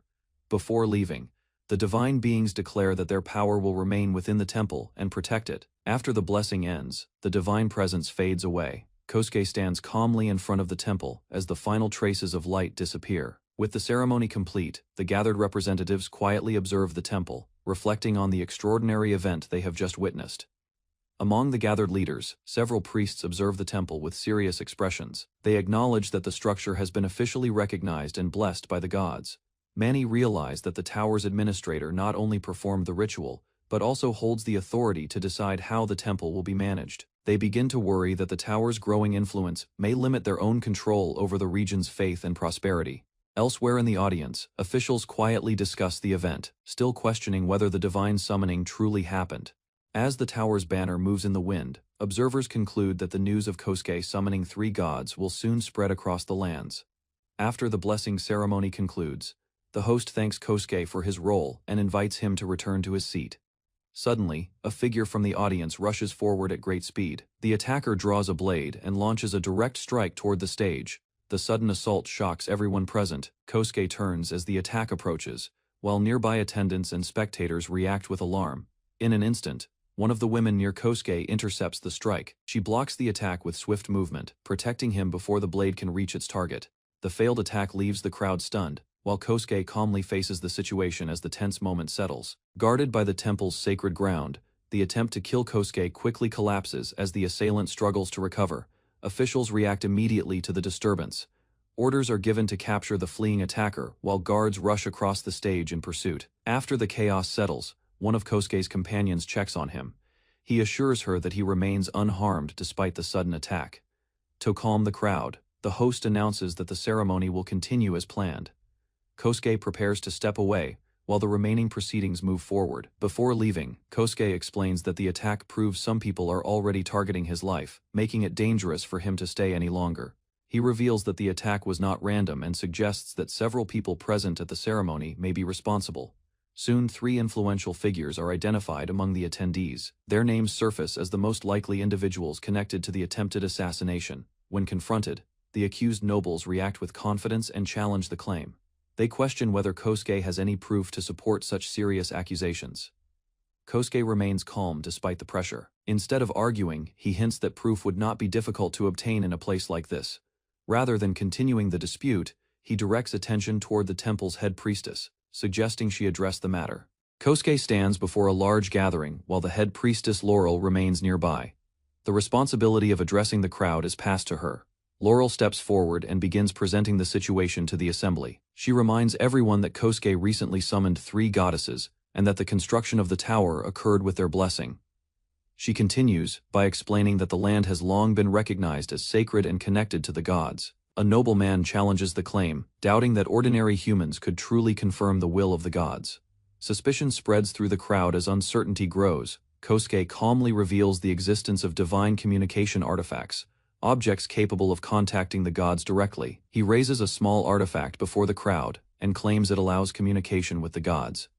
He continues explaining that the gods had already protected him during the earlier attack. A dagger stuck in the ground serves as evidence of the incident. Their presence remains unseen by the others, yet he calmly states that the goddesses are already watching the situation. The noble loudly rejects the explanation, accusing Kosuke of lying about divine communication. Tension spreads through the chamber, as Kosuke warns that he has no intention of causing harm. The declaration leaves several leaders stunned. Expressions of shock spread across their faces as they process the decision. Kosuke then raises his hand as if remembering something important. He turns his attention toward the adventurers connected to Lila, Amamiya. Soon after, he announces a new system called floor transfer. The service will allow adventurers who have already reached certain dungeon floors to move directly to those levels.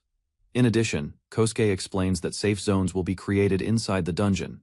These places will prevent monsters from entering and allow adventurers to rest and recover their strength. Excitement spreads among the adventurers as they imagine forming stronger parties to challenge the dungeon. Cheers erupt from the adventurers gathered below the platform. Gratitude spreads through the crowd as many raise their voices in appreciation toward Kosuke. That noble quickly tries to stop the moment, stepping forward and calling out in protest. Without further delay, Kosuke signals his companions. A magical light forms beneath them, and the group prepares to depart through a teleportation spell. Swirling energy rises across the hall as the spell activates. The audience watches in stunned silence, while the figures vanish from the platform. Moments later, Kosuke and his companions reappear inside the tower. One of the goddesses greets him calmly, acknowledging the effort he showed during the tense assembly. Inside the tower, Kosuke meets a shrine maiden who thanks him for the successful plan. She explains that the event allowed her to use her ability to connect with the shrine. Although he insists he is fine, his companions quickly notice his condition and move closer with concern. Suddenly, several fox spirits rush toward him from across the room. The energetic creatures leap forward, surrounding Kosuke before he can react. Kosuke ends up sitting on the floor while the creatures nuzzle and tickle him, creating a light-hearted moment after the tense meeting. The official announcement spreads across the land that Lila Amamiya has been cut off from the temples and Lord Felukia. After the ceremony, influential guests gather at a formal buffet. Conversations spread quietly among nobles and officials. New policies and services introduced by Kosuke are expected to increase travel, trade, and adventurer activity connected to the tower. The following morning arrives peacefully. Kosuke wakes slowly, still tired from the previous day's long negotiations and public gathering. Elsewhere in the tower, 2 attendants begin training a new maid. The girl struggles with the unfamiliar outfit while the others guide her through the first steps. With encouragement and instruction, the new maid gradually adjusts to the uniform. Her mentors continue teaching her duties, marking the beginning of her service inside the tower.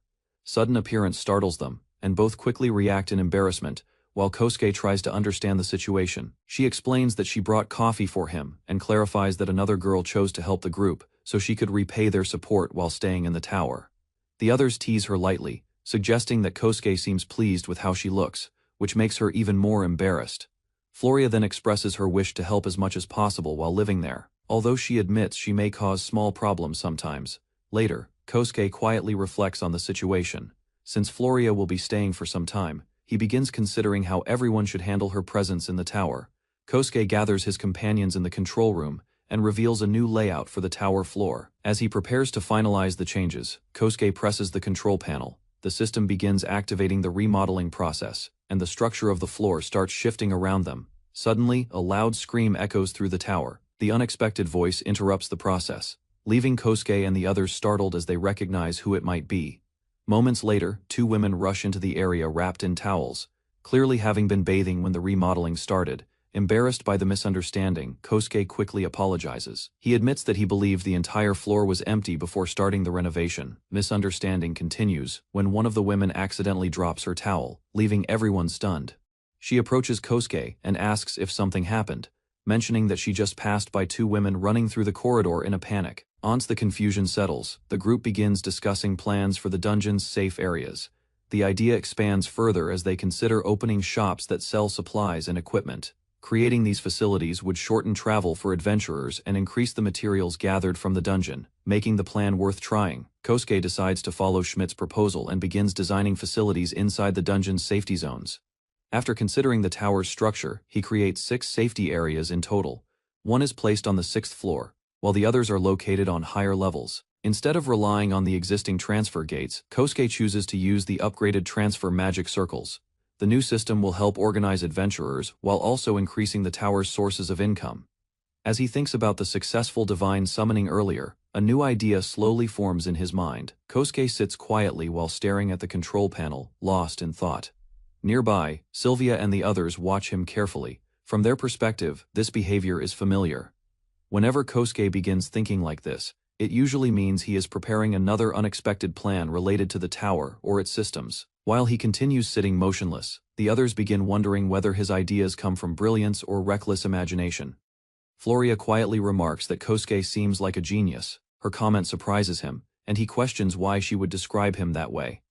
Kosuke then downplays the praise. In his view, being called a genius would mean that anyone capable of summoning a god could be called one as well. He adds that many of his actions and decisions have been guided by the gods, which helped him manage the tower and achieve results others find unusual. The others listen quietly while he speaks. Although they are curious about what he means, the conversation moves forward without much reaction. Soon, attention turns to the idea of returning somewhere. The group sits together, wondering what kind of place Kosuke might be referring to, then describes a location known as the Everspring Garden. He explains that it is a sacred sanctuary where the gods of that world reside. Finally, he reveals that when he summoned the 3 goddesses before, he brought them from that very place. Kosuke studies a complex magic circle while thinking about the possibility of traveling between worlds. Even so, uncertainty remains. Kosuke explains that he cannot confirm whether 2 people from the same world can return at the same time. While discussing the plan, another request appears. Kosuke considers using Yuri's shrine as a safe return point in case something goes wrong during the attempt.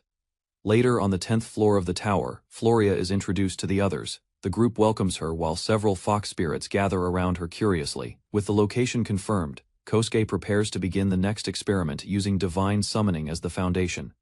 Kosuke stands within a large magic circle in an open area and begins the ritual.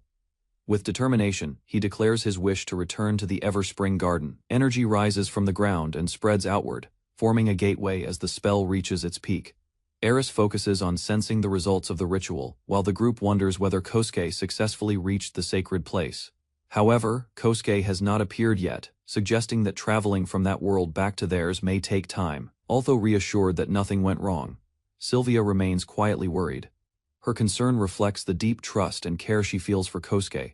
While waiting for his return, her expression briefly changes as emotions rise, but she quickly assures the others that she is fine despite the worry she feels. Eris continues monitoring the situation and promises to inform everyone the moment she senses something. Meanwhile, a beam of light descends in another place. Kosuke arrives through the magic circle and looks around the unfamiliar surroundings. inside a grand room, a woman named Asura greets him calmly from her seat. She welcomes Kosuke and remarks that it has been a long time since they last met.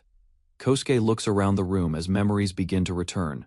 He admits that coming there in physical form feels different and unexpected, even for him. Explains that there is something more important to discuss with Kosuke. Her tone remains relaxed, yet the matter she brings up carries serious meaning. She reveals that because Kosuke managed to reach the realm of the gods in his physical body, his existence has changed.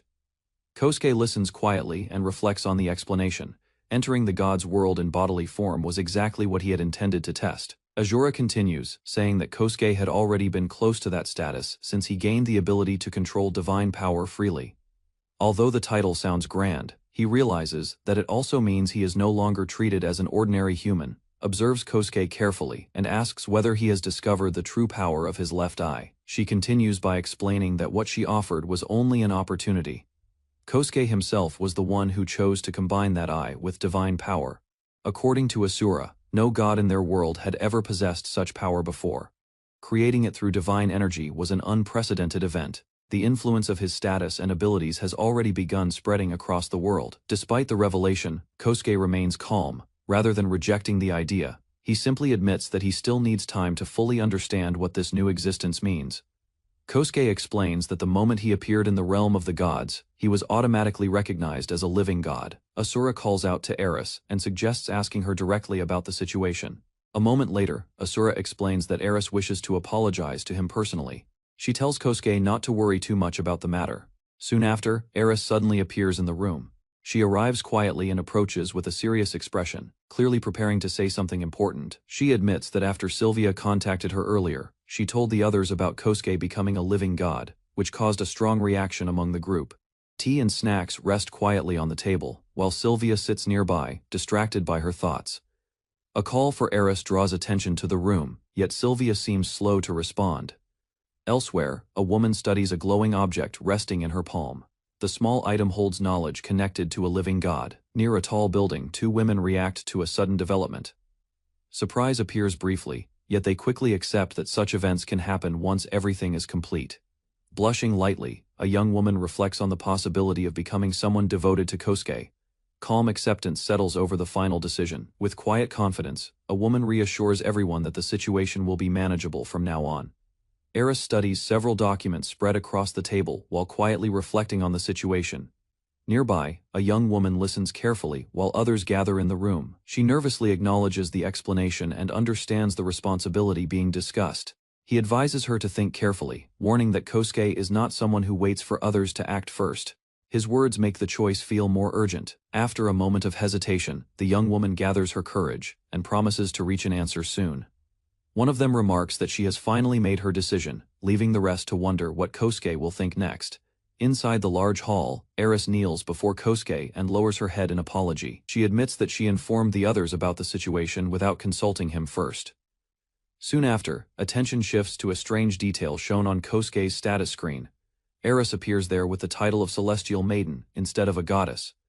Kosuke explains that the status screen simply gathers information from something known as the world records. Hearing this explanation, the group realizes that Eris being listed as a celestial maiden means the world itself recognizes her position. Later, the atmosphere becomes lighter as some of the girls appear pleased with the outcome. Two girls suddenly appear at the doorway and greet Kosuke with bright expressions. Their unexpected visit surprises everyone in the hall. Asura quickly denies the teasing suggestion. She insists that nothing unusual is happening and tries to hide her embarrassment. Kosuke then questions why the two girls came to this place. They explain that visiting the tower requires permission, and they had to request approval before entering. One of them calmly confirms the rule, despite the strict condition. She explains that Kosuke himself would never be refused if he wished to visit. The girl jokingly adds that rejection could lead to being sent far away to another land. Discussion continues in a relaxed tone as one woman dismisses the matter, saying it is nothing serious. Soon the topic changes to the other gods who live within the sanctuary. Kosuke learns that he will soon meet the gods of Asgard who reside there. When he asks how many gods live there, the answer surprises him since their number is far greater than he expected. He previously used a special return power. He accidentally created a passage between his tower and this world. Because of that connection, the gods can now use the passage to reach him directly. The girls calmly explain that this is why the gods want to meet him so urgently. Kosuke stands beside the throne, while a goddess calmly explains the situation. A moment later, Kosuke reflects on the decision before him. Since the meeting seems unavoidable, he concludes that facing the gods directly is the only reasonable choice. The room grows quiet as Kosuke finally agrees to proceed. His decision signals that the meeting with the gods will happen soon. Without hesitation, the goddess enthusiastically moves to begin preparations and suggests calling the other gods immediately. He quickly realizes the situation is moving too fast. He nervously tries to stop her, hoping to gain at least a little time to prepare himself. Sudden movement appears at the doorway as a large group of goddesses gathers outside the hall. Joy quickly spreads among the goddesses once they confirm his presence. Wide eyes and cheerful expressions reveal their excitement. A loud rush follows as many goddesses run toward him at once. Calls of his name echo through the hall while he struggles to react. Exhaustion soon replaces confusion. Slumped across a chair, Kosuke rests while others laugh about the chaos. Calm gradually returns to the room. Slight embarrassment remains, yet relief appears, after realizing nothing serious happened during the encounter. Conversation inside the room reveals an unusual truth about the world. Every god known in this realm turns out to be female. Explanation continues as one goddess calmly prepares tea near the window.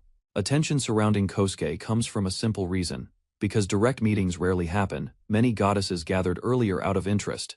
Attempting contact seems better than doing nothing, though calling every god at once might not be necessary. Viewing that realm from afar differs greatly from standing there in person, offering an experience far beyond imagination. Gentle explanation follows as the goddess describes why so many divine figures gather around Kosuke. Long ago, some goddesses lost their direct connection to Asgard. Without that link, divine power gradually faded until it disappeared completely. Presence of Kosuke changes that situation. His power creates a bridge between worlds, allowing those goddesses to reconnect with Asgard through him. Walking among them, Kosuke realizes their interest is deeper than simple curiosity. Meeting him may help preserve what remains of their divine existence. Sitting alone, he feels relieved to have met them, believing that his presence may truly help their situation. Relaxed conversation fills the room as Kosuke mentions that people are still waiting for him back in Amamiya. Just before standing up, hesitation crosses his mind. A brief pause follows as another thought comes to him, causing him to stop and reconsider for a moment. A direct path to the shrine is created, allowing travel between places much more easily than before. Surprise fades into acceptance as Kosuke realizes the convenience of the arrangement. Gratitude replaces hesitation, and he chooses to accept the offer. Departure begins while the goddesses watch from behind, reminding him to visit again whenever he wishes. Quiet scenery surrounds the shrine as a faint ripple of energy forms nearby. A sudden distortion appears, and Kosuke emerges from the swirling portal. Inside the shrine, a girl notices his return and immediately kneels in greeting. Conversation begins once he steps further inside. Yurfei calmly informs him that the others have already gathered outside and are waiting for him. Another woman approaches and respectfully congratulates him for becoming a living god. Surprise briefly crosses his face as he realizes that news has already spread. Outside the shrine, several girls happily greet his return. Warm smiles and cheerful voices welcome him back home after his journey. A small fox-eared girl suddenly leaps forward from above, landing energetically near Kosuke. Warm greetings continue as Kosuke thanks them for coming to meet him. One girl explains that Eris informed them about his arrival. Curious questions quickly follow. Several girls ask about his time in the sanctuary and jokingly tease him about becoming a great living god. Despite his efforts to stay humble, playful teasing continues throughout the day.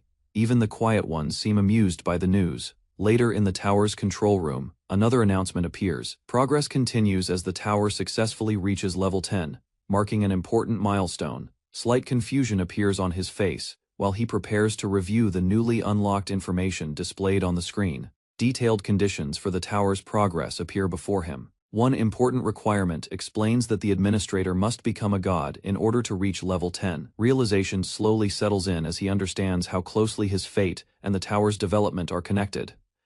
Additional notifications appear on the system interface.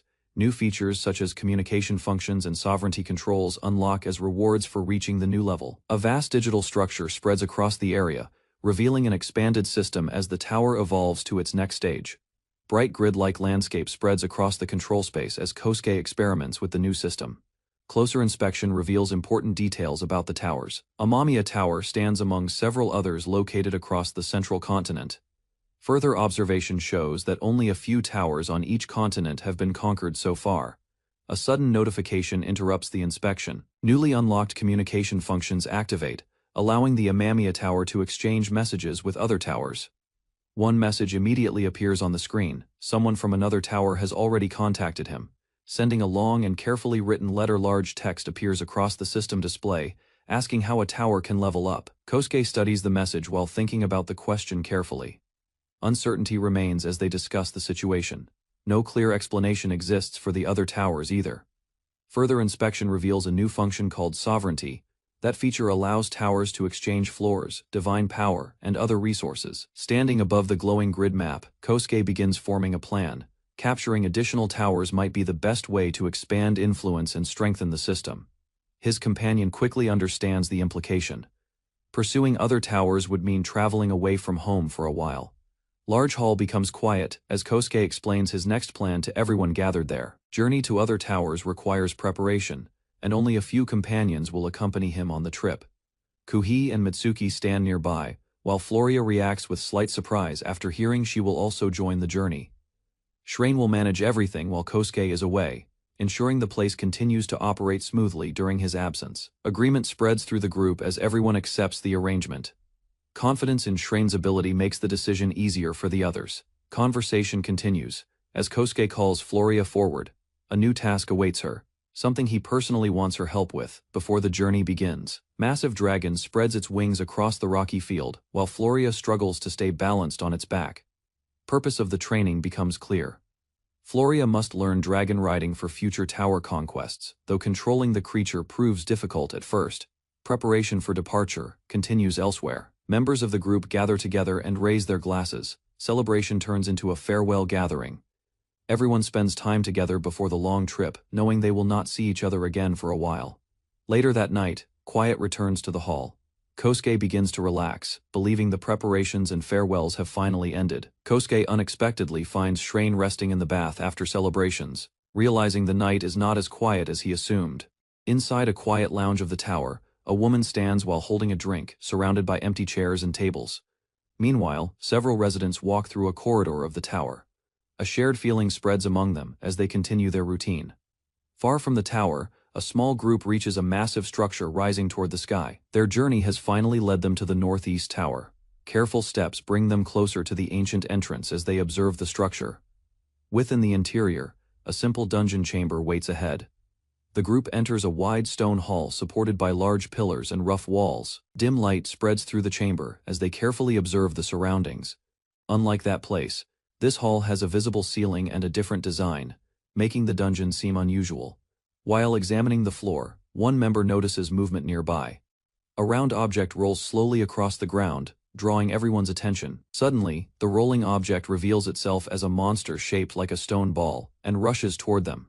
The creature launches an attack, forcing the group to react quickly, as the battle begins inside the hall.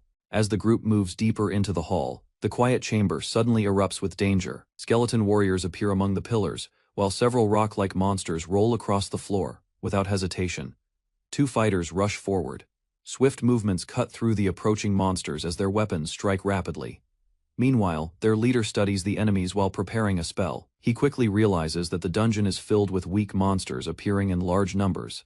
A large skeleton warrior leaps toward one of the fighters, forcing the group into a dangerous moment. Seeing the threat, the leader gathers divine power to stop the attack. The battle intensifies as a skeleton warrior swings its weapon toward the group. One fighter quickly blocks the attack with her shield, while another strikes from the side. At the same moment, the leader raises his hand and gathers magical energy. Flames begin forming around him as he prepares a powerful spell to support the group. A blast of fire surges across the hall, burning through the monsters and destroying several enemies at once. The sudden explosion clears the immediate danger surrounding them. After the attack ends, the group regains their footing. One fighter quietly shows relief, while confirming that everyone remains safe. With the enemies defeated, they reorganize and continue moving deeper into the dungeon. One member hands a sandwich to Floria, offering her some food while the others begin to relax after the fight. Food and drinks are shared as they recover their strength, knowing the dungeon still holds many challenges ahead. While eating, the group grows more comfortable around each other. The mood becomes lighter as the tension from the earlier battle slowly fades. Their time together helps ease past misunderstandings.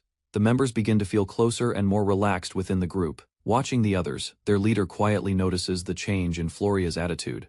After finishing their short rest, the group stands near a large stone doorway. The break restores their energy, and they prepare to continue exploring deeper into the dungeon. Beyond the entrance, the northeast tower reveals a maze of narrow halls and small chambers. Floria studies the structure of the tower while moving forward. The layout differs from other towers they have explored, forcing the group to adjust their strategy. Because the rooms are smaller and the paths tighter, progress becomes slower as they carefully clear each section. Eventually, the group reaches a strange structure ahead that signals the next stage of their exploration. After continuing their exploration for some time, the group steadily clears floor after floor of the tower. Eventually they reach the 13th floor, which appears to be the final level of the northeast tower. Ahead of them lies a wide platform surrounded by glowing crystal formations. The quiet space reminds them of similar places they encountered during previous tower explorations. Using his authority as a tower administrator, the leader performs the necessary registration process to claim control of the tower. With the process complete, he confirms that the northeast tower can now be connected to the Amamiya Tower. A bright light fills the chamber as the tower registration process finishes. The system confirms that the conquest of the northeast tower is complete. With the mission finished, the group discusses their next steps. The leader plans to return to the main tower using a special shrine, while the others remain behind for a short time. Soon after, he returns to the Amamiya Tower. Inside the familiar hall, several residents welcome him back warmly as he announces his return.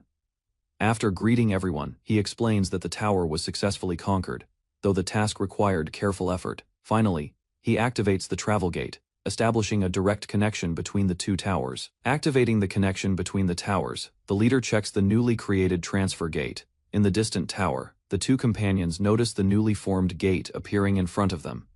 Moments later, the portal activates and transports them back to the Amamiya Tower. Their arrival confirms that both towers are now successfully connected. While examining the tower management system, the leader reviews the new abilities gained from controlling both towers. However, he suddenly discovers a restriction in the system that prevents him from using one of the towers as expected. Inside the tower's control space, Floria approaches the leader with hesitation. She seems to have something important on her mind, while he continues checking the tower's system. Around them, the control room appears as a strange digital-like environment where the tower's power and structures are visualized. Floria gathers the courage to ask about something she has been thinking about for a long time. Before the discussion continues further, another member suddenly appears and interrupts the moment. Elsewhere in the tower, a different conversation begins as someone asks Sylvia about the rumors surrounding Kosuke's growing power. In a quiet room of the tower, several residents discuss the reason behind Kosuke's rise in power. The discussion continues as they recall the many accomplishments he achieved during his journey. Others quietly agree that the experiences and decisions he made over time likely guided him toward becoming a god later. Kosuke arrives where everyone has gathered. The group turns their attention toward him as he prepares to speak. Standing before them, Kosuke finally reveals that his soul originally came from another world. Inside the lounge, Kosuke finishes explaining the truth about his origin. Instead of reacting with shock, the women sitting around him remain calm. One of them explains that the truth about his past is not the most important matter. What interests them more is the reason he chose to reveal it now, rather than earlier. The atmosphere shifts slightly as Sylvia studies Kosuke's expression, questioning his intentions while the others quietly observe the exchange. Floria reacts with surprise when she realizes the discussion is related to the conversation she had with him earlier. Kosuke then clarifies that the topic simply came up while they were capturing the tower. Some acknowledge that noticing the truth earlier helped them understand the situation more clearly. One member explains that faith in the gods plays an important role in the lives of people in this world. Believing that gods watch over them gives many people strength and reassurance. He listens carefully while considering the consequences of such beliefs. The existence of gods may inspire hope, but it can also create future complications. The group begins to wonder if the world should eventually learn the truth that Kosuke has become a god. However, revealing it could cause serious conflict, since people in this world strongly believe in the authority of the gods. Rather than making a rushed decision, he decides that the matter should be discussed again at another time, after everyone has had time to think. The group agrees with the idea of waiting before taking action. Other matters still require attention, including the challenge of conquering another tower in the future. Conversation then shifts to the newly conquered Northeast Tower. Curious about the journey, The others asked Kosuke about what he discovered during the expedition. Kosuke explains that the tower contained unusual monsters and different conditions compared to the Amamiya Tower. Hearing the discussion, the group begins to suspect that he may already be planning his next conquest. During the discussion in the lounge, Kosuke calmly raises a new idea. He wonders what would happen if he decided to conquer every tower across the continent. Conquering even one tower already influences the world, so expanding that control could bring much larger consequences. Kosuke quietly reflects on the idea, while thinking about the impact it might have if all towers eventually fell under his control. The room falls silent as everyone imagines the scale of such a change. The thought of controlling every tower across the continent feels overwhelming. After a moment, a few members begin to respond more positively, suggesting that capturing them all might actually be the best option. They encourage him to move forward without hesitation and follow through with his ambitions. Hearing their support, the others also express their willingness to stand beside him. They promise to follow his lead if he truly decides to conquer every tower across the continent. Kosuke listens quietly while reflecting on their words. Their encouragement strengthens his determination and reminds him that he does not face these challenges alone. Energy fills the room as the group agrees to aim for conquering all towers in the continent. After the excitement settles, Kosuke calmly begins discussing the next step, following the conquest of the Northeast Tower. She agrees that when the time comes, the responsibility of handling additional towers can be shared among the group. During the conversation, he also suggests registering Floria as one of the official managers of the towers. Proposal causes an unexpected reaction as Floria suddenly approaches him playfully, teasing the situation while the others watch with interest. The room quickly fills with lively reactions from the group. Some members jokingly claim that they should also qualify for similar positions. As the excitement fades, the discussion shifts toward responsibility, with the group agreeing that loyalty and effort will be the way to repay Kosuke's trust. Floria reflects on how the group accepted her after she arrived from the Flores Kingdom. Kosuke acknowledges her determination, and the group moves forward together, preparing for the responsibilities awaiting them. Inside the Northeast Tower, Shrane quietly studies the system that governs the tower. Divine power flows through the structure. Meanwhile, Kosuke turns his attention toward a new objective. In the distance stands the Southeast Tower, rising above the mountains. During their advance, an unexpected disturbance appears above them. Several strange objects suddenly descend from the sky, drawing the attention of the group. Without hesitation, she reacts to the threat. A monster lunges toward her, but a swift strike cuts through the attack and sends the creature flying away. Kosuke calmly observes the situation after the brief clash. Nearby monsters appear weak, allowing the group to continue their approach toward the Southeast Tower. Within the tower, Kosuke and his companions observe the surroundings while advancing through the large hall. Further reflection leads him to a conclusion. Each tower seems connected to one of the four elements: earth, water, fire, and wind. Soon afterward, the group discovers a transfer gate ahead, marking the passage to the next area of the tower.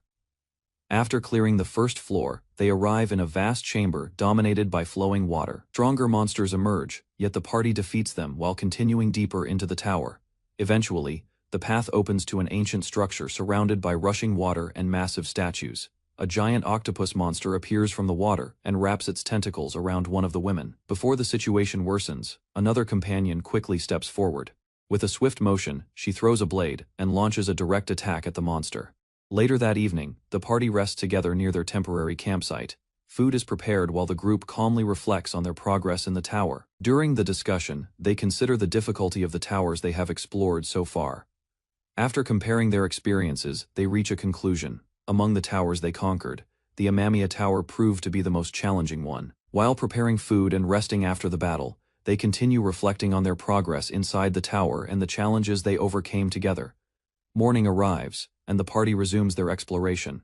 Kosuke and his companions move forward through the next area. Small islands and cliffs rise above the surface, creating the appearance of a vast sea within the tower. Clouds fill the sky while the distant walls of the tower remain visible, helping them understand the massive scale of the structure. As they continue observing the area, several large flying creatures suddenly appear above the water, signaling the next challenge waiting for them. Flying monsters circle above the sea, like floor inside the tower.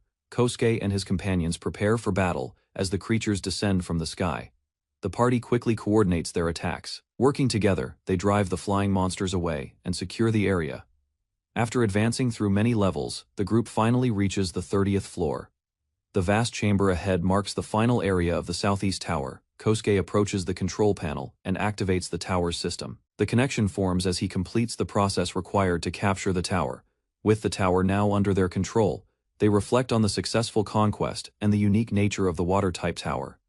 After returning from the tower, the group relaxes while discussing their recent conquest. One of the women reflects on the towers they have captured so far.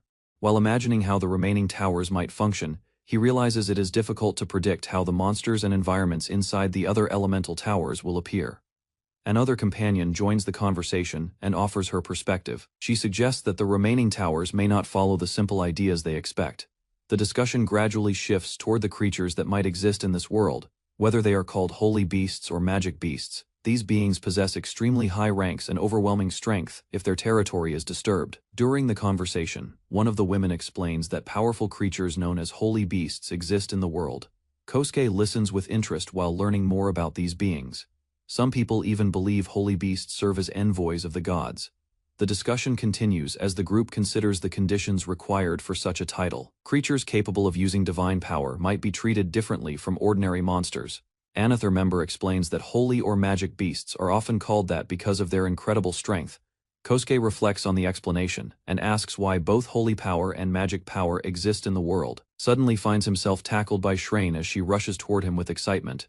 After his return, she greets him energetically, catching him off guard, while the others watch the unexpected reunion. Once things calm down, Shrane begins answering the question Kosuke raised earlier. Afterward, Kosuke asks if something happened at the Northeast Tower. Shrane confirms there is an important matter to discuss and asks him to come with her.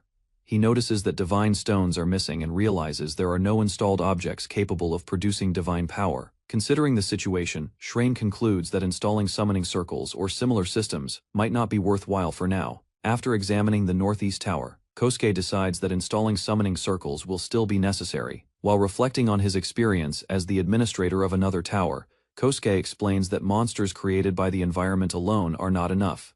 Shrane agrees with the idea, suggesting they can also use the tower's divine power to support the process.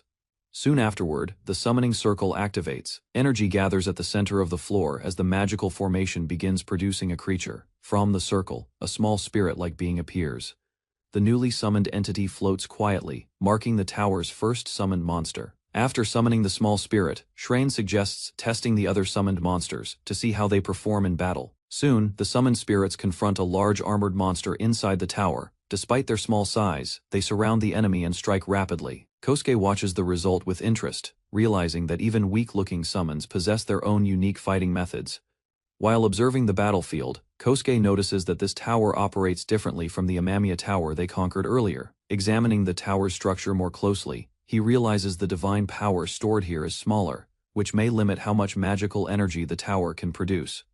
After observing the tower's condition, Kosuke admits that managing the Northeast Tower may be harder than expected. Nearby, one of the small summoned spirits floats quietly while the two continue discussing the situation. Shrane then decides to concentrate on helping the small summoned creatures grow stronger. By nurturing them, she hopes the tower will gradually develop its own strength. Since the environment resembles a dungeon, he suggests bringing adventurers or even monsters from lower floors to make the area more active. With a plan in mind, Kosuke proposes installing a transfer gate to connect this tower to the 5th floor of another tower. Later, Kosuke receives a message asking him to come to the chapel. Curious about the sudden request, he heads there to meet Let, who seems to have something important to discuss. She calmly explains that she asked him to come because there is a matter she wishes to speak about directly. As the conversation begins, Let appears nervous and hesitant. Gathering her courage, she finally prepares to express what she truly wants. Suddenly, she kneels deeply before Kosuke and makes a serious request. She asks him to allow her to become a priestess under his authority. The unexpected request surprises Kosuke. Before he can fully react, the others quickly clarify that this decision is entirely Let's own wish. After Let's sudden request, the others decide to leave the chapel so the two can talk privately. Once they are alone, Let nervously raises her head and asks Kosuke an important question. She wonders whether he has forgotten that a priestess normally serves a god. The sanctuary already treats him as someone connected to divine power, and the gods themselves have not objected to it. Let continues listening while imagining what might happen if Kosuke were to meet the head priestess again. Finally, she explains the meaning behind her request. By becoming his priestess, she believes his path may eventually lead him to the position of a true god. In rare situations, A god personally acknowledges someone as their priest or priestess, granting them a special connection to divine power. Clerics who receive recognition from a god gain access to miracles, oracles, and guidance believed to come directly from divine beings. Inside the chapel, Let adds that those who receive such recognition are honored by other believers. Kosuke realizes that such recognition would attract many followers and requests from others seeking guidance. Finally, Let calmly states her belief that becoming his priestess could benefit both of them. Through that role, she believes Kosuke may gain something valuable as well. After listening to Let's explanation, Kosuke considers her request seriously. She reveals that she already received permission from the god she serves. Let lowers her head and formally declares her devotion. With calm resolve, she accepts the role and becomes Kosuke's priestess. As the decision is made, a mysterious connection forms between them. Both sense an unfamiliar link created through the bond of god and priestess. While holding his hand, Let quietly realizes the truth she had doubted before. Kosuke truly possesses the presence of a god. Blushing slightly, she gathers her courage once more and makes one final request, asking if he can also grant her his affection as her god. Inside the quiet room at night, Let sits beside Kosuke, feeling grateful for meeting him, while their new bond slowly deepens. Inside the tower, Sylvia kneels in quiet prayer. Gratitude fills her mind as she remembers the support she received, and the moment Kosuke accepted her as his priestess. From afar, Eris observes the situation calmly. She acknowledges Sylvia's new role and the mission entrusted to her. Standing near the stained glass, Sylvia reflects on her choice. Eris quietly notes that Sylvia decided on her own to remain beside Kosuke and follow that path. A sense of relief appears as Sylvia gives thanks. Amusement follows when Eris reminds her that private thoughts can sometimes be shared unintentionally. Sudden realization strikes Sylvia. Embarrassment overwhelms her as she understands that her emotions have been completely exposed. Eris prepares to leave after finishing her discussion. Before departing, she announces that she has another matter to attend to. Soon after, Midir arrives and greets Eris calmly. Her confident posture and gentle expression show that she came with a clear purpose. Inside the Everspring Gardens office, Midir explains the reason for her visit. She mentions that Kosuke has become a frequent topic among the gods. Reports and rumors about Kosuke have spread quickly among divine beings. Many goddesses who encountered him seem deeply affected. For many lonely goddesses, the situation brings new hope and excitement, even if they remain cautious and uncertain about what may follow. Midir reflects on the changes brought by Kosuke's presence. Since meeting him, the god's perception has grown clearer. Eris considers the situation carefully. Rumors about Kosuke have spread widely, and events may no longer proceed as smoothly as before. A plan begins to form. Allowing Kosuke to remain longer could give many goddesses the chance to meet him. Meanwhile, Jal continues working through large stacks of documents. The heavy workload reflects how busy the divine administration has become. Preparations will be handled by Spica, while others consider arranging a gathering if Kosuke stays longer. Inside the office, the gods review the growing interest surrounding Kosuke. The goal becomes clear: allow as many gods as possible to meet him. She promises to spread information about the planned gathering, so the interested gods can be informed and ready. Another concern quickly appears. With so many gods wanting to meet Kosuke, deciding the order of meetings becomes a difficult task. Eris considers limiting how many gods approach him at once. Even large groups may struggle to get close enough, making the entire arrangement complicated. At that moment, Asura arrives with a confident suggestion. She proposes turning the meeting into a handshake event, offering a simple way for everyone to greet Kosuke. Asura explains her idea by revealing a memory she observed. The scene shows people greeting Kosuke one after another, each briefly meeting him before stepping aside. The gods quickly grow excited about the proposal. Agreement spreads through the room, and the decision is made to organize a handshake event centered around Kosuke.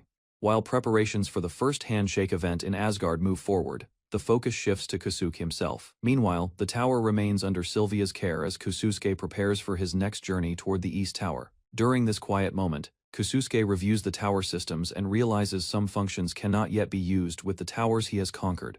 Kosuke sits quietly, reflecting on his current position. Becoming a living god still feels strange to him. The situation made him question whether gaining followers truly means becoming a divine being. Peach notices his troubled expression and looks at him with concern. His silence suggests that something continues to weigh on his mind. Sensing his hesitation, Peach gently encourages him to share what he is thinking. The calm moment gives him space to organize his thoughts. He finally explains that his worries are not about divinity. Instead, his attention is focused on the future of the towers he manages. Kusuke admits that becoming a living god has left him uncertain. He struggles to understand what that title truly means and wonders how he should act toward everyone from now on. Peach calmly reassures him. She reminds him that even if his status has changed, the way he treats others does not need to be different. Their lives have become closely connected with his own, and those bonds cannot easily be separated. Kusuke reflects on those connections and reaches a conclusion. Regardless of whether he is a god or not, his responsibility remains the same: protect the peaceful lives they share. With his doubts fading, the tense atmosphere lightens. Peach relaxes as the moment ends with quiet relief. Peach exhales softly after their conversation. She reflects that Kusuke rarely reveals his worries so openly, and the quiet moment leaves the room calm once again. She appreciates Peach for supporting Kusuke when he was troubled, believing she could not help him in the same way, despite being his priestess. Peach responds modestly, and explains that she has been training to keep her own powers under control. While watching from afar, Peach decides not to interfere further with Kusu's path for now. Nearby, another discussion begins among the girls. Some admit they still do not fully understand their feelings toward Kusuke, leaving their thoughts uncertain for the time being. Kusuke studies a chessboard while reflecting on the people around him. He realizes many of them are exceptionally capable in their own fields. Thinking back to the first time he saw Kusuke, Peach remembers feeling a strong instinct to follow him. Others nearby share a similar feeling. Kusuke possesses a certain presence that draws people together, making them want to stand beside him. The discussion shifts to past encounters and how those moments shaped their impressions of him. Later, Kusuke returns to managing the tower. Using divine authority, he begins merging conquered floors with the 73rd floor, where the World Tree stands. Kusuke activates the merging process around the World Tree. Several floors are added to the central area, including the 15th, 21st, 22nd, and 31st floors. He selected these particular floors because many of them contain forests and natural environments. The interface shows multiple levels connecting to the World Tree floor, but the system stops him before he can expand further.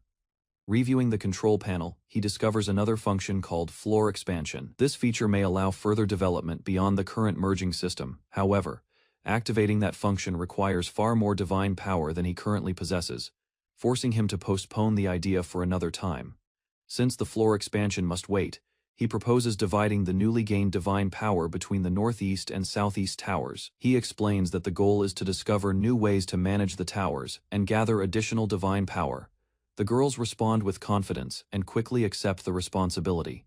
Each of them promises to do their best in carrying out the task. Kusuke expresses trust in them, believing that as more towers are captured, the other managers will gradually take control of their areas. With everyone cooperating, the group believes their efforts will lead to new discoveries about the tower's growing system. After securing the northeast and southeast towers, the group sets their next objective. Their attention turns toward another unexplored structure on the map, marking the beginning of their next expedition. The destination soon appears before them. A massive structure rises into the sky, chained to the ground and surrounded by distant mountains. He confirms the plan with his companions. Only a small group accompanies him this time, creating a quiet moment similar to earlier journeys they once shared. Light-hearted teasing follows as the girls recall previous adventures. The relaxed atmosphere briefly softens the tension before entering the unknown tower. Inside, the environment resembles the lands of Amamiya, with wide terrain and multiple floors. Deep within the forest floor of the tower, the group encounters a large sacred creature. The beast calmly drinks from the stream, its body surrounded by faint flames that signal its divine nature. Moments later, the creature becomes aware of their presence. It lifts its head and charges forward, reacting aggressively toward the unexpected visitors. A powerful force erupts as he stops the creature's attack before it can reach them. After the brief clash, the situation settles. The beast collapses, and the girls calmly remark that the danger had been obvious from the start. While examining the aftermath, the group discusses the difference between holy beasts and magical creatures. Kusuke explains that beasts react differently depending on whether someone reveals their true nature. Without showing divine or magical traits, creatures usually behave more cautiously. He admits that despite being considered a god, monsters still attack without hesitation. The strange situation leaves him wondering about his own status. Mitsuki reacts strongly to his self-criticism, while the others remind him that becoming a god takes time to understand. Kohei encourages him by saying that determination matters more than titles. Even if they are still learning, guidance from other gods may help them grow stronger. Soon after, the South Tower falls under their control, and its floors are conquered with the dragon's assistance. Inside a quiet bath chamber of the temple, A woman relaxed in warm water after finishing her duties. Tall pillars and sacred statues filled the vast interior, marking the place as one of the central locations of the church's authority. At the same time, the conquest of the South Tower continued elsewhere. During this period, the church arranged a meeting with representatives connected to Amamiya. Soon after, several people entered the hall. Sylvia arrived among them, while Peach appeared as another tower manager attending the gathering. Around the round table, clerics from churches across different continents took their seats, preparing to begin a serious discussion concerning the towers. Several representatives introduced themselves inside the meeting hall. Among them were Shuri, Tamal, and Corinne, each arriving as delegates from different churches. As the discussion began, one attendee mentioned that Amamiya's side had other matters, which explained the absence of certain people from the meeting. Sylvia listened carefully while observing the tension around the table. Some participants showed doubt and impatience. Soon criticism toward Zet surfaced openly. Sylvia responded calmly, reminding the group that careless words could easily become an insult toward someone important. Karin raised her hand and politely interrupted, explaining that the meeting had been arranged to discuss transferring the tower's temple. Explained the church's purpose at the meeting. The representatives had gathered only to inform the tower's side about the church's future intentions. She pointed out that no agreement had been made about accepting church members into the tower's administration. He argued that Amamiya's temple was blessed by the three great gods, and insisted that leadership should belong to a high priest or priestess. Peach dismissed the argument without hesitation. According to her view, allowing a large organization like the church to enter the tower would bring no benefit. Sylvia then spoke firmly. She made it clear that Amamiya had no need for the church's involvement. The statement rejecting the church's involvement left the representatives stunned. One of them stared sharply, unable to accept the firm response. She supported Sylvia's stance and clarified that the opinion expressed reflected the will of the tower's management, rather than a personal decision. Discussion shifted when the topic of the temple inside the tower came up. Sylvia explained that workers were already maintaining the place. Soon after, another revelation followed. Approval had already been granted by the very god connected to the temple itself. Hearing that the temple's authority came directly from one of the three great gods left the church representatives in uneasy silence. Curiosity rose among the church representatives. A bearded cleric politely asked for clarification about the mysterious figure being mentioned. Around the circular table, tension slowly grew. Discussion suggested that someone important was already overseeing the temple connected to the tower. An attendant rushed in and announced that an oracle had arrived. Surprise spread through the hall, since no one had predicted such a visit during the meeting. Chairs shifted as several members turned toward the door. Focus moved away from the debate and toward the unexpected arrival. Concern appeared on the head priestess's face. Uneasy thoughts formed, realizing that revealing the truth might change the entire discussion. Suggestion came from one of the clerics that answers could be confirmed by asking the oracles sent to each church. Soon after, a representative stepped away from the discussion, deciding to leave the matter for the day. Moments later, an oracle's message was revealed. Written words declared that Amamiya Tower's administrator had been welcomed into the divine realm as a living god. Shock spread across the room. Disbelief and confusion appeared on several faces as the meaning of the oracle slowly sank in. Understanding followed shortly after. Calm acceptance appeared among Amamiya's representatives, who recognized exactly what the oracle's message implied. She revealed that she served as the official priestess for the one referred to in the oracle. Gasps spread around the table as those present struggled to process the sudden announcement. Explanation followed about priestesses who represent divine beings that lack physical form in the world. Doubt still lingered among some church members. One representative questioned whether such recognition should happen without approval from the wider church. Peach dismissed the suspicion calmly, pointing out that rejecting the statement would mean accusing Sylvia of lying. Reflection settled over the room. Ignoring the will of a god could bring consequences, leaving several participants uncertain about how the divine might respond. According to him, gods rarely manifest directly in this world. Unlike the mysterious figure connected to the tower, tension sharpened. As criticism continued across the table, confidence remained on Peach's side, while accusations from the opposing side tried to challenge their claims. Sylvia responded firmly, pointing out that the oracle's message was being twisted to support the church's influence, rather than its true meaning. Frustration erupted from one of the clerics. Unable to contain his anger, he shouted across the hall and demanded silence from Priest Zet. The head priestess urged both sides to listen carefully and stop looking down on the church while the discussion continued. A faint smile appeared on Sylvia's face, while the head priestess questioned the reaction. Silence followed around the circular table as the gathering waited for an explanation. Calm composure remained on Sylvia's side while curiosity spread among the others. Before the meeting had begun, a request had reached Sylvia from someone connected to the tower. A small mechanical box was placed on the table and opened carefully. Suggestion came that speaking directly with the one behind the request would resolve the matter. Light emerged from the device as a voice responded with gratitude toward Sylvia. Confusion and surprise quickly spread across the room. Radiant light filled the small device as a voice introduced itself. Surprise spread across the table when the speaker revealed the name Jamil. Hope had existed that the church would understand the situation without interference. Yet circumstances forced her to address them directly. Firm instructions followed. Interpreting the oracles to serve personal intentions needed to stop, exactly as Sylvia and Peach had warned earlier. Tone suddenly hardened as a warning was delivered. Temples could lose divine favor at any moment if arrogance continued to guide their actions. Memory of a past disaster was invoked. Mention of the Telerema Temple tragedy left the representatives shaken and silent. Story of the Telerema Temple tragedy was brought up as a warning. Long ago, a temple blessed by the gods gained influence and authority. Punishment eventually followed. In a single night, that once powerful temple was destroyed after incurring the gods' wrath. Jamil's voice continued briefly, dismissing the excuses raised during the debate. Time was short, and patience had already worn thin. Light faded as the device was closed, ending the message. Attention quickly returned to the people gathered around the table. Uneasy tension returned to the hall. One cleric finally demanded to know how anyone intended to respond to this divine revelation. Doubt appeared on her face while she pointed out that creating divine artifacts was not something ordinary members of the church could simply accomplish. Argument followed from the opposing side. Claim was made that such a divine artifact should belong to the church since it allowed communication with the gods. Purpose of the artifact became clear: it had been created specifically for her use, and no one else could operate it. Silence filled the hall when that fact settled in. Suspicion briefly surfaced about who might have created such an object. Will of the person behind the artifact would not be ignored, especially if spreading it risked placing it in the wrong hands. Sylvia stood up calmly and announced that their purpose at the meeting had already been fulfilled. Protest quickly followed from one of the clerics.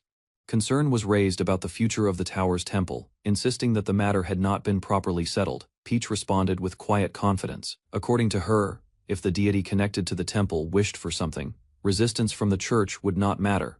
Clarification soon came. No intention existed to accept church clerics into the tower's temple, nor to allow pilgrims there. Final words from Sylvia confirmed the decision. Situation would remain that way for now, though what might happen in the future remained uncertain. Decision was announced calmly. Sylvia declared that the discussion had reached its end, and that her group would now leave. Movement followed, as representatives began standing from their seats. Departure of Amamiya's side signaled that the church's attempt to gain influence had failed. A quiet smile appeared on Karen's face while observing the outcome. Meanwhile, disappointment spread among some church leaders who realized their plan had collapsed, despite irritation. One member admitted a strange sense of admiration toward the side that had outplayed them. Conversation shifted toward the future. Attention moved away from the tower and turned instead to the next concern involving the Mixen Temple. Quiet reflection remained in the hall after the meeting ended. Head priestess lowered her gaze, accepting that the outcome had not gone as expected, at least for now. Outside the building, steps echoed across the wide staircase as Sylvia's group prepared to leave. Sylvia listened calmly but made one thing clear. Decision regarding the tower's temple would not change. Before parting ways, Shuri asked a personal question that had been left unanswered earlier. Curiosity centered on Sylvia's full name. Explanation soon followed about her title. Among young priestesses, that title signified the highest standing, marking Sylvia as the priestess princess. Curiosity lingered in her voice as she wondered why the title of priestess princess mattered so little to Sylvia. Sylvia answered gently. Meeting Shuri had brought her unexpected happiness, and she wished to speak honestly before they parted. Truth soon came out. Sylvia explained that she no longer belonged to the church, and that her former title had already been taken away. Decision to leave the temple had been made earlier without regret. That chapter of her life was now behind her. Confidence followed those words. Acceptance as a god's priestess gave her a new path, even though a long journey still waited ahead. Question lingered about Sylvia's former title. Temple had revoked it after she left, though that decision had been made on their own authority. Calm reply followed. Knowledge of that situation had already reached the great god she now served. Wind moved gently around Sylvia as she looked toward the open sky. Future path no longer led back to the temple. Understanding slowly appeared on Shuri's face while listening. Silence filled the moment as she accepted the meaning behind Sylvia's decision. Warning given inside the temple had been meant for every member of the church, and ignoring it could lead to losing the god's favor. Sylvia faced Shuri on the wide temple steps. Calm words explained that earlier warnings were not personal opinions but messages from an oracle. Serious expression remained on Sylvia's face as she reminded Shuri that devotion to the church once guided her life. Yet circumstances had changed. Final decision became clear. Sylvia walked away from the temple, now serving as the priestess of the one she followed. Shuri remained behind, quietly watching her departure. Kosuke noticed Mitsuki being punished after constantly teasing others during the tower mission.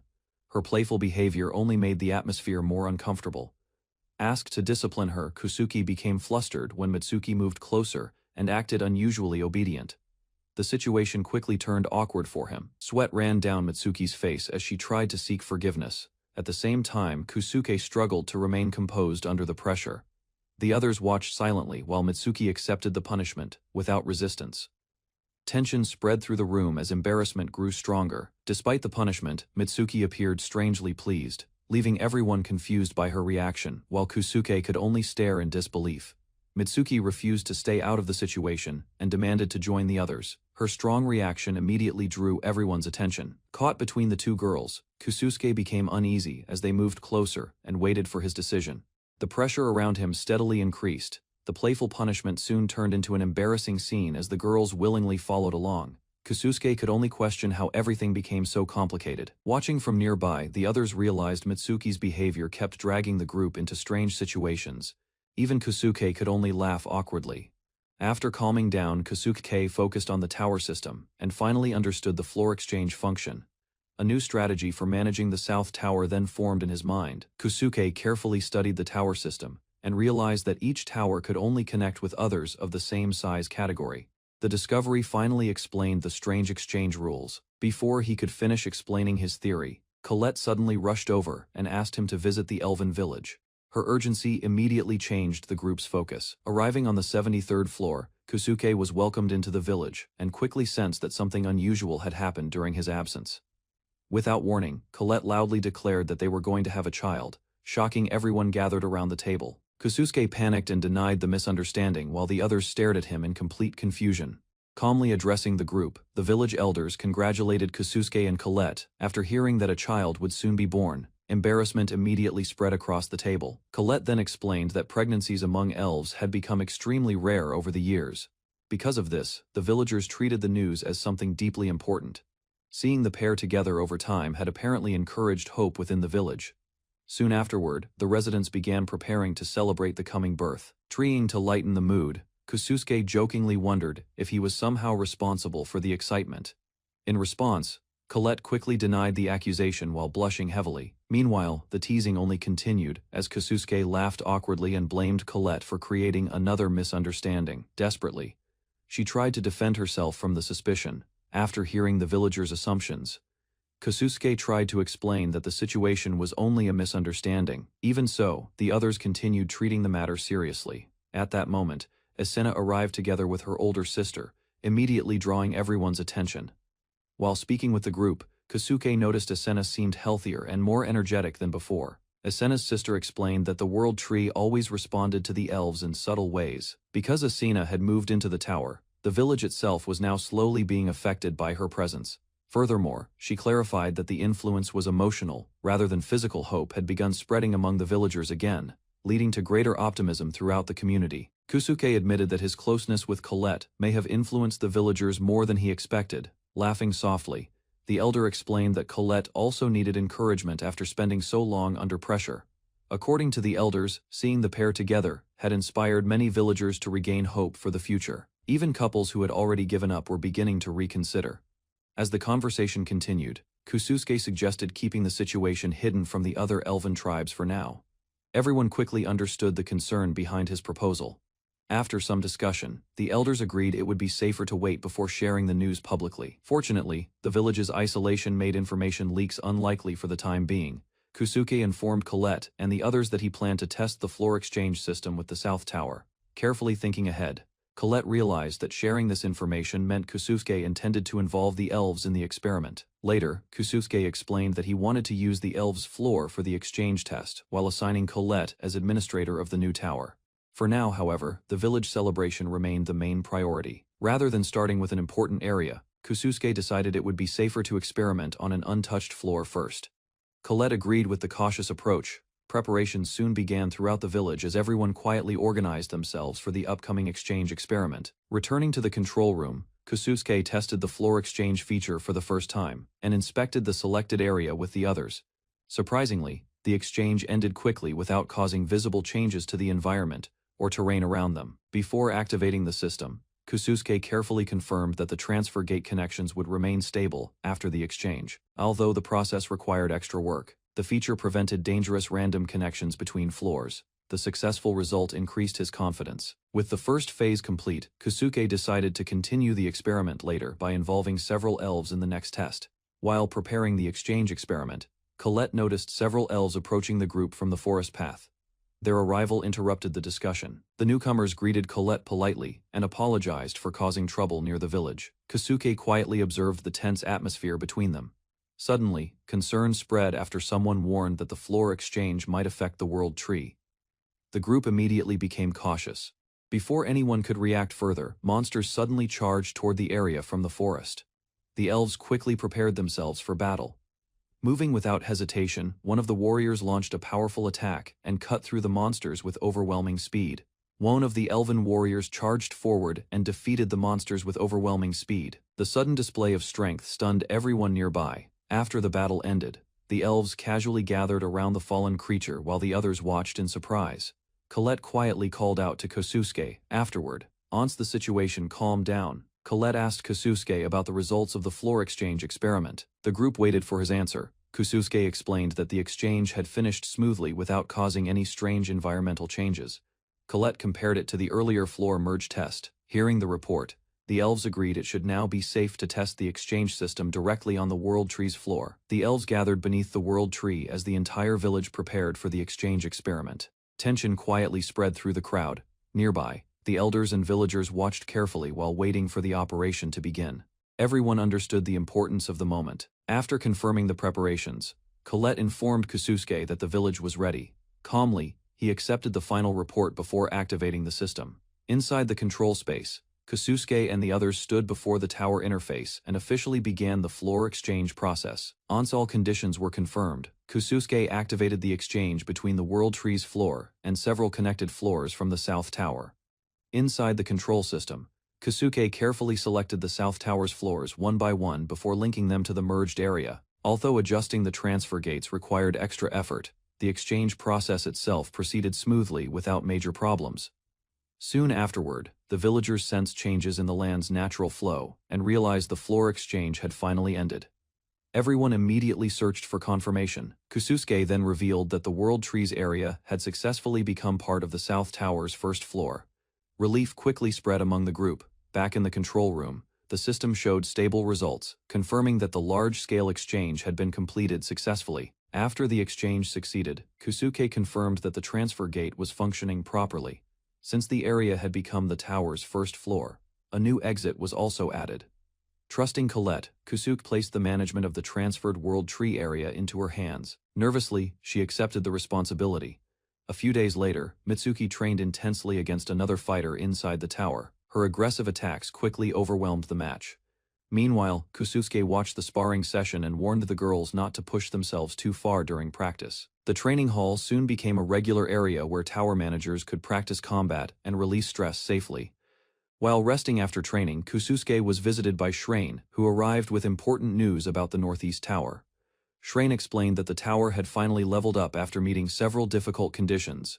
Kusuke quickly realized the system was becoming more complex. During their discussion, Kusuke worried that sharing divine power between towers could create unexpected problems in the future. Rather than relying only on Amamiya's power, he hoped the other towers would eventually become strong enough to support themselves independently. Shrain quietly understood his concern. Before leaving, Shrain asked about the familiars, and Kusuke admitted that raising the wraiths had been far more difficult than handling wolves or foxes. Shrain suggested that evolving the wraiths might require conditions different from divine water, Kususuke listened carefully while considering her theory. After discussing the matter further, Kususuke began wondering whether each tower affected the growth of summoned monsters differently. The idea slowly formed into a new plan. Impressed by his conclusion, Shrane encouraged him to continue investigating the towers independently.